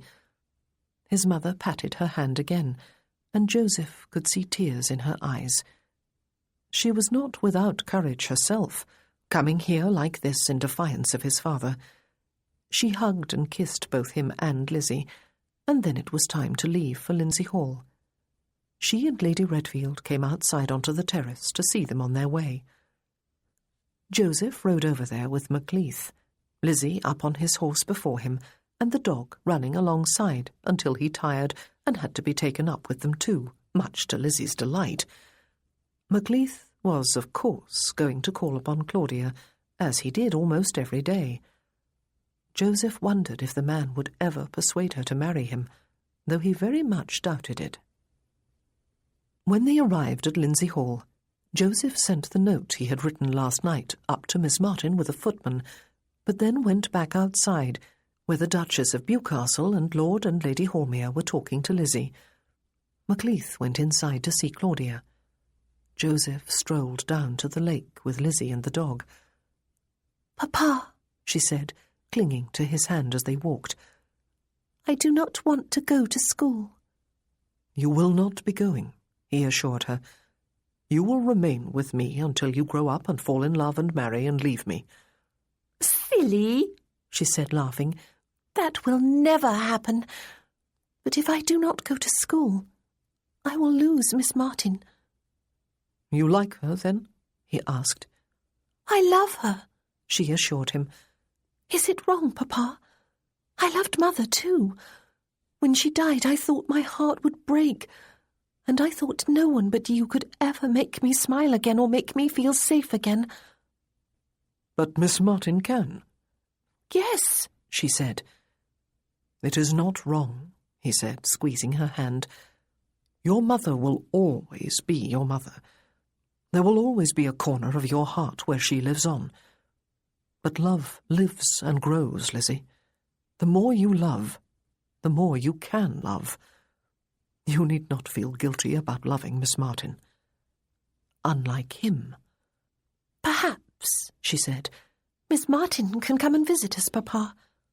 "Perhaps," he agreed. "I will miss her," she said with a sigh, as they stood on the bank of the lake, and he looked along to where the trees grew down almost to the water. Just there. "And Molly and Agnes and Miss Thompson." "Soon," he said. "I will take you home." "Home," she said with a sigh, resting the side of her head against his arm. "But, Papa, will Miss Martin take Horace?" "I think," he said, "she will be happy if he stays with you." Claudia Martin was walking with Macleith, some distance away, he could see. They must have come over the hill behind the house and down through the trees. He determinedly turned his attention to his daughter again, and how blessed he was to be able to be with her openly like this after so long. "We never did have our boat ride yesterday afternoon, did we, sweetheart?" he said. "Shall we find a boat and do it now?" "Oh, yes!" she cried, her face lighting up with pleasure and excitement. "I would not have been surprised," Charlie said, "to have found you ready to leave this morning, Claudia, as soon as the child returned and could go with you. I would have been annoyed on your behalf. It is Attingsborough's job to take her away, and it should be done as soon as possible. He ought not to have had her brought here in the first place. It has put Bewcastle in an awkward position, and is a dreadful insult to Miss Hunt and Anbury." "It was not his idea to bring Lizzie here," Claudia told him. "It was mine." "He ought not even to have brought the child to your attention," he said. "You are a lady." "And Lizzie," she said, "is a person." "Miss Hunt," he said, "has been dreadfully upset, even though she has too much dignity to show it openly. She was humiliated before a house full of guests from both Owsley and Lindsay Hall, not to mention the local gentry who were at the picnic. I half expected that she would refuse to continue with her plans to marry Attingsborough, but it seems she has forgiven him." Yes, she had not needed to be told. She had read the stock message Joseph had sent up after she had watched his approach from the schoolroom window. She had only half noticed that Charlie was with him and Lizzie. She had waited without hope, but had realized after reading his note that in fact she had been deceiving herself. She had hoped, but suddenly all hope, all possibility of joy was snatched away. As they emerged from the trees to walk toward the far end of the lake, she looked back to where she had lain last night with Joseph, and she could see him farther off, standing at the water's edge with Lizzie. By a great effort of will, she brought her mind back to what they had been talking about. "Charlie," she said, "Lizzie was conceived more than 12 years ago, when the Marquis of Attingsborough was very young and long before he met Miss Hunt. Why would she feel threatened by Lizzie's existence?" "But it is not her existence, Claudia," he said. "It is the fact that now Miss Hunt, and a large number of other people, soon to be everyone of any significance, know of her. It is just not the thing. A gentleman keeps these things to himself. I know the expectations of society. I had to learn them when I was 18. You cannot be expected to know. You have lived a far more sheltered life." "Charlie," she said, suddenly arrested by a thought, "do you have children other than Charles?" "Claudia!" He was obviously embarrassed. "That is not a question a lady asks a gentleman." "You do," she said. "You do have others, don't you?" "I will not answer that," he said. "Really, Claudia, you always spoke your mind far more freely than you ought. It is one thing I always admired about you, and still do. But there are bounds." "You have children," she said. "Do you love them and care for them?" He laughed suddenly and shook his head ruefully. "You are impossible," he told her. "I am a gentleman, Claudia.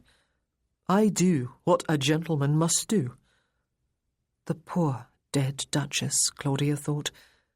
For unlike Lizzie, Charlie's illegitimate children must have been begotten when he was already married. How many were there, she wondered, and what sort of lives did they lead? But she could not ask. It was something some sort of gentleman's code of honour forbade him to speak of with a lady. This has all rather spoiled the atmosphere I hoped to create this morning, he said with a sigh. The anniversary is today, Claudia. Tomorrow, or the next day at the latest, I must leave. I am well aware that I am the only guest at Owlsley who does not have some claim to be family. I do not know when I will see you again. We must write to each other, she said.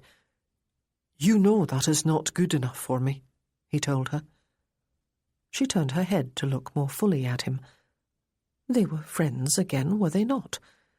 She had determinedly let go of the hurt of the past and allowed herself to like him again, even though there were things about him she did not particularly approve of. Surely he was not still. Claudia, he said, I want you to marry me. I love you, and I think you are fonder of me than you will admit. Tell me now that you will marry me, and tonight's ball will seem like heaven. I will not have an announcement made there, I suppose, since it is in honour of the Redfields, and besides, neither of us has any close bond with the family. But we will be able to let it be known informally. I will be the happiest of men. That is a horrible cliché, I know, but it would be true nonetheless. What do you say? She had nothing to say for several moments. She had been taken completely by surprise. Again. What had obviously been a deepening romance to him had been merely a growing friendship to her, and today of all days she was not ready to cope with this. Charlie, she said eventually, I do not love you. There was a lengthy, uncomfortable silence. They had almost stopped walking. There was a boat pushing out from the bank some distance away, she saw. The Marquis of Attingsborough with Lizzie. She was smitten with a memory of his rowing her on the River Thames during Mrs. Corbett Hythe's garden party, but she must not let her thoughts wander. She looked back at Charlie. You have said the one thing, he told her, against which I have no argument. You loved me once, Claudia. You made love with me. Do you not remember? She closed her eyes briefly. Actually, she could not remember much apart from the inexpert fumblings and the pain and the happy conviction afterward that now they belonged together for all time. It was a long time ago, she said gently. We are different people now, Charlie. I am fond of you, but— Damn your fondness, he said, and smiled ruefully at her. And damn you. And now accept my humblest apologies for using such atrocious language in your hearing. But not for the atrocious sentiments. No, he said, not for those. My punishment is to be lifelong, then, is it? Oh, Charlie, she said, this is not punishment. I forgave you when you asked, but— Marry me anyway, he said, and to the devil with love. You do love me anyway, I'm sure of it. As a friend, she said. Ouch, he frowned. Think about it. Think long and hard, and I'll ask again this evening. After that I will not pester you. Promise me you will think and try to change your mind. She sighed and shook her head. I will not change my mind between now and tonight, she said. It is too late for us, Charlie.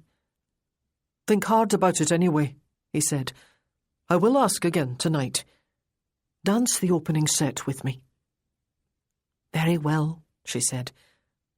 A silence fell between them. I wish, he said, I had known at 18 what I know now, that there are some things on which one does not compromise. We had better walk back to the house, I suppose. I have made an idiot of myself, have I not? You cannot see anything more than a friend in me. It is not enough. Maybe by tonight you will have changed your mind, though it will not happen just because I want it, I dare say. And yet, she thought as she walked beside him, if they had not met in London this year, he quite probably would not have spared her another thought all the rest of his life. She could see that Lizzie was trailing her hand in the water, as she had done in the Thames not long ago, and then she heard the sound of distant laughter. His and Lizzie's mingled. She felt more lonely than she had felt for a long, long time. There seemed to be a dark and bottomless pit right inside her. Portia Hunt had no relatives at Owlsley Park. She did not have any particular friends there either, apart from Wilma, and now Joseph had gone off to Lindsay Hall for the morning. Joseph's relatives were not unkind. Although all, except his immediate family, disapproved of her as a choice for his bride, they felt genuine sympathy for her. She had had an unpleasant shock during the picnic, even if she had largely brought it upon herself. It was understandable that she had felt somewhat humiliated, and clearly there had been some great upset later in the afternoon, and again late in the evening after Joseph returned from escorting Miss Martin home. Somehow the betrothal had survived, though. Wilma had informed them all of that. Susanna and Anne had informed Lauren and Gwen and Lily that it was a great shame, because Claudia Martin was in love with Joseph, and he with her, they dared say. It was with her he had gone searching for Lizzie, was it not? And it was she he had asked to come to the house to watch Lizzie while he spoke with his father and Miss Hunt. And it was he who had taken her back to Lindsay Hall, though Kit had offered to escort her. He had not come back immediately either. But they were kind ladies. Although there were all sorts of things they might have been doing in preparation for the grand anniversary ball in the evening, they invited Miss Hunt to go walking with them, and Wilma too.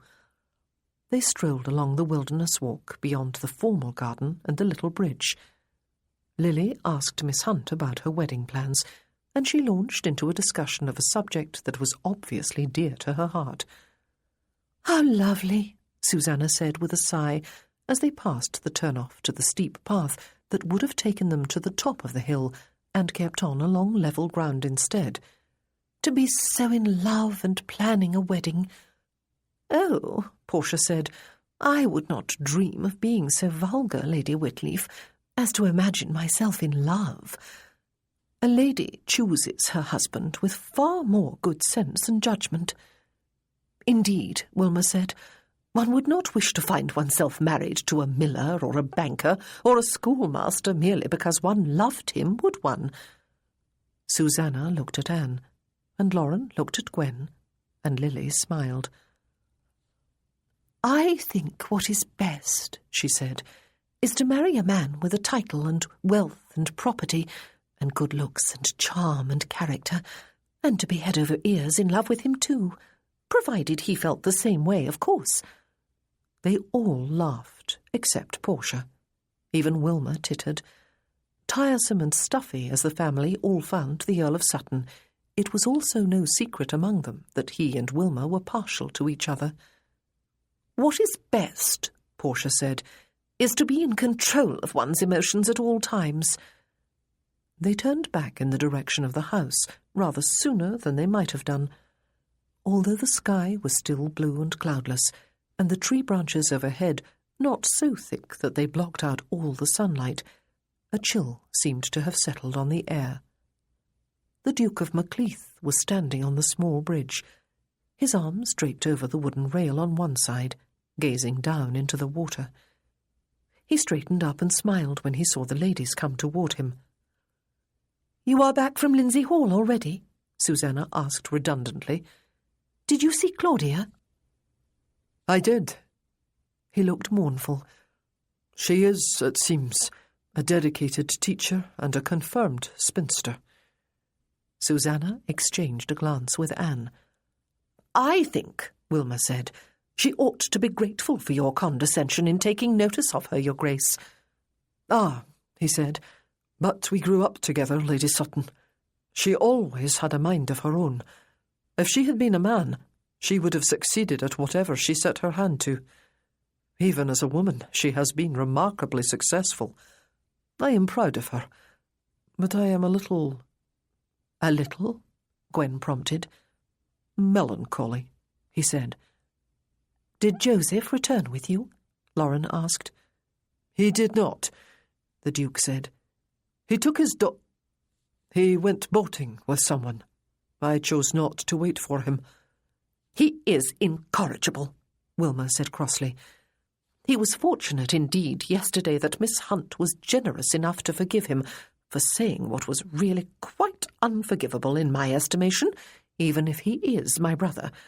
But he is tempting fate today. He ought to have returned immediately." "Well," Lauren said briskly, "I really must return to the house. There must be 1,001 things to be done before this evening. Gwen, you and Lily were going to help me with the floral arrangements." "Harry will be needing to be fed soon," Susanna said. "And I promised to go and watch Sydenham and David paint," Anne said. "Megan will be waiting to go with me." "Wilma," Lauren said, "your parties are always in the very best of good taste. Do come with us and give your opinion on the decorations in the ballroom and the arrangement of the tables in the supper room, will you?" She paused and looked at Portia. "Miss Hunt," she said, "perhaps you will keep his Grace company for a while. He will think we are deserting him so soon after coming upon him." "Not at all, Lady Ravensburg," he assured her. "But I have been told, Miss Hunt, that the view from the top of the hill over there is well worth the rather steep climb. Would you care to come with me to see?" "I would be delighted," she told him. "Joseph will be very fortunate," Wilma said after they had moved out of earshot, "if the Duke of Macleath does not steal Miss Hunt from right beneath his nose. And who could blame him? Or her? I never thought to be ashamed of my own brother, but really—" "I have been more than a little annoyed with him myself," Gwen said, linking her arm through Wilma's. "Keeping such a secret from us, indeed, just as if we were all stern judges instead of family. And I am annoyed with Neville. He knew all along, did he not, Lily?" "He did," Lily said, "but he did not tell even me. One must admire his loyalty, Gwen. But I wish we had known sooner. Lizzie is a very sweet child, is she not?" "She looks like Joseph," Lauren said. "She is going to be a beauty."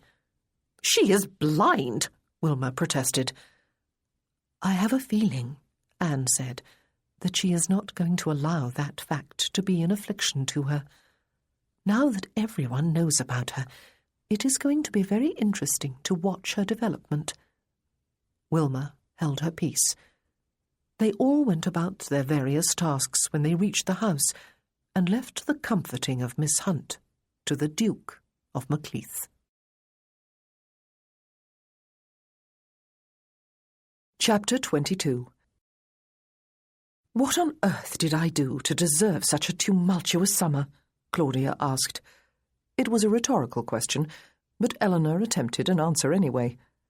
"You decided to go to London," she said, "and I encouraged you. I even urged you to stay for longer than you had originally planned. Mr. Hatchard was evasive about Edna's and Flora's employers," Claudia said. "Susanna persuaded Francis to sing and invited me to stay for the concert. She sent the Marquis of Attingsborough to escort me to London because he was in Bath at the time, and he happened to have a daughter he wished to place at the school.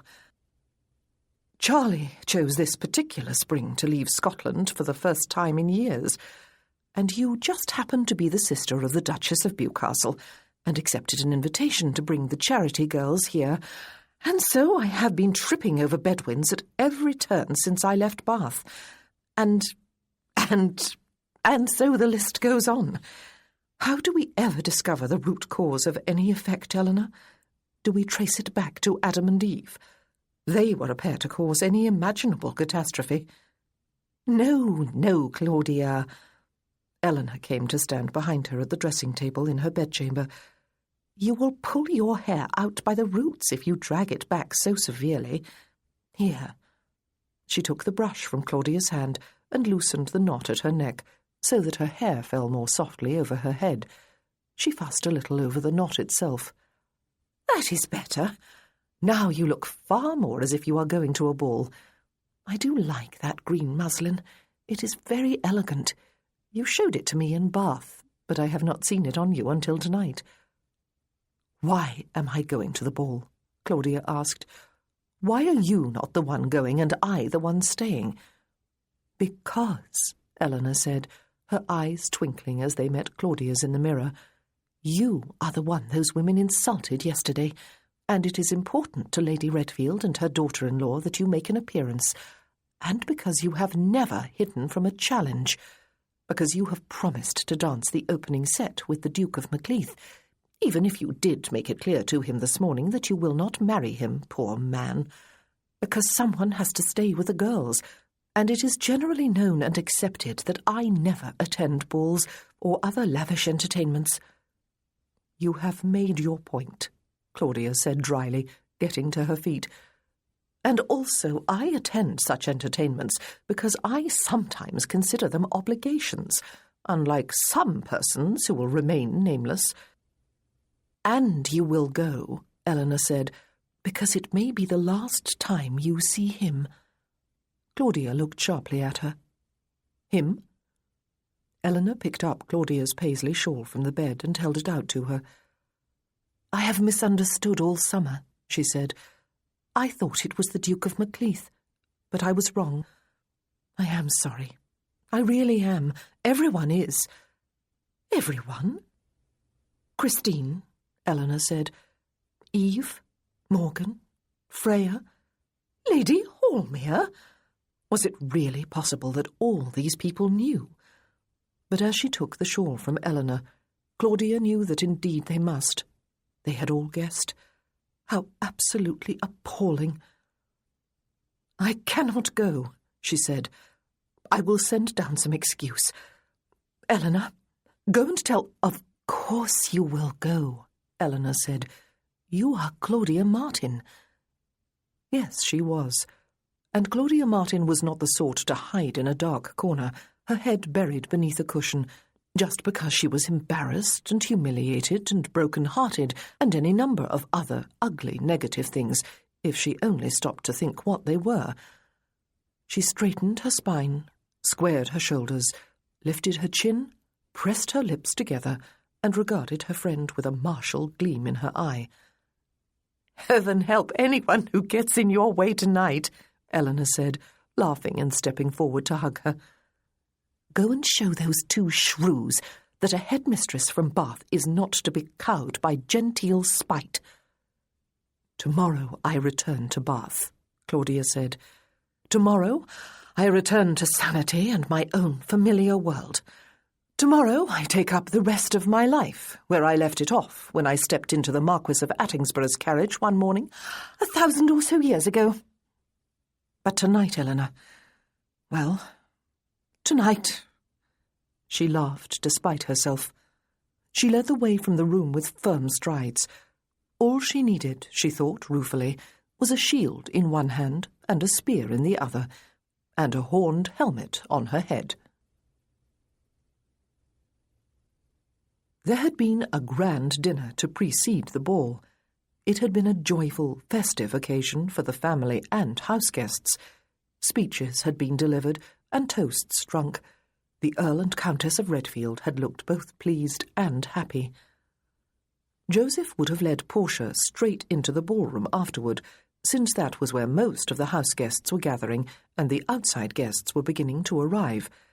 But she needed to return to her room to have her maid make some adjustments to her hair and to fetch her fan, and so Joseph wandered into the ballroom alone. He mingled with the other guests.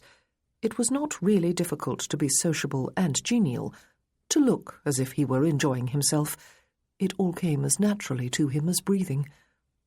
The Earl and Countess of Redfield to everyone's delight, danced the opening set with their guests, a slow and stately and old-fashioned quadrille. Portia was punishing him, Joseph thought, when the set began, by being late and stranding him on the sidelines. He had, of course, elicited the opening set with her. He went and talked with his mother and Aunt Clara and a couple of Kit's aunts. He soon had them laughing. Claudia was not dancing either. He had tried to stay far away from her since her arrival with the party from Lindsay Hall. He had not, though, been able to keep his mind off her, and now that he was standing in one place, talking and listening, he could not keep his eyes from her either. She looked very severe, even though she was wearing the prettier of her evening gowns. She was standing alone, watching the dancing. It amazed him that he had not seen through her disguise the moment he first set eyes on her in Bath, for that very upright, disciplined body was warm and supple and passion-filled, and that face with its regular stern features and intelligent grey eyes was beautiful. She was beautiful. Just last night, about this time. He deliberately shifted position so that he stood with his back to her, and he looked toward the ballroom doors. There was still no sign of Portia. He danced the next set with Gwen, who liked to dance despite her limp, and was pleased to see that Claudia was dancing with Rosthorn. When the set was over, he took Gwen to join a group that included Lauren and the Whitleafs. He commended Lauren on the festive appearance of the ballroom and on the early success of the evening. Should he have a maid sent up to Portia's room, he wondered, to make sure she had not eaten something that disagreed with her or met with some accident? It was strange indeed that she would miss a whole hour of the ball. But before he could make up his mind to take action, he felt a light touch on his shoulder and turned to find one of the footmen bowing to him and holding out a folded piece of paper. "I was asked to deliver this to you, my lord," he said, "after the second set." "Thank you," Joseph said, taking it. A reply to his note to Claudia, was it? He excused himself, turned away from the group, broke the seal, and opened the single sheet. It was from Portia. His eyes moved down to her signature first. He sincerely hoped she was not ill. His mind was already moving ahead to the summoning of a physician, without disrupting the ball, it was to be hoped. "Lord Attingsborough," he read, "it is with regret that I must inform you that upon mature reflection I find I cannot and will not endure the insult of a bastard daughter flaunted before me by my own affianced husband. I also have no wish to remain longer in a home in which only the Duke of Anbury and Lord and Lady Sutton were properly shocked by your vulgarity and prepared to take you to task for it. I will therefore be leaving before the ball begins. I am going with the Duke of Macleath, who has obliged me by offering to take me to Scotland to marry me. I will not flatter you by declaring myself to be your obedient servant." And then her signature. He folded the paper. Claudia, he noticed at a glance, was doing exactly the same thing some distance away. "Anything wrong, Joseph?" Lauren asked, setting a hand on his arm. "No, nothing," he said, turning his head to smile at her. "Portia has gone, that is all. She has eloped with Macleath." Which was an odd way of answering her question, he realized, even as he spoke. But his head was buzzing. "Excuse me?" he said, even as her eyes widened and her mouth formed into an O. He hurried from the ballroom and took the stairs 2 at a time up to the next floor. He knocked on Portia's door, and when there was no answer, opened it cautiously. It was in darkness, but even in just the dim light of the moon from outside, it was clear to him that she really was gone. Nothing adorned the top of either the dressing-table or the table beside the bed. The wardrobe was empty. Foolish woman, he thought. Foolish woman. Elopement was not the way to go. In the eyes of the world, she would have broken off her engagement to him in order to run off to Scotland with another man. She would be beyond the social pale. She would be ostracized. Poor Portia, of all people, so very proper and correct in all her dealings with society. And Macleith! Should he go after them? But they had at least an hour's head start, probably longer. And what was the point, even if he caught up with them? They were both mature adults. Perhaps she would find some measure of happiness with Macleith. She would, after all, be married to a duke immediately, instead of having to wait for the death of his father. And she would presumably live in Scotland, where perhaps the social stigma of having eloped would not attach so strongly to her. But foolish Portia, he thought, standing at the window looking out onto a darkened lawn. She might have broken off her engagement and returned to her parents, and then announced her forthcoming marriage to Macleith. It was unlike her to be rashly impulsive. He liked her the better for it. Claudia's letter, he assumed, had been from Macleith. He allowed his thoughts to dwell on her unchecked for the first time since his return to Elvesly last night. He hardly dared believe in his freedom. Even now he might go back down to the ballroom to find Portia there, come to her senses, and come back to Elvesly and him. There was only one way of finding out, he supposed. At first, Claudia had been rather relieved when Charlie did not appear to claim the opening set she had promised him. She really did not want this morning's question renewed, but then, after the set had begun, she felt somewhat annoyed. A gentleman she had met at the picnic yesterday had solicited her hand, and she had rejected him with the explanation that she had already promised the set. It felt a little humiliating to be forced to stand alone, watching everyone else below the age of 50 dancing, and perhaps that gentleman would think she had lied and simply did not wish to dance with him. Charlie really ought not to have put her in such an awkward position. It was not courteous, and she would tell him so when he finally came. Of course, the thought did cross her mind that perhaps he was punishing her for her rejection of his proposal this morning. But he had asked her for the set after she had said a very firm no. She danced the next set, a vigorous country dance, with the Earl of Rosthorn, and had just joined Anne and Sydenham afterward, when someone tapped her lightly on the shoulder. It was a footman, who had brought her a note. From Charlie? From Joseph? Charlie had still not put in an appearance. "Excuse me," she said, turning away slightly for some privacy, and then breaking the seal and unfolding the letter. It was from Charlie. She ignored a very slight feeling of disappointment. "My dearest Claudia," he had written, "it seems rather just to me that I should suffer now, as perhaps you suffered 18 years ago. For while I suffered then too, I was essentially the rejecter, as you are now, and it feels wretched to love yet be rejected. I will not wait for your answer this evening. You have already given it, and I would not distress you by forcing you to repeat it. Miss Hunt is unhappy too. She feels quite rightly that she has been badly used here. We have been able to offer each other some comfort today, and perhaps we will be able to continue to do so for a lifetime. By the time you read this, we ought to be well on our way to Scotland, where we will marry without delay. She will, I believe, be a conscientious wife and duchess, and I will be a dutiful husband. I wish you well, Claudia. You will always be to me the sister I never had, the friend who made my growing years happy ones, and the lover who might have been, had fate not intervened. Forgive me, if you will, for failing to keep my promise to dance with you this evening. Your humble, obedient servant, Macleith. Charlie. Oh, goodness.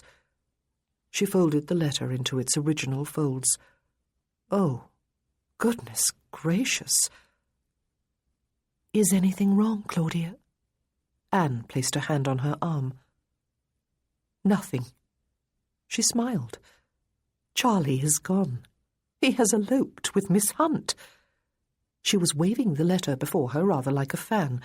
She did not know what to do with it. "I expect," Sydenham said, taking it from her and sliding it into his pocket, Tea is being served in the refreshment room. Come with Anne and me, Claudia, and I will fetch you a cup." "Oh, goodness," she said. "Thank you. Yes, that would be just the thing. Thank you." He offered his arm, and she took it before remembering that he did not have another arm to offer Anne. She looked around the ballroom. Charlie was definitely not here. Neither was Miss Hunt. Joseph had disappeared too. Did he know yet? Portia was not in the ballroom. Neither was Macleith, or Claudia. Sets were forming for the next dance, and the elder of the vicar's 2 daughters had no partner, though she smiled brightly at her mother's side, as if being a wallflower was the happiest fate she could possibly imagine. Joseph went and bowed to the mother, and asked if he might have the honour of leading her daughter out.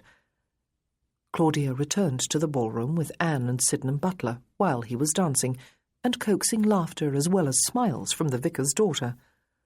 By the time he had returned the girl to her mother and made himself agreeable to them for a while, Susanna and Whitleaf, Gwen and Lily and Neville were also part of Claudia's group. And from the way they all turned to watch him as he approached, Joseph understood that Lauren must have found her voice after he left her earlier.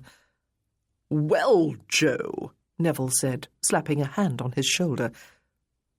"Well, Nev?" Joseph inclined his head to Claudia, who curtsied slightly in return. "I can see the word is out." "Only among a few of us," Gwen assured him. "Lauren and Kit do not want the Earl and Countess to be told yet. This is their evening, and it must not be spoiled in any way." "I am not about to step up onto the orchestra dais," Joseph said, "and make a public announcement." "This is a lovely ball," Susanna said, "and the next set is to be a waltz." Whitleaf took her hand, set it on his sleeve, and patted it. "We had better take our places, then," he said. No one moved, including the Whitleafs. "Miss Martin," Joseph bowed. "would you do me the honour of waltzing with me?" Despite the noise of conversation and laughter with which they were surrounded, it seemed to Joseph that every member of the group fell still and breathless, hanging upon the question and the answer that was yet to come. "Yes," she said. "Thank you, Lord Attingsborough." Under other circumstances he might have laughed aloud. She spoke in her schoolmistress voice. He smiled instead and offered his arm. She set her hand on it, and the whole group moved. One of Kit's cousins came to claim Gwen, and Whitleaf headed off for the dance floor with Susanna, Neville with Lily, and Sydenham Butler with his wife. They were going to waltz, apparently, despite his lack of one arm and one eye. Joseph and Claudia followed them. He faced her while all the other dancers were gathering around them. Their eyes met and held. "Are you upset?" he asked her. Typically, she gave her answer some consideration before speaking. "I am," she said then. "I loved him dearly when I was a girl, and unexpectedly I have come to like him again in the last few weeks. I thought we might enjoy something of a lifelong friendship. Now I suppose it will not happen. He is not perfect, as I thought him to be when I was a girl. He has character flaws, including a certain moral weakness and an inability to stand his ground in the face of change or disappointment. But we all have weaknesses. It is the human condition. I am upset at him, and even for him. He will not, I believe, be happy." She spoke gravely, her brow creased in thought. "Are you upset?" she asked. "I behaved badly," he said. "I ought to have told her about Lizzie before asking her to marry me. It ought to have been done privately. Instead, I kept quiet, and then humiliated her with a public announcement. And then I would not agree to her demands, which seemed quite reasonable to her, and probably would to most of polite society. She was without her parents or any of her family here, and could not turn to them for advice or support or comfort. And so she has done something which is uncharacteristically rash for her. Yes, I am upset." I have perhaps been the cause of her permanent ruin." It was a strange time and place for such a serious exchange. Colour and perfumes and voices and laughter surrounded them, all the festive accoutrement of a grand celebration. And then the music began, and he set his arm about her waist, took her hand in his as her other came to rest on his shoulder, and swung her into the waltz. For several minutes he had the peculiar sensation that he and Claudia were the focus of much attention. Almost everyone was dancing. When he glanced away from her, he could see Bewcastle dancing with the Duchess, and Holmere with the Marchioness. None of the four of them was looking his way. Neither were Lauren and Kit, or the Rosthorns, or Aidan Bedwin and his wife. They were all, apparently, wrapped up in their enjoyment of one another and the waltz, as were the couples with whom he had recently been conversing. And yet he had the strange feeling that they were all very aware of him, not just of him, and not just of Claudia, but of him and Claudia, as if they were not just wondering how he would react to the fact that his betrothed had eloped with another man, or how Claudia would react to her friend absconding with another woman, as if they were all wondering what would now happen to the two of them, to Joseph and Claudia, as if they all knew. "I feel very self-conscious," Claudia said. She was looking prim and rather tight-lipped. "Because of the waltz?" he asked her. "Because I feel as if everyone is looking at us," she said, "which is absurd. No one is, and why should they?" "Because they know," he suggested, "that we have both just been set free." Her eyes met his again, and she drew breath to speak, but she said only one word. "Oh," she said. He smiled at her. "Claudia," he said, "let's enjoy the waltz, shall we? And to hell with anyone who may be watching us." "Yes," she said primly, "to hell with them all." His smile broadened to a grin, and she threw back her head and laughed, drawing several direct glances their way.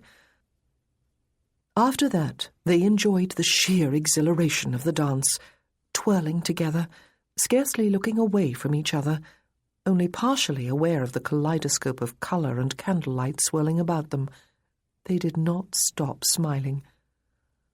"Oh," she said, when the music came to an end, and she sounded half regretful, half surprised to find herself brought back from the world they had inhabited together for almost half an hour. "Let's get out of here," he said. Her eyes widened. "There is still half an hour to supper time," he said, "and there is to be more dancing afterward. No one will be returning to Lindsay Hall for at least 2 hours. "It is not a mere stroll on the terrace you are suggesting, then?" she asked. "No." He released his hold on her and clasped his hands at his back. Around them there was a swell of conversation, the dance at an end. "The alternative is to spend the rest of the evening dancing with other partners and being sociable with other people." She looked back at him, some of the severity returning to her face. "I will go and fetch my shawl," she said. He watched her go. This was not going to be a comfortable thing, was it? For either of them. Being in love when one knew it could lead nowhere was one thing.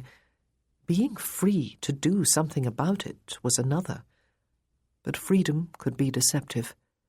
Even with Portia out of the picture, there were obstacles a mile high and 2 miles wide.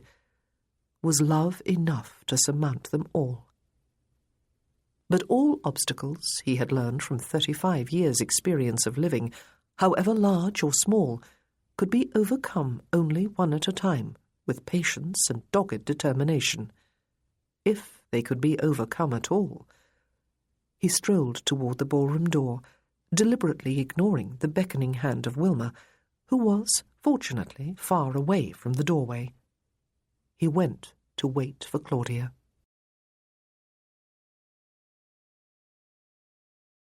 Chapter 23. Claudia had been very strongly of the opinion earlier, while she waltzed with Joseph, that they were being watched with interest as a possible couple.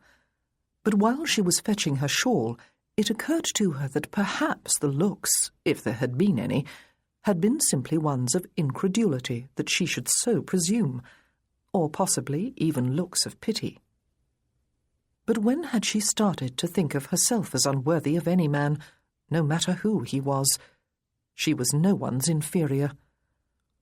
By the time she had made her way back to the ballroom and found Joseph waiting for her outside its doors, there was purposefulness in her stride and a martial gleam in her eye. And when had she started to think of him all the time as Joseph? "Perhaps," she said, "we ought to go for just a short stroll." He grinned at her. There was definitely a difference between a smile and a grin, and he grinned. She bristled with indignation. She was making a cake of herself in front of a large number of the aristocracy of England, and he was amused. He took her by the elbow and guided her toward the outdoors. "I have a theory," he said, "that your girls all obey you without question, not because they fear you, but because they love you." "A goodly number of them," she said dryly, "would be very interested to hear that, Lord Attingsborough. They might not stop laughing this side of Christmas." They stepped out onto the terrace. It was deserted, but by no means silent. There was the sound of music from the ballroom above.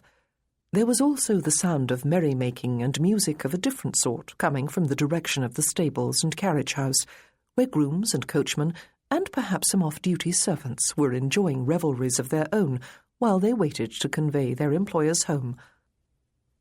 "I am Lord Attingsborough again, am I, Miss Martin?" he said, turning to walk in the direction of the stables. "Is it not a little ludicrous in light of last evening?" That irresponsibility had seemed somewhat excusable then, because it was never to be repeated. She had known that Miss Hunt would not break off her engagement permanently.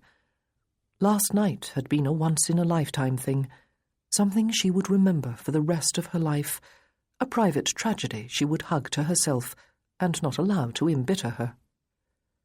The fact that Miss Hunt had ended the betrothal again tonight, and permanently this time, ought to have simplified her life, raised hope in her, made her happy, especially since he had immediately asked her to waltz with him and then asked her to walk out here with him. But her life seemed more complicated than ever. "If you could go back," he asked, somehow picking up her thoughts where he had interrupted them, "and refuse my offer to escort you and your 2 charges to London, would you do it?" Would she? Part of her said an unqualified yes. Her life would be as it had been if she had said no to him, quiet, ordered, familiar. Or perhaps not. Perhaps she would have met Charlie anyway at Susanna and Peter's concert, and perhaps she would have reacted slightly differently toward him. Without the existence of Joseph in her life, perhaps she would have fallen in love with Charlie again. Perhaps she would now be making a decision regarding him. Perhaps... No, it was impossible. It never would have happened. Though perhaps... "It is pointless to wish to change one detail from the past," she said. "It cannot be done. But even if it could, it would be foolish to do it. My life would have progressed differently if I had said no, even though it was only a few weeks ago. I do not know how it would have progressed." He chuckled before striding away from her into the revelries about the carriages and returning a few moments later with a lit lantern. "Would you do things differently?" she asked. "No." He offered his free arm and she took it. He was tall and solid and warm. He smelled good. He was handsome and charming and wealthy and aristocratic. He would be a duke one day. And he was very, very masculine. If she had ever dreamed, even at her age, of love and romance, and of course she had dreamed, it would have been of a man altogether different in almost every way. "What are you thinking?" he asked. They were walking down the main driveway, she realized, in the direction of the Palladian Bridge. It was rather a dark night, with high clouds hiding the moon and stars. The air was far cooler than it had been last evening. "Of the man of my dreams," she said. He turned his head toward her and lifted the lantern so that he could see her face, and she his. His eyes looked dark and unfathomable. "And?" he prompted. "A very ordinary, unassuming gentleman," she said, "with no title and no great wealth, but with an abundance of intelligence and good conversation." "He sounds dull," he said. "Yes, and that too," she said. "Dullness is an underrated quality." "I am not the man of your dreams, then?" he asked her. "No," she said, "not at all." They stepped onto the bridge and stopped by the stone parapet on one side to watch the water flow dark beneath on its way to the lake. He set down the lantern. "But then," she said, "I cannot possibly be the woman of your dreams." "Can you not?" he said. She could not see his face, the lantern being behind his head. It was impossible to know from his tone alone whether he was amused or wistful. "I am not beautiful," she said. "You are not pretty," he conceded. "You very definitely are beautiful." What a bouncer! He would carry gallantry to the end, would he? "I am not young," she said. "It is a matter of perspective," he said. "To the girls in your school you are doubtless a fossil. To an octogenarian you would appear to be a sweet young thing. But we are almost exactly the same age, and since I do not think of myself as old, far from it, I must insist that indeed you are young." "I am not elegant or lively or—" She ran out of ideas. "What you are," he said, "is a woman who has lost confidence in her beauty and charm and sexual attractiveness heartbreakingly early in life. You are a woman who sublimated her sexual energies into making a successful career. You are a woman of firm character and will and intelligence and knowledge. You are a woman bursting with compassion and love for your fellow creatures. And you are a woman with so much sexual love to give that it would take far more than your quiet, dull scholar to satisfy you, unless he too has hidden depths, of course. For the sake of argument, let us suppose that he does not, that he is simply ordinary and dull, with conversation to offer you, and nothing much else. No passion. He is not a dream man at all, Claudia. He is verging upon nightmare." She smiled, despite herself. "That is better," he said, and she realized that he could see her face. "I have a marked partiality for Miss Martin, schoolteacher, but it is possible that she might choose to be a cold bedfellow. Claudia Martin, the woman, would not be. Indeed, I have already had proof of it." "Lord Attingsborough," she began. "Claudia," he spoke over her. "We have had our fairly brief stroll. We can return to the house and ballroom now, if you wish. It is altogether possible that not above half of the guests here have noticed we are gone.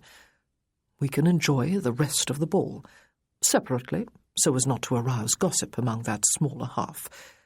And tomorrow I can come and take Lizzie, and you can return to Bath, and we can both deal with receding memories over the coming weeks and months. Or we can extend our stroll." She stared at him in the darkness. "This is one of those moments of decision," he said, "that can forever change the course of a life." "No, it is not," she protested. "Or at least, it is not more important than any other moment. Every moment is a moment of decision, and every moment turns us inexorably in the direction of the rest of our lives." "Have it your way if you must," he said, "but this moment's decision awaits us both. What is it to be? A desperate attempt to return to the way things used to be before I presented myself at Miss Martin's school for girls, a letter from Susanna in my coat pocket, or a leap in the dark, almost literally, and a chance for something new and very possibly quite wonderful, even perfect. "Nothing in life is perfect," she said. "I beg to disagree with you," he said.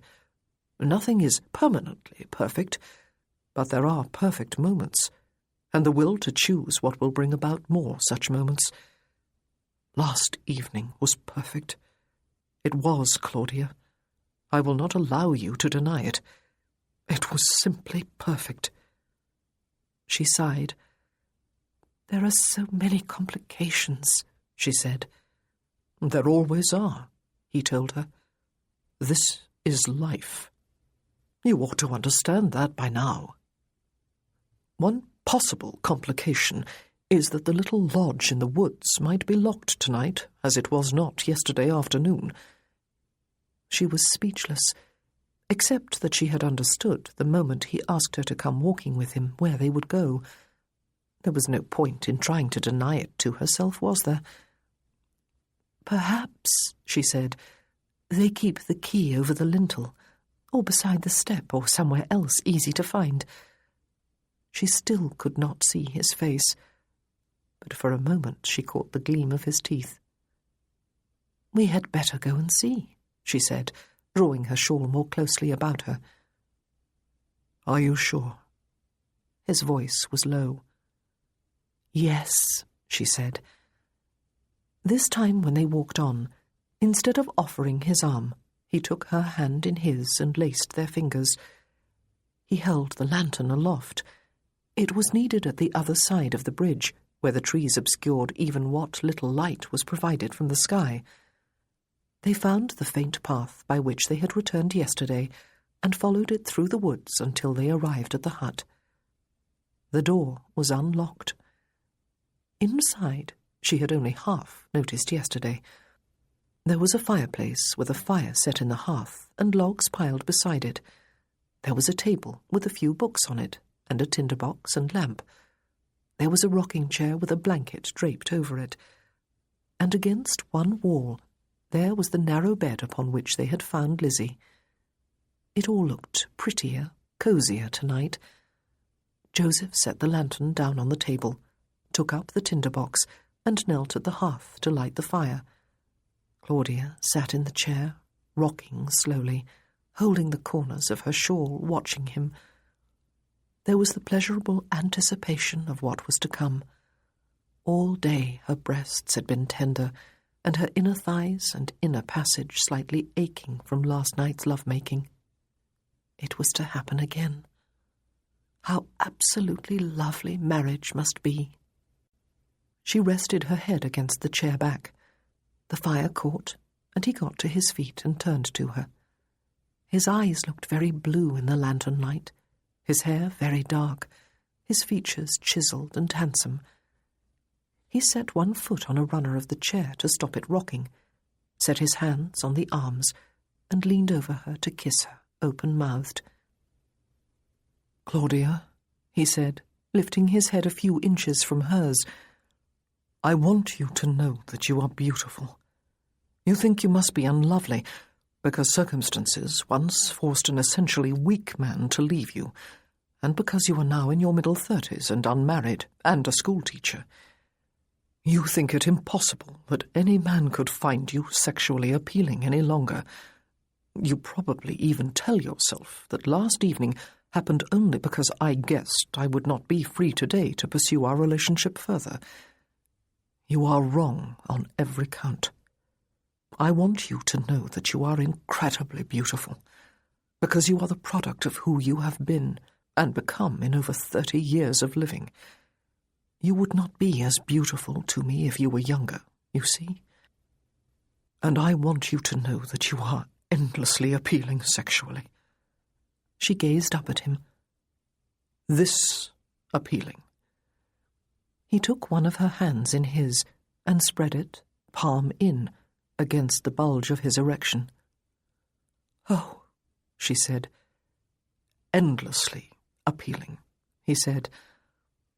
Her hand slid to her lap, and he reached up both hands to remove all the pins from her hair. She was going to have to repair it later, she thought, without benefit of a brush or a mirror, but she would think of that later. "It is a crime," he said, as her hair fell in heavy waves over her shoulders, "to dress this hair as ruthlessly as you do, Claudia." He took her hands in his and drew her to her feet. "You are not my dream woman. You are right about that. I could never have dreamed you, Claudia. You are unique. I am in awe. I am humbled." She gazed into his eyes to detect irony, or at least humour there, but she could see neither, and then she could see nothing very clearly at all. She blinked away tears, and then he leaned closer and licked them away with his tongue before drawing her closer and kissing her deeply. She was beautiful, she told herself, as they undressed each other slowly, pausing frequently to caress or embrace each other. She was beautiful. She ran her palms over the muscles and light hairs of his chest after removing his evening coat and waistcoat, his elaborately tied neckcloth and his shirt. And he moved his hands all over her before cupping her breasts, rubbing her nipples with his thumbs, and then bending his head to take them, one at a time, into his mouth, and suckling her so that raw desire stabbed downward into her womb and along her inner thighs. She would not feel self-conscious or inadequate. She was beautiful. And desirable. There was no doubt of that once she had removed his silk evening breeches and his stockings. She was desirable, and she was not the only one who was beautiful. She twined her arms about his neck, pressed her full naked length against his, and found his mouth with her own. When his tongue pressed into her mouth, she sighed. He was right. There were perfect moments, even though they were both pulsing with need. "I think," he said, drawing back his head to smile at her, "we had better make use of that bed. It will be more comfortable than the ground was last night." "But narrower," she said. "If we were planning to sleep, perhaps," he agreed, smiling at her in such a way that she felt her bare toes curl on the hard floor. "But we are not, are we? It is quite wide enough for our purpose." He drew back the blankets, and she lay down on the sheet and lifted her arms to him. "Come," she said. He came down on top of her, and she spread her legs and twined them about his. They were both ready. He kissed her and murmured low endearments against her ear. She kissed him back and twined her fingers in his thick hair. And then he slid his hands beneath her. She tilted herself to him, and he came inside her. His sigh still shocked her. She inhaled slowly as she adjusted her position to allow him full access, and closed her inner muscles about him. There could surely be no lovelier feeling in the world, though perhaps there could. He withdrew from her and pressed deep again, and repeated the action until she could feel his rhythm and match her own to it, and revel in the sheer carnality of their coupling. There could be no lovelier feeling than this, both during the first few minutes of controlled pleasure and during the final minute of deeper, more urgent love-making as the climax neared. And then it came, for both of them at exactly the same moment, and she opened to the outpouring of love and gave back in equal measure, and that was the loveliest feeling of all, though it was almost beyond feeling, and well beyond rational thought or words. She was beautiful, she was desirable, and finally, finally, she was simply woman. Simply perfect. No, she thought, as she gradually began to return to herself. She would not go back and change a single detail of her life, even if she could. There were all sorts of complexities, complications, impossibilities to face when she had been restored entirely to herself and sanity. But that time was not yet. There was this moment to live. He inhaled deeply and audibly, and then let the breath go on a sigh. "Oh, Claudia," he murmured, "my love." 2 words that she would treasure for a lifetime. Even the costliest jewel could not tempt her if it were offered in exchange for them. My love, spoken to her, Claudia Martin. She was one man's love. Just a few weeks ago, all this would have been quite beyond the bounds of credibility. But no longer. She was beautiful, she was desirable, and... She smiled. He had lifted his head and was looking down at her with heavy-lidded eyes, one hand smoothing back her hair from her face. "Share the thought," he said. She opened her eyes. "I am woman," she said. "Hard as this may be to believe," he said with laughter in his eyes, "I had noticed." She laughed. He kissed her eyelids one at a time before kissing her lips again. "It only astonishes me," he said, "that it seems like a novel idea to you." She laughed again. "You have no idea," she said, "how a woman's femininity becomes identified with an early marriage and the production of a number of children and the running of an orderly home." "You surely might have had those things if you had wished," he said. "Macleith cannot have been the only man who showed an interest in you when you were a girl." "I had other chances," she admitted. "Why did you not take any of them?" he asked her. "Because you loved him so dearly?" "Partly that," she said, "and partly an unwillingness to settle for comfort over integrity.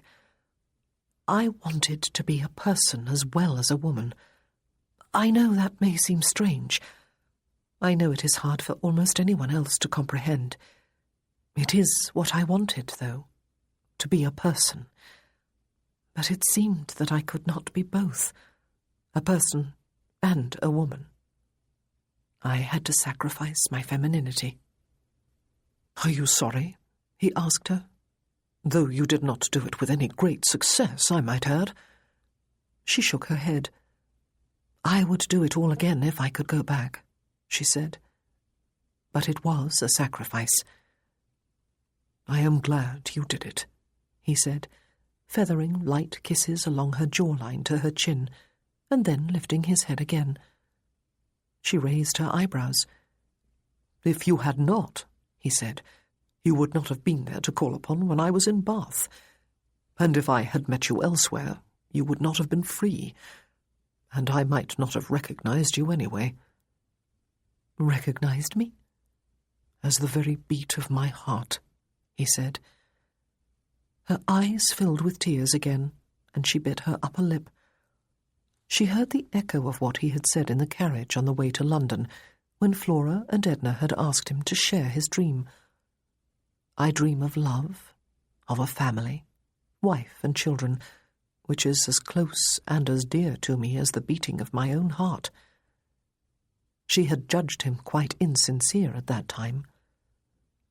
"Don't say things like that," she said. "What has this been about, then?" he asked, somehow turning them so that he lay on the inside of the bed, pressed against the wall, and she lay facing him, held firmly by his arms lest she fall off the bed. "Sex." She thought for a moment. "Good sex," she said. "Granted," he agreed. "I did not bring you here for good sex, though, Claudia. Or not just or even primarily for that." She would not ask him why then, but he answered the unspoken question anyway.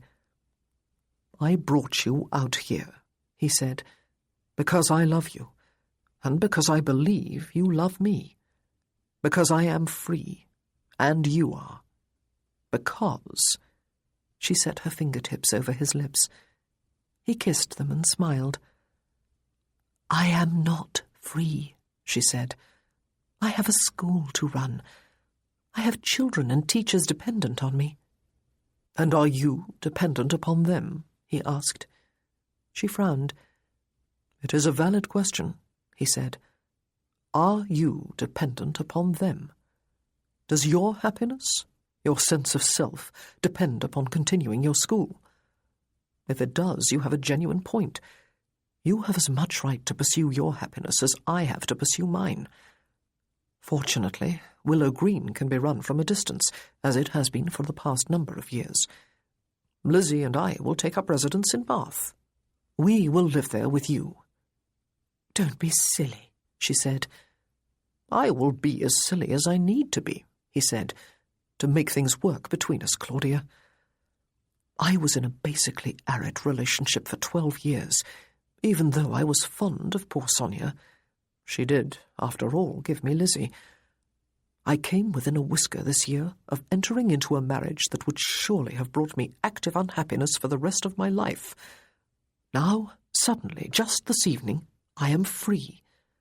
And at last, I want to choose happiness and love." "Joseph," she said, "you are an aristocrat. You will be a duke one day. My father was a country gentleman. I have been a governess or teacher for 18 years. You cannot just give up all you are to live at the school with me." "I would not have to give up anything," he said. "Nor could I if I wanted to. But one of us does not have to sacrifice our life for the sake of the other. We can both live, Claudia, and love." "Your father would have an apoplexy," she said. "Probably not," he said, "but the matter would admittedly have to be broached carefully with him, yet firmly. I am his son, but I am also a person in my own right." "Your mother "Would adore anyone who could make me happy," he said. "The Countess of Sutton." "Wilma can think or say or do what she likes," he said. "My sister is certainly not going to rule my life, Claudia, or yours. You are stronger than she is." "The ton "Can go hang for all I care," he said. "But there are precedents galore. Bewcastle married a country school teacher and got away with it. Why cannot I marry the owner and headmistress of a respected school for girls?" "Will you let me complete a sentence?" she asked him. "I am listening," he said. "I could not possibly live the life of a marchioness or a duchess," she said. "I could not possibly mingle with the ton on a regular basis. And I could not possibly be your wife. You need heirs. I am 35 years old." "So am I," he said, "and one heir will do, or none. I would rather marry you and be childless apart from Lizzie than marry someone else and have 12 sons with her." "That sounds all very fine," she said, "but it is not practical." "Good Lord, no," he agreed. "With all those boys, I would never know a moment's peace in my own home." "Joseph!" "Claudia." He set one finger along the length of her nose and smiled at her. A log crackled in the hearth and settled lower. The blaze began to die down. The little hut was as warm as toast inside, she realized. "There are some problems, admittedly," he said. "We are from somewhat different worlds, and it seems that they would make an awkward fit. But not an impossible one. I refuse to believe it. The idea that love conquers all may seem to be a foolishly idealistic one, but I believe in it nonetheless. How can I believe otherwise? If love cannot conquer all, what can? Hatred? Violence? Despair?" "Joseph," she sighed, "what about Lizzie?" "She loves you dearly," he said. "And if you marry me and come to live with us, she does not have to fear that you will take the dog away from her." "It is all quite impossible, you know," she said. but there is no conviction whatsoever left in your voice," he told her. "I am winning here, admit it." "Joseph." Once more her eyes filled with tears. "This is no contest. It is impossible." "Let's talk about it tomorrow," he said. "I'll come over to Lindsay Hall to see Lizzie, and you and I will talk. But perhaps you should have a word with my cousins before you leave here. Neville, Lauren, Gwen. Perhaps you had better not talk to Wilma, though she would be able to tell you the same thing. They will all tell you that I never played fair as a lad, that I always had to have my own way. I was quite detestable. I still do not play fair when I want something badly enough." He had snuggled closer, if that were possible, while he talked, and was now nuzzling her ear and the side of her neck, while smoothing his hand over her hip and buttock, and along her spine until her toes curled again. "We had better dress and go back to the house," she said. "It would be too shameful if everyone were ready to return to Lindsay Hall, and I was nowhere to be found." He said into her ear. "In a moment, or several moments might be better." And he moved them again, so that this time he was lying on his back, and she was lying on top of him. "Love me," he said. "Never mind practicalities or impossibilities. Love me, Claudia, my love." She spread her legs to set her knees on either side of his hips, and raised herself onto her arms to look down at him. Her hair fell forward to form a sort of curtain about them. "Once upon a time," she said, sighing one more time, "I thought I was a woman of firm will." "Am I a bad influence on you?" he asked. "You certainly are," she said severely. "Good," he said, and grinned. "Love me." She did.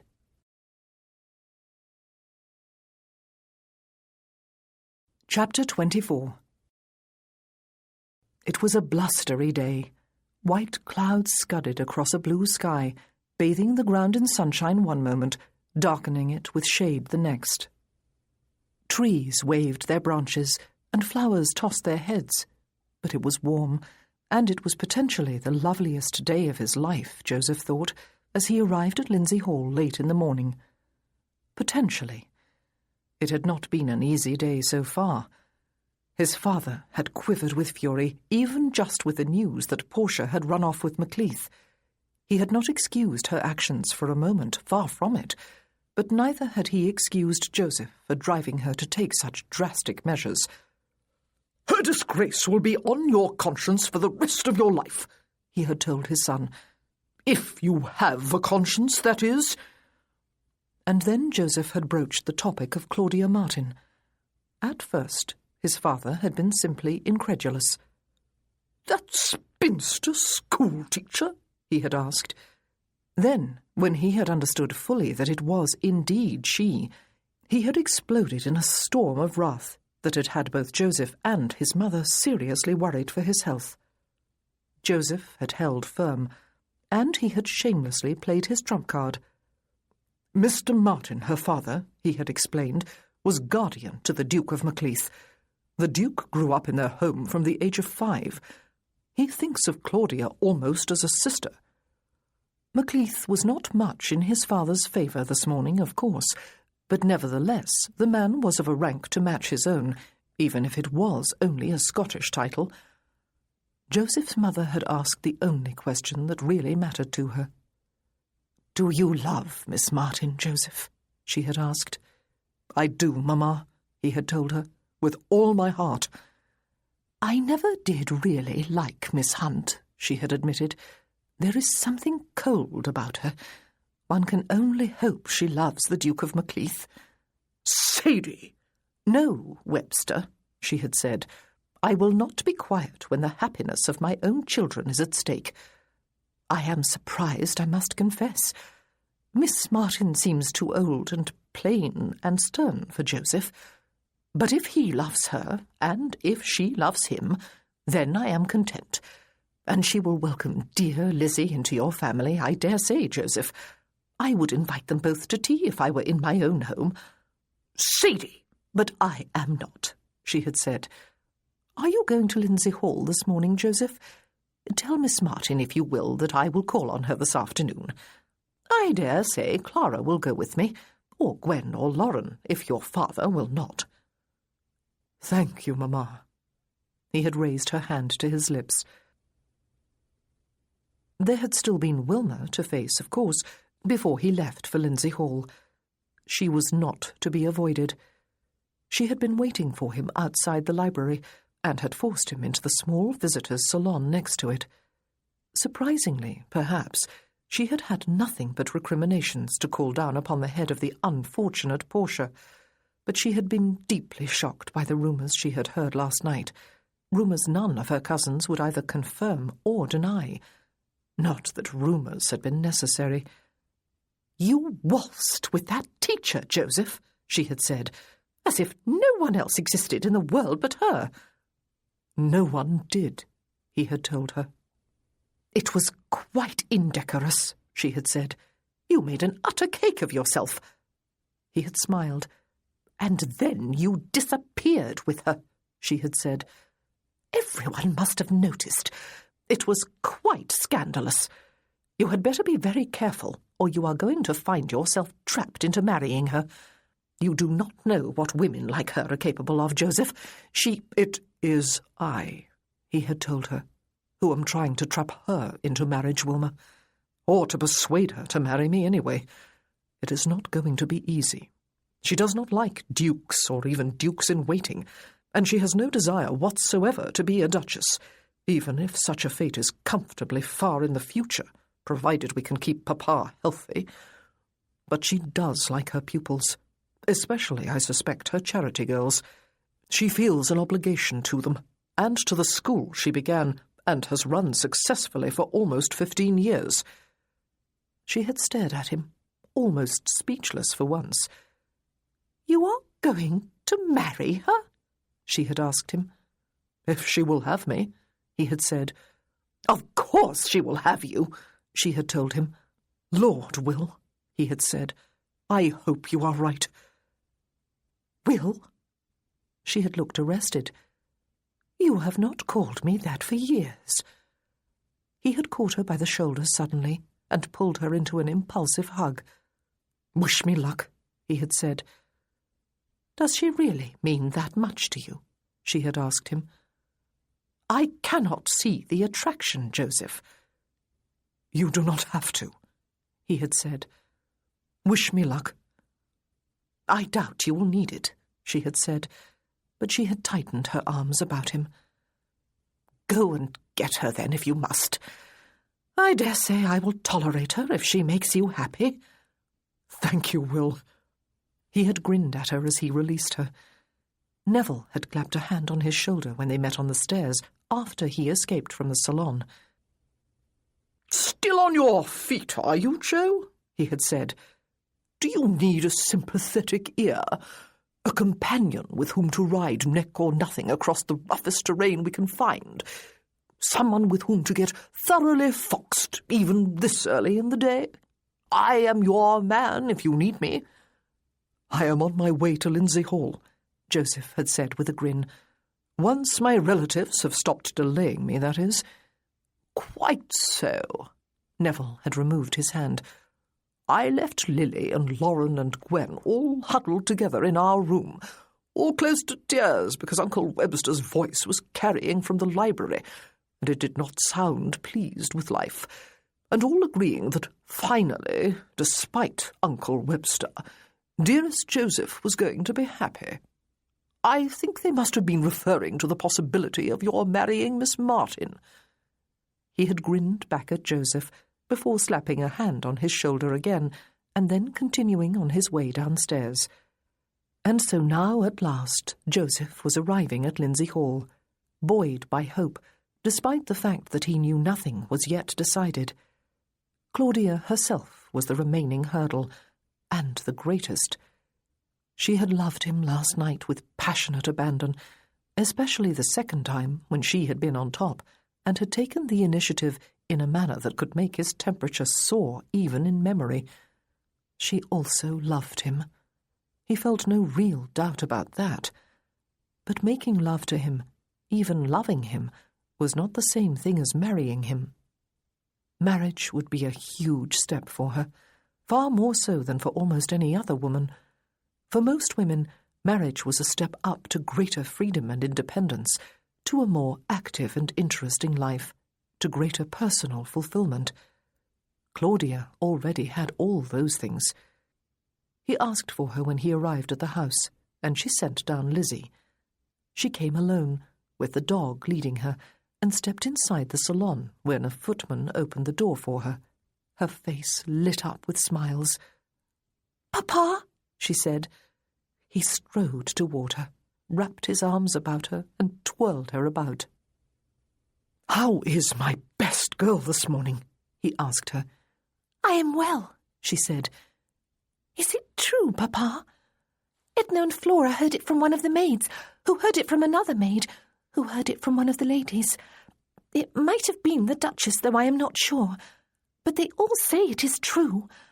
Has Miss Hunt gone away?" "Ah, it is true," he said. "Never to return?"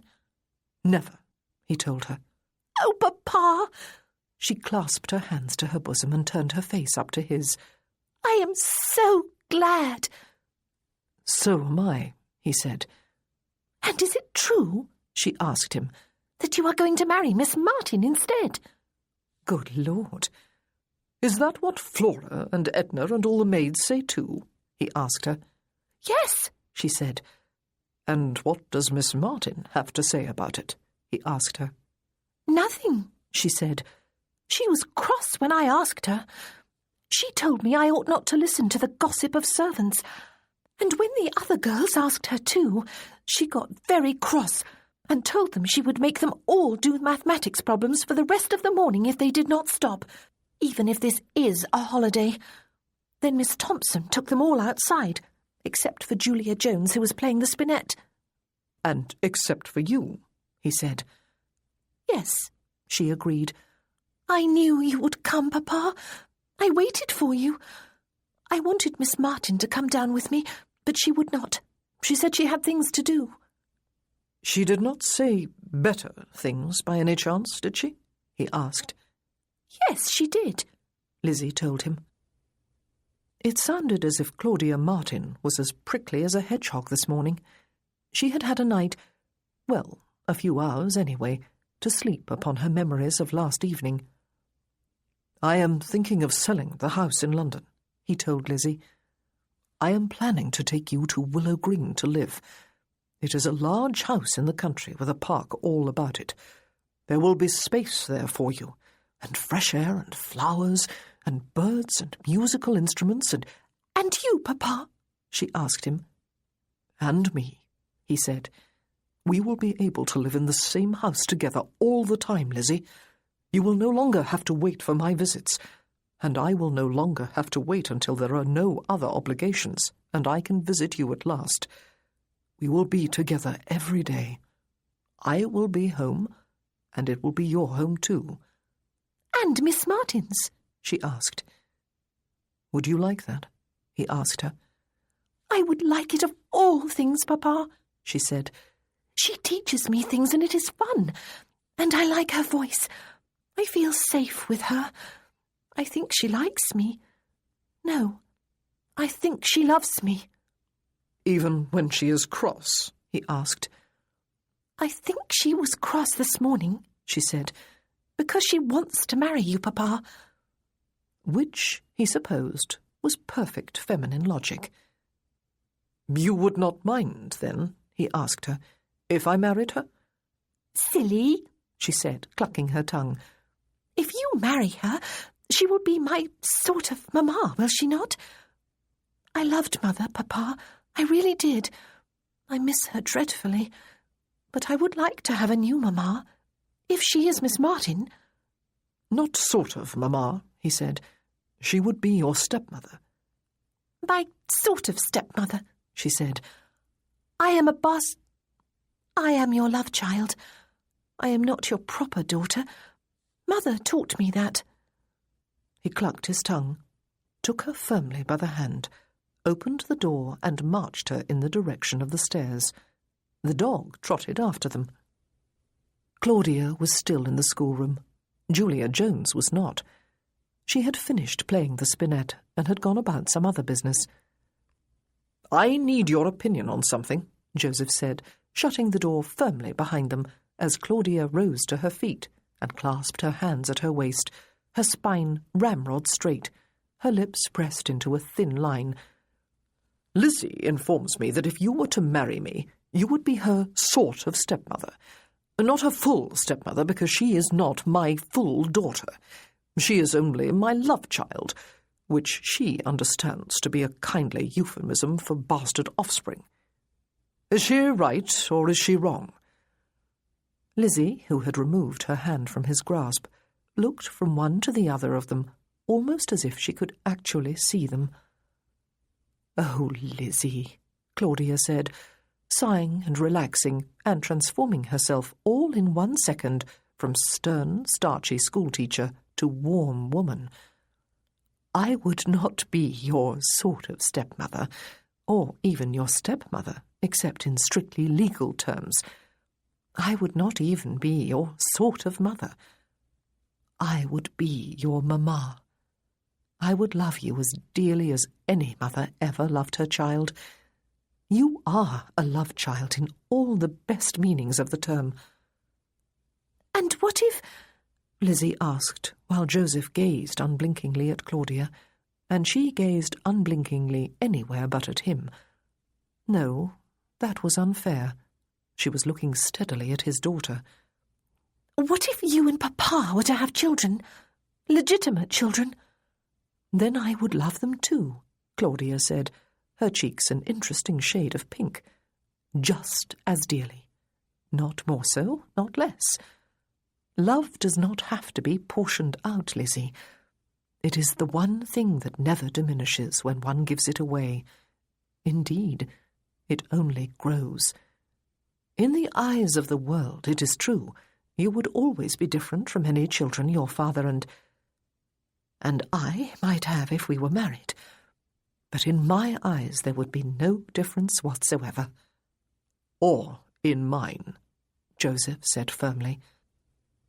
"We are going to live at Willow Green, the 3 of us," Lizzie said, walking toward Claudia with her hands outstretched, until Claudia took them in hers.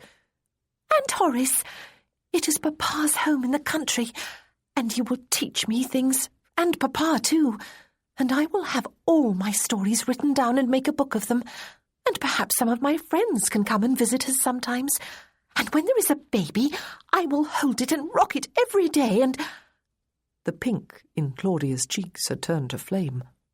"Lizzie," she said, squeezing the girl's hands, "I have a school to run in Bath. I have girls waiting for me there and teachers. I have a life waiting for me there." Lizzie's face was upturned. Her eyelids were fluttering, her lips moving even before she spoke. "Are those girls more important than me, then?" she asked. "Are those teachers more important than Papa? Is that school nicer than Willow Green?" Joseph spoke at last. "Lizzie," he said, "that is unfair. Miss Martin has her own life to live. We cannot expect her to marry me and come to Willow Green with us just because we want her to, because we love her and do not know quite how we will live without her." He was looking at Claudia, who was obviously in deep distress, until his final words. Then she looked indignant. He risked a grin. Lizzie drew her hands free. "Do you not love Papa?" she asked. Claudia sighed. "Oh, I do," she said. "But life is not that simple, Lizzie." "Why not?" Lizzie asked. "People always say that. Why is life not simple? If you love me, and you love Papa, And we love you. What could be simpler? I think, Joseph said, we had better go out for a walk. This triangular discussion is definitely not fair to Miss Martin, Lizzie. It is 2 against 1. I will raise the matter with her again when we are alone together. Here, take the dog's leash and show us how you can find your way out of the house and around to the lake without any other help. Oh, I can, she said, taking the leash. Watch me. I intend to, he assured her. But as the 3 of them stepped outside a couple of minutes later, Lizzie stopped and cocked her head. Even above the sound of the water gushing from the great fountain, she could hear something else, it seemed. Miss Thompson and the other girls were approaching. She held up a hand in greeting and called to them. Molly, she cried. Doris, Agnes. The whole group approached and bobbed curtsies. I am going to come with you, Lizzie announced. My papa wants to be alone with Miss Martin. He says it is unfair to her for there to be 2 against 1. Miss Thompson regarded her employer with pursed lips and eyes that danced with merriment. You will not be leaving today after all, then, Claudia, she said. I shall let Wulfric know. Go and enjoy your walk. And she shepherded the girls, Lizzie included, back into the house. Right, Joseph said, offering his arm. It is 1-on-1, fair odds, a fair fight. If you wish to fight, that is. I would far prefer to plan a wedding. She clasped her hands firmly at her waist and turned in the direction of the lake. The brim of her straw hat, the same one as usual, waved in the wind. Eleanor had been waiting up for her last night, or rather early this morning. Claudia had poured out much of the evening's proceedings, and Eleanor had quite possibly guessed the rest. She had repeated her offer to take over the running of the school, even to purchase it. She had urged Claudia to think carefully, not to choose impulsively, and not to think in terms of what she ought to do rather than what she wished to do. I suppose, she had said, it is a cliché and an oversimplification to advise you to follow your heart, Claudia, and I am not at all qualified to offer such advice, am I? But, well, this is really not my business, and it certainly is long past my bedtime. Good night. But she had poked her head back about the door seconds after leaving the room. I am going to say it anyway, she had said. Follow your heart, for goodness sake, Claudia, you silly thing. By this morning, it seemed that everyone knew. It was all excruciatingly embarrassing, to say the least. I feel, she said as she strode in the direction of the lake, Joseph beside her, as if I were on the stage of a theatre, with a vast audience gathered all about me. Waiting with bated breath for your final lines, he said. I cannot decide if I am part of the audience, Claudia, or a fellow actor. But if I am the latter, I cannot have rehearsed with you, or I would know what those final lines are. They walked in silence until they came to the bank of the lake. It is impossible, she said, noticing that the wind was creating white-topped waves on the water. No, he said, not that. Not even improbable. I would call it probable, but by no means certain. It is that small amount of uncertainty that has my heart knocking against my ribs, and my knees feeling inadequate to the task of holding me upright, and my stomach attempting to turn somersaults inside me. Your family would never accept me, she said. My mother and my sister already have, he told her, and my father has not disinherited me. Could he? She asked. No. He smiled, but he could make my life dashed uncomfortable. He will not do so. He is far fonder of his children than he will ever admit, and he is far more firmly under my mother's thumb than he knows. I cannot give you children, she said. Do you know that for certain? He asked her. No, she admitted. Any girl fresh from the schoolroom might not be able to if I married her, he said. Many women cannot, you know. And perhaps you can. I hope you can, I must confess. There is all that dreary business of securing the succession, of course, but more important than that, I would like to have children with you, Claudia. But all I really want is to spend the rest of my life with you. And we would not be childless. We would have Lizzie. I cannot be a marchioness, she said, or a duchess. I know nothing about what would be expected of me, and I am far too old to learn. I am not sure I would want to learn anyway. I like myself as I am. That is a conceited thing to say, perhaps, and suggests an unwillingness ever to change and grow. I am willing to do both, but I would rather choose ways in which to grow. Choose to change sufficiently to allow me into your life, then, he said. Please, Claudia, it is all I ask. If you are not willing to have Lizzie and me live in Bath with you, then come to live at Willow Green with us. Make it your home. Make it your life. Make it anything you want. But come. Please come. She felt all the unreality of the situation suddenly. It was as if she took a step back from herself and saw him as a stranger again, as he had first appeared to her in the visitors' parlour at school. She saw how very handsome and elegant and aristocratic and self-assured he was. Could he possibly now be begging her to marry him? Could he possibly love her? But she knew he did, and she knew she could hold this image of him in her mind for no longer than a few seconds. Looking at him again, she saw only her beloved Joseph. I think we should make Willow Green like my school, she said. Only different. The challenge of educating Lizzie, when I thought she might be a pupil, has excited me, for of course I have seen that it is altogether possible to fill her with the joy of learning. I do not know why I have never thought of including children with handicaps among my pupils. There could be some at Willow Green.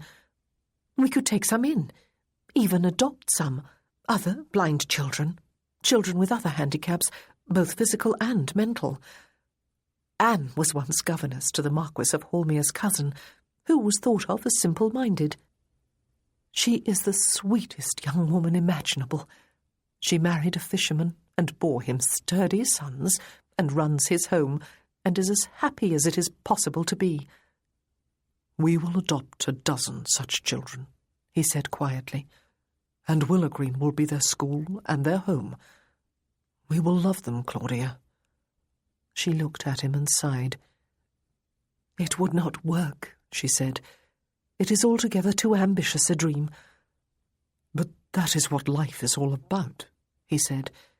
It is about dreaming, and making those dreams come true with effort and determination. And love. She stared mutely at him. That was when they were interrupted. The Marquis and Marchioness of Holmere, with their 2 elder children, and the Earl and Countess of Rosthorne, with their boys, appeared from among the trees, returning, it seemed, from a walk.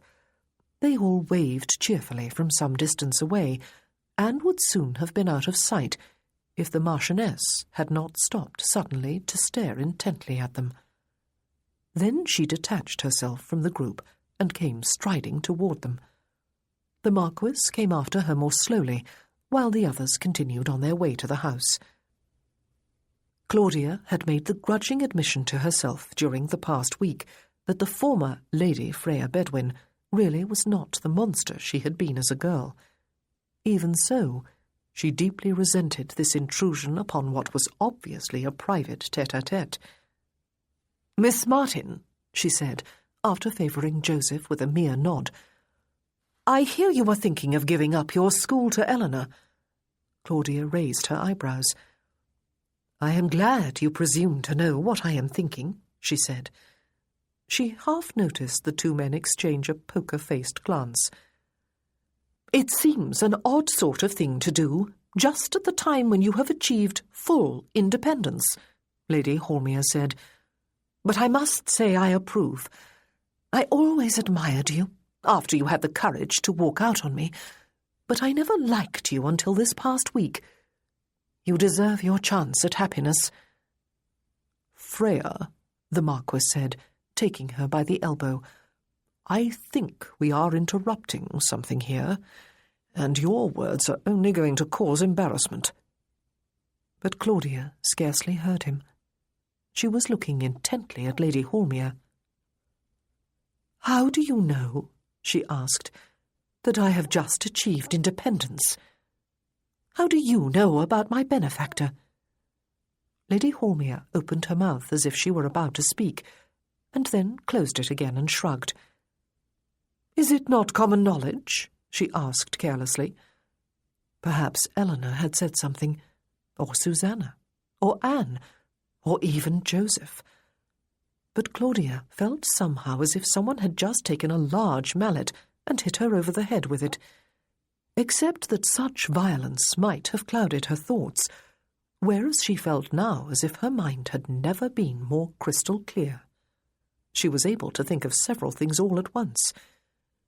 She thought of Anne, by some very strange coincidence, applying to Mr. Hatchard for a teaching position at her school when she lived a mere stone's throw from the Marquis of Hormier's home in Cornwall.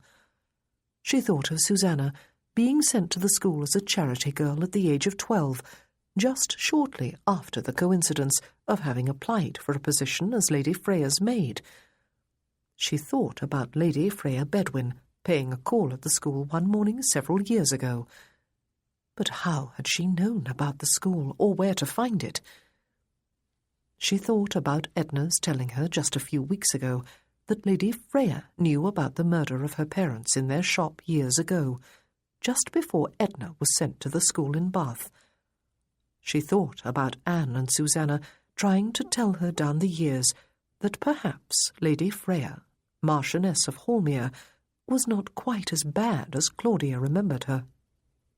She thought about the fact that when Lady Hormier and her sister-in-law had needed new governesses for their children, they had looked for them in her school. She thought, if the truth were a large mallet, she thought, it surely would have flattened her head to her shoulders years ago. It was you, she said. The words came out as little more than a whisper. It was you. Lady Hormier raised haughty eyebrows. It was you, Claudia said again. You were the school's benefactor. Oh, the devil, Joseph said. Now you have done it, the Marquis of Hormier said, sounding amused. The proverbial cat is out of the proverbial bag. Free! It was you! Claudia stared at her former pupil, horrified. Lady Hormier shrugged. I am very wealthy, she said. You were a girl when I opened the school. Wolfe was a Gothic guardian in many ways, Lady Hormier said, but he was remarkably enlightened when it came to money. We all had access to our fortunes when we were very young. Why? Lady Hormier tapped her hand against her side, and Claudia sensed that she would have been more comfortable if she had been holding a riding crop. She shrugged again. Nobody but you ever stood up to me, she said, until I met Joshua. Wulfric did, of course, but that was different. He was my brother. I resented the fact that my father and mother had died and left us, I suppose. I wanted to be noticed.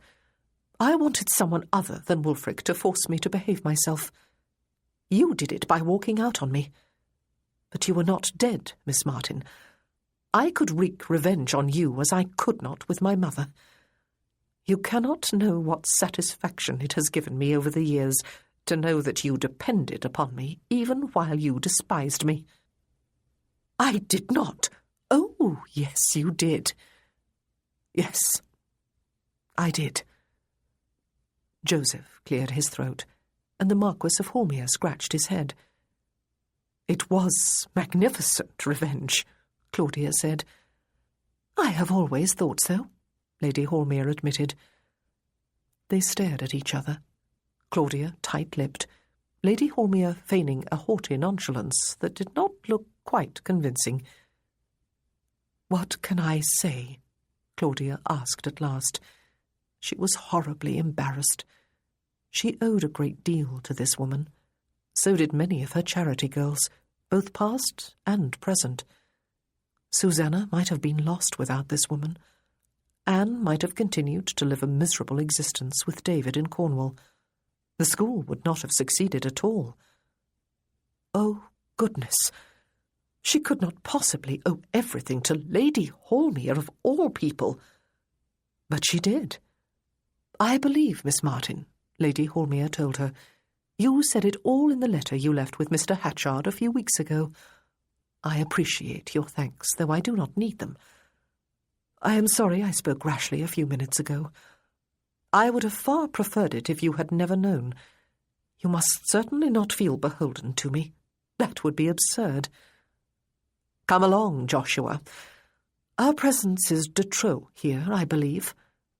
"Which I tried to tell you a few minutes ago, sweetheart," he said. Claudia held out her right hand. Lady Hormere looked at it, her expression at its haughtiest again, and then placed her own in it.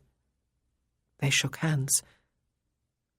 "Well," Joseph said as the other two walked away, "this stage play is full of unexpected twists and turns. But I believe the closing lines are about to be spoken, love, and they are yours. What are they?" She turned to look fully at him. "How foolish a notion independence is," she said. "There is no such thing, is there? None of us is ever independent of others. We all need one another." She stared at him, exasperated. "Do you need me?" "Yes," he said. "And I need you," she told him. "Oh, Joseph, how I need you! Changing my life into a wholly new course is going to be just as terrifying this time as it was when I was 17, I am sure. But if I could do it then, when I had lost a love, I can certainly do it now when I have found one. I am going to do it. I am going to marry you." He smiled slowly at her. "And so we come to the epilogue," he said. And he went down on one knee and arranged himself in picturesque and deliberately theatrical fashion on the grass, the lake behind him. He possessed himself of one of her hands. "Claudia, my dearest love," he said, "will you do me the great honour of becoming my wife?" She laughed, though actually it came out sounding remarkably like a watery gurgle. "You look quite absurd," she said, "and really rather romantic, and impossibly handsome. Oh, of course I will. I have just said so, have I not? Do get up, Joseph. You are going to have grass stains on the knee of your pantaloons."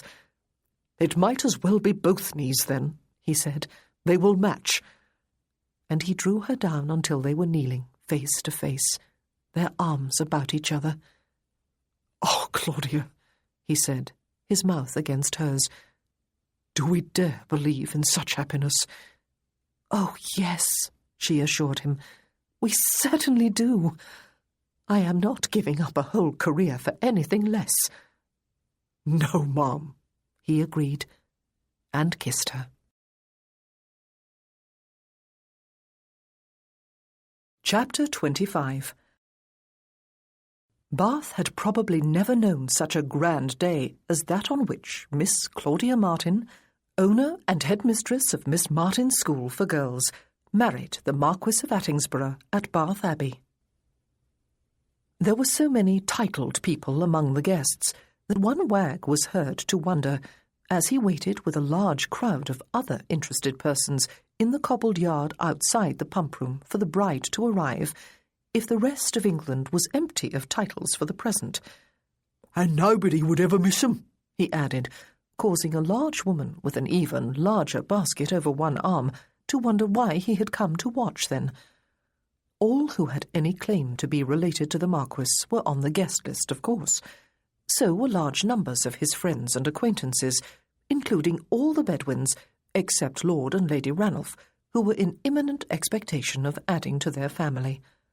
The Duke of Bewcastle had permitted his Duchess to attend with him, since Bath was not very far from home, and she had been enjoying vigorous good health despite her delicate condition. Claudia did not fail to see the irony of it all. Indeed, while Frances's personal maid, brought to the school for the express purpose of dressing her hair, was in the middle of creating a style that was elegant but not too fussy, she started to laugh and could not stop. The poor maid was forced to pause in her task of forming a cluster of smooth curls to replace the usual simple knot at Claudia's neck. Susanna, Frances and Anne were all crowded into the bedchamber watching. Eleanor and Lila Walton had already left for the Abbey with a neat crocodile of boarders and charity girls, all in their best dresses and on their best behaviour. The day pupils would attend with their parents. The non-resident teachers would be there too. "This is going to be the most absurd marriage ever," Claudia said between laughs. "I could not have imagined anything more bizarre in my oddest dreams." "Absurd," Susanna said, looking from Anne to Frances.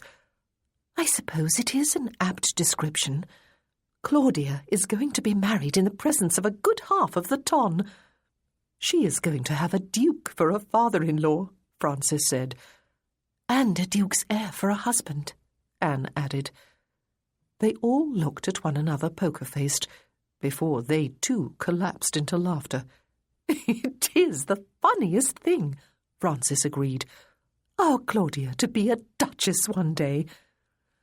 "It is a just punishment for all my sins," Claudia said, sobering as her attention returned to her image in the glass, and she saw all the splendour of her new apricot-coloured dress, with the frivolous new straw hat that Frances's maid was just pinning to her hair above the luscious curls at her neck. A straw hat in early October. Goodness, did she really look 10 years younger than she had just a few months ago? Surely it was just her imagination. But her eyes looked larger than she remembered them, and her lips fuller. There was surely more colour in her cheeks. "But who," Susanna said, "could resist Joseph's charms? I have always been exceedingly fond of him since Lauren first introduced me to him, but he has risen immeasurably in my estimation since he had the good sense to fall in love with you, Claudia." "And who," Anne said, "could possibly resist a man who dotes so much on his child, especially his blind, illegitimate child?" "It is a very good thing that we have Lucius and Sydenham and Peter," Frances said. "We might be mortally jealous of you, Claudia." Claudia swivelled on the stool. The maid tidied the top of the dressing-table and left the room. "Is it natural," Claudia asked, "for a wedding day to evoke such opposite emotions? I am so happy that I could fairly burst, and I am so sad that I could weep." "Don't do it," Susanna said. "You will make your eyes red and puffy." As they had been last evening, it had started with the final farewell dinner in the school dining hall, to which the day pupils had stayed, and the surprise concert and speeches that had followed it. It had continued with the exchange of hugs and final words with every pupil and teacher, and it had concluded with a couple of hours in Claudia's private sitting-room, soon to be Eleanor's, talking and reminiscing with these 3 friends and Lila and Eleanor. "I was happy teaching here," Anne said now, "and I was not at all sure I would be happy with Sydenham when I married him. But I am, and you will be with Joseph, Claudia. You already know it." "It is perfectly natural to be sad," Frances assured her. "I had Lucius and the promise of a singing career to go to when I married, but I had been happy here. It was my home, and my dearest friends were here. Susanna got to her feet and hugged Claudia carefully so as not to disturb either her hair or her hat. "This school was home and family to me," she said. "I was taken in here at the age of 12, when I had nowhere else to go, and I was educated and loved. I would never have left if I had not met Peter, but I am very glad I did, for the obvious reason, and because I could not bear now to be the last one of us to be left here. I am that selfish, you see, but I cannot tell you how happy I am for you, Claudia." "We had better go," Anne said. "The bride must not be late, and we must be at the Abbey before her. And what a very lovely bride! That colour is perfect on you, Claudia." "I love the hat," Susanna said. Claudia held back her tears as each of them hugged her and went down to the carriage that was awaiting them. After they were gone, she drew on her gloves and looked one last time around her bedchamber. Already it looked empty. Her trunk and bags had already been removed earlier in the morning. She went into her sitting room and looked around it. All her books were gone. It was hers no longer. For the past week, the school had officially been Eleanor's. After today, it would be Miss Thompson's school for girls. It was a terrible thing to leave one's life behind. She had done it once before, and now she was doing it again. It was like being born again, leaving the safe comfort of the womb to brave the vast unknown. It was a terrible thing, even though she ached with longing for the new life, for the home that awaited her, for the brave, intelligent, blind child who would be her daughter, for the other child who would be born in a little more than 6 months. She had told no one yet except Joseph yesterday when he had arrived from Willow Green, and for the man who had stepped into her school almost 4 months ago, and into her heart not long after. Joseph. And then she went downstairs, where the servants were lined up to say goodbye to her. She held her poise and had a final word with each, most of whom were in tears. Mr. Keeble was not. He stood woodenly by the outer door, waiting to open it for her. And somehow, saying goodbye to him, her elderly, crotchety, loyal porter, became the hardest thing of all. He bowed to her, somehow setting his boots to creaking, but she would have none of such formality. She hugged him and kissed his cheek, and then nodded briskly for him to open the door, and hurried outside, where Joseph's coachman was waiting to hand her into his carriage. She would not weep, she thought, as the door closed and the carriage rocked into motion, and she left behind the school and 15 years of her life for the last time. She blinked her eyes several times. She would not weep. Joseph was awaiting her at the Abbey. So was Lizzie. So was a church full of aristocrats. It was that thought that rescued her. She first smiled, and then laughed to herself as the carriage turned onto the long length of Great Pulteney Street. Absurd indeed. One of God's little jokes, perhaps. If so, she liked his sense of humour. Not so long ago, it seemed, Joseph had stood beside Neville at the front of a church, awaiting the arrival of a bride. He had been the best man then, Nev the bridegroom. Now the situation was reversed, and Joseph understood why his cousin had been quite unable to sit or stand still on that occasion, and why he had complained about the tightness of his neckcloth. It was absurd to imagine that Claudia simply would not show up. She had agreed to marry him, and she had written to him every day, as he had to her, since July, except during the 10 days late in August when he had brought Lizzie to Bath. She had also burned her bridges by selling the school to Miss Thompson. She had instructed Hatchard, her man of business in London, to keep an eye out for young children with handicaps and no home. And if all those things were not enough to reassure him, There was the dizzying new fact that she had confided to him only yesterday. She was increasing. They were going to have a child of their own. He still had not quite absorbed this new knowledge to the full, though he had raged at her for all of 30 seconds after she told him, before grabbing her and half squeezing the life out of her.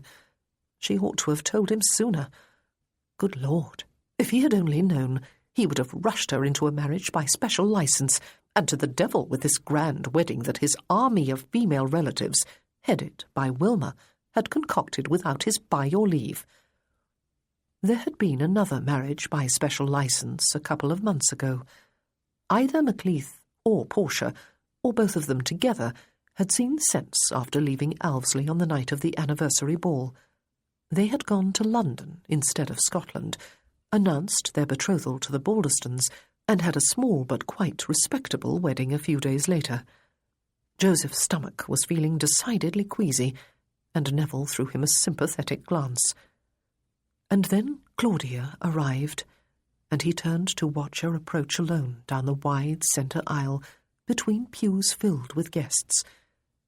She was beautiful. She was... How had she described herself once after they had made love? Ah, yes. She was woman. Schoolteacher, businesswoman, friend, lover. All the things she was and had ever been were overlaid by that one central fact. She was simply woman. Typically, she was simply, neatly, elegantly dressed, with the exception of the absurdly pretty straw hat that sat atop her head, tilted slightly forward. He smiled, at the hat, at her. She smiled back, and he forgot about the hat. Ah, Claudia! They turned together to face the clergyman.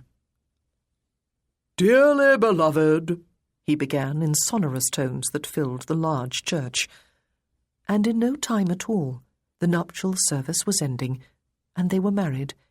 He and Claudia Martin, now Claudia Fawcett, Marchioness of Attingsborough, for the rest of their lives, until death them did part, through good times and bad, sickness and health.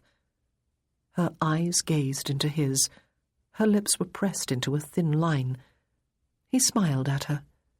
She smiled back, and the summer sun, gradually receding into autumn beyond the abbey doors, shone warm and bright through her eyes. They signed the register, and then began the long walk up the nave of the abbey, past smiling guests, who would soon crowd into the upper assembly rooms for the wedding breakfast. It was Claudia who stopped at the second pew, where Lizzie was sitting between Anne Butler and David Jewell, gorgeously clad in a froth of pink lace, with a matching satin bow in her hair. Claudia leaned past her friend, whispered something to his daughter, and drew her to her feet. And so, with half the beau monde watching, they walked up the nave, the three of them, Lizzie in the middle, her arms linked through theirs, looking radiantly happy. There were those who would be scandalized at the sight. They could go hang for all Joseph cared. He had seen his mother smiling at them, and Wilma wiping a tear from her eye. He had seen his father gazing sternly at them, a look of fierce affection in his eyes. He smiled at Claudia over the top of Lizzie's head. She smiled back, and they stepped out of the church into the pump-room yard, which was surely as crowded as the abbey behind them. Someone cheered, and almost everyone else joined in. The abbey bells were ringing. The sun was breaking clear of the cloud cover. "I love you," he mouthed to Claudia, and her eyes told him that she had heard and understood. Lizzie tipped back her head and looked from one to the other of them as if she could see them. She laughed. "Papa," she said, "and Mamma." "Yes, sweetheart." He bent to kiss her cheek, and then, to the noisy delight of the spectators and the few guests who had already spilled out of the abbey behind them, he leaned across her and kissed Claudia on the lips. "Both my sweethearts," he said. Claudia's eyes were bright with unshed tears. "I am not going to be a watering pot now of all times," she said in her schoolmistress voice. "Take us to the carriage, Joseph." Lizzie nestled her head against her shoulder. "This instant," Claudia said, in a tone that must have had 15 years' worth of pupils jumping to attention. "Yes, ma'am," he said, grinning. "No, make that 'Yes, my lady.'" They were all laughing as he hurried them across the yard, past crowds of well-wishers, and finally through the stone arches and a tunnel of assorted cousins and Bedouins, all of whom had sneaked out early and armed themselves with flower petals. By the time they reached the street and the carriage, Claudia had an excuse for the tears that trickled down her cheeks. They were tears of laughter, she would have said, if he had asked. He did not.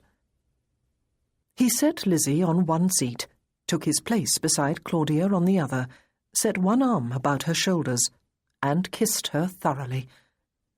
"What are you doing, Papa?" Lizzie asked. "I am kissing your mamma," he told her. "She is also my bride, remember?" "Oh, good," she said, and laughed. So did Claudia. "Everyone will see," she said. "Do you mind?" He leaned back from her to note again how vibrantly beautiful she looked. "Not at all," she said, lifting her hand to his shoulder and drawing him back toward her as the carriage moved forward on its way to the upper rooms. "This is the happiest day of my life, and I do not care if the whole world knows it." And she leaned forward, took Lizzie's hand in hers and squeezed it, and then kissed him. He spread his hand over her abdomen, which surely was slightly rounded already. All his family was here, his present and his future, his happiness. Love. I dream of love, of a family, wife and children.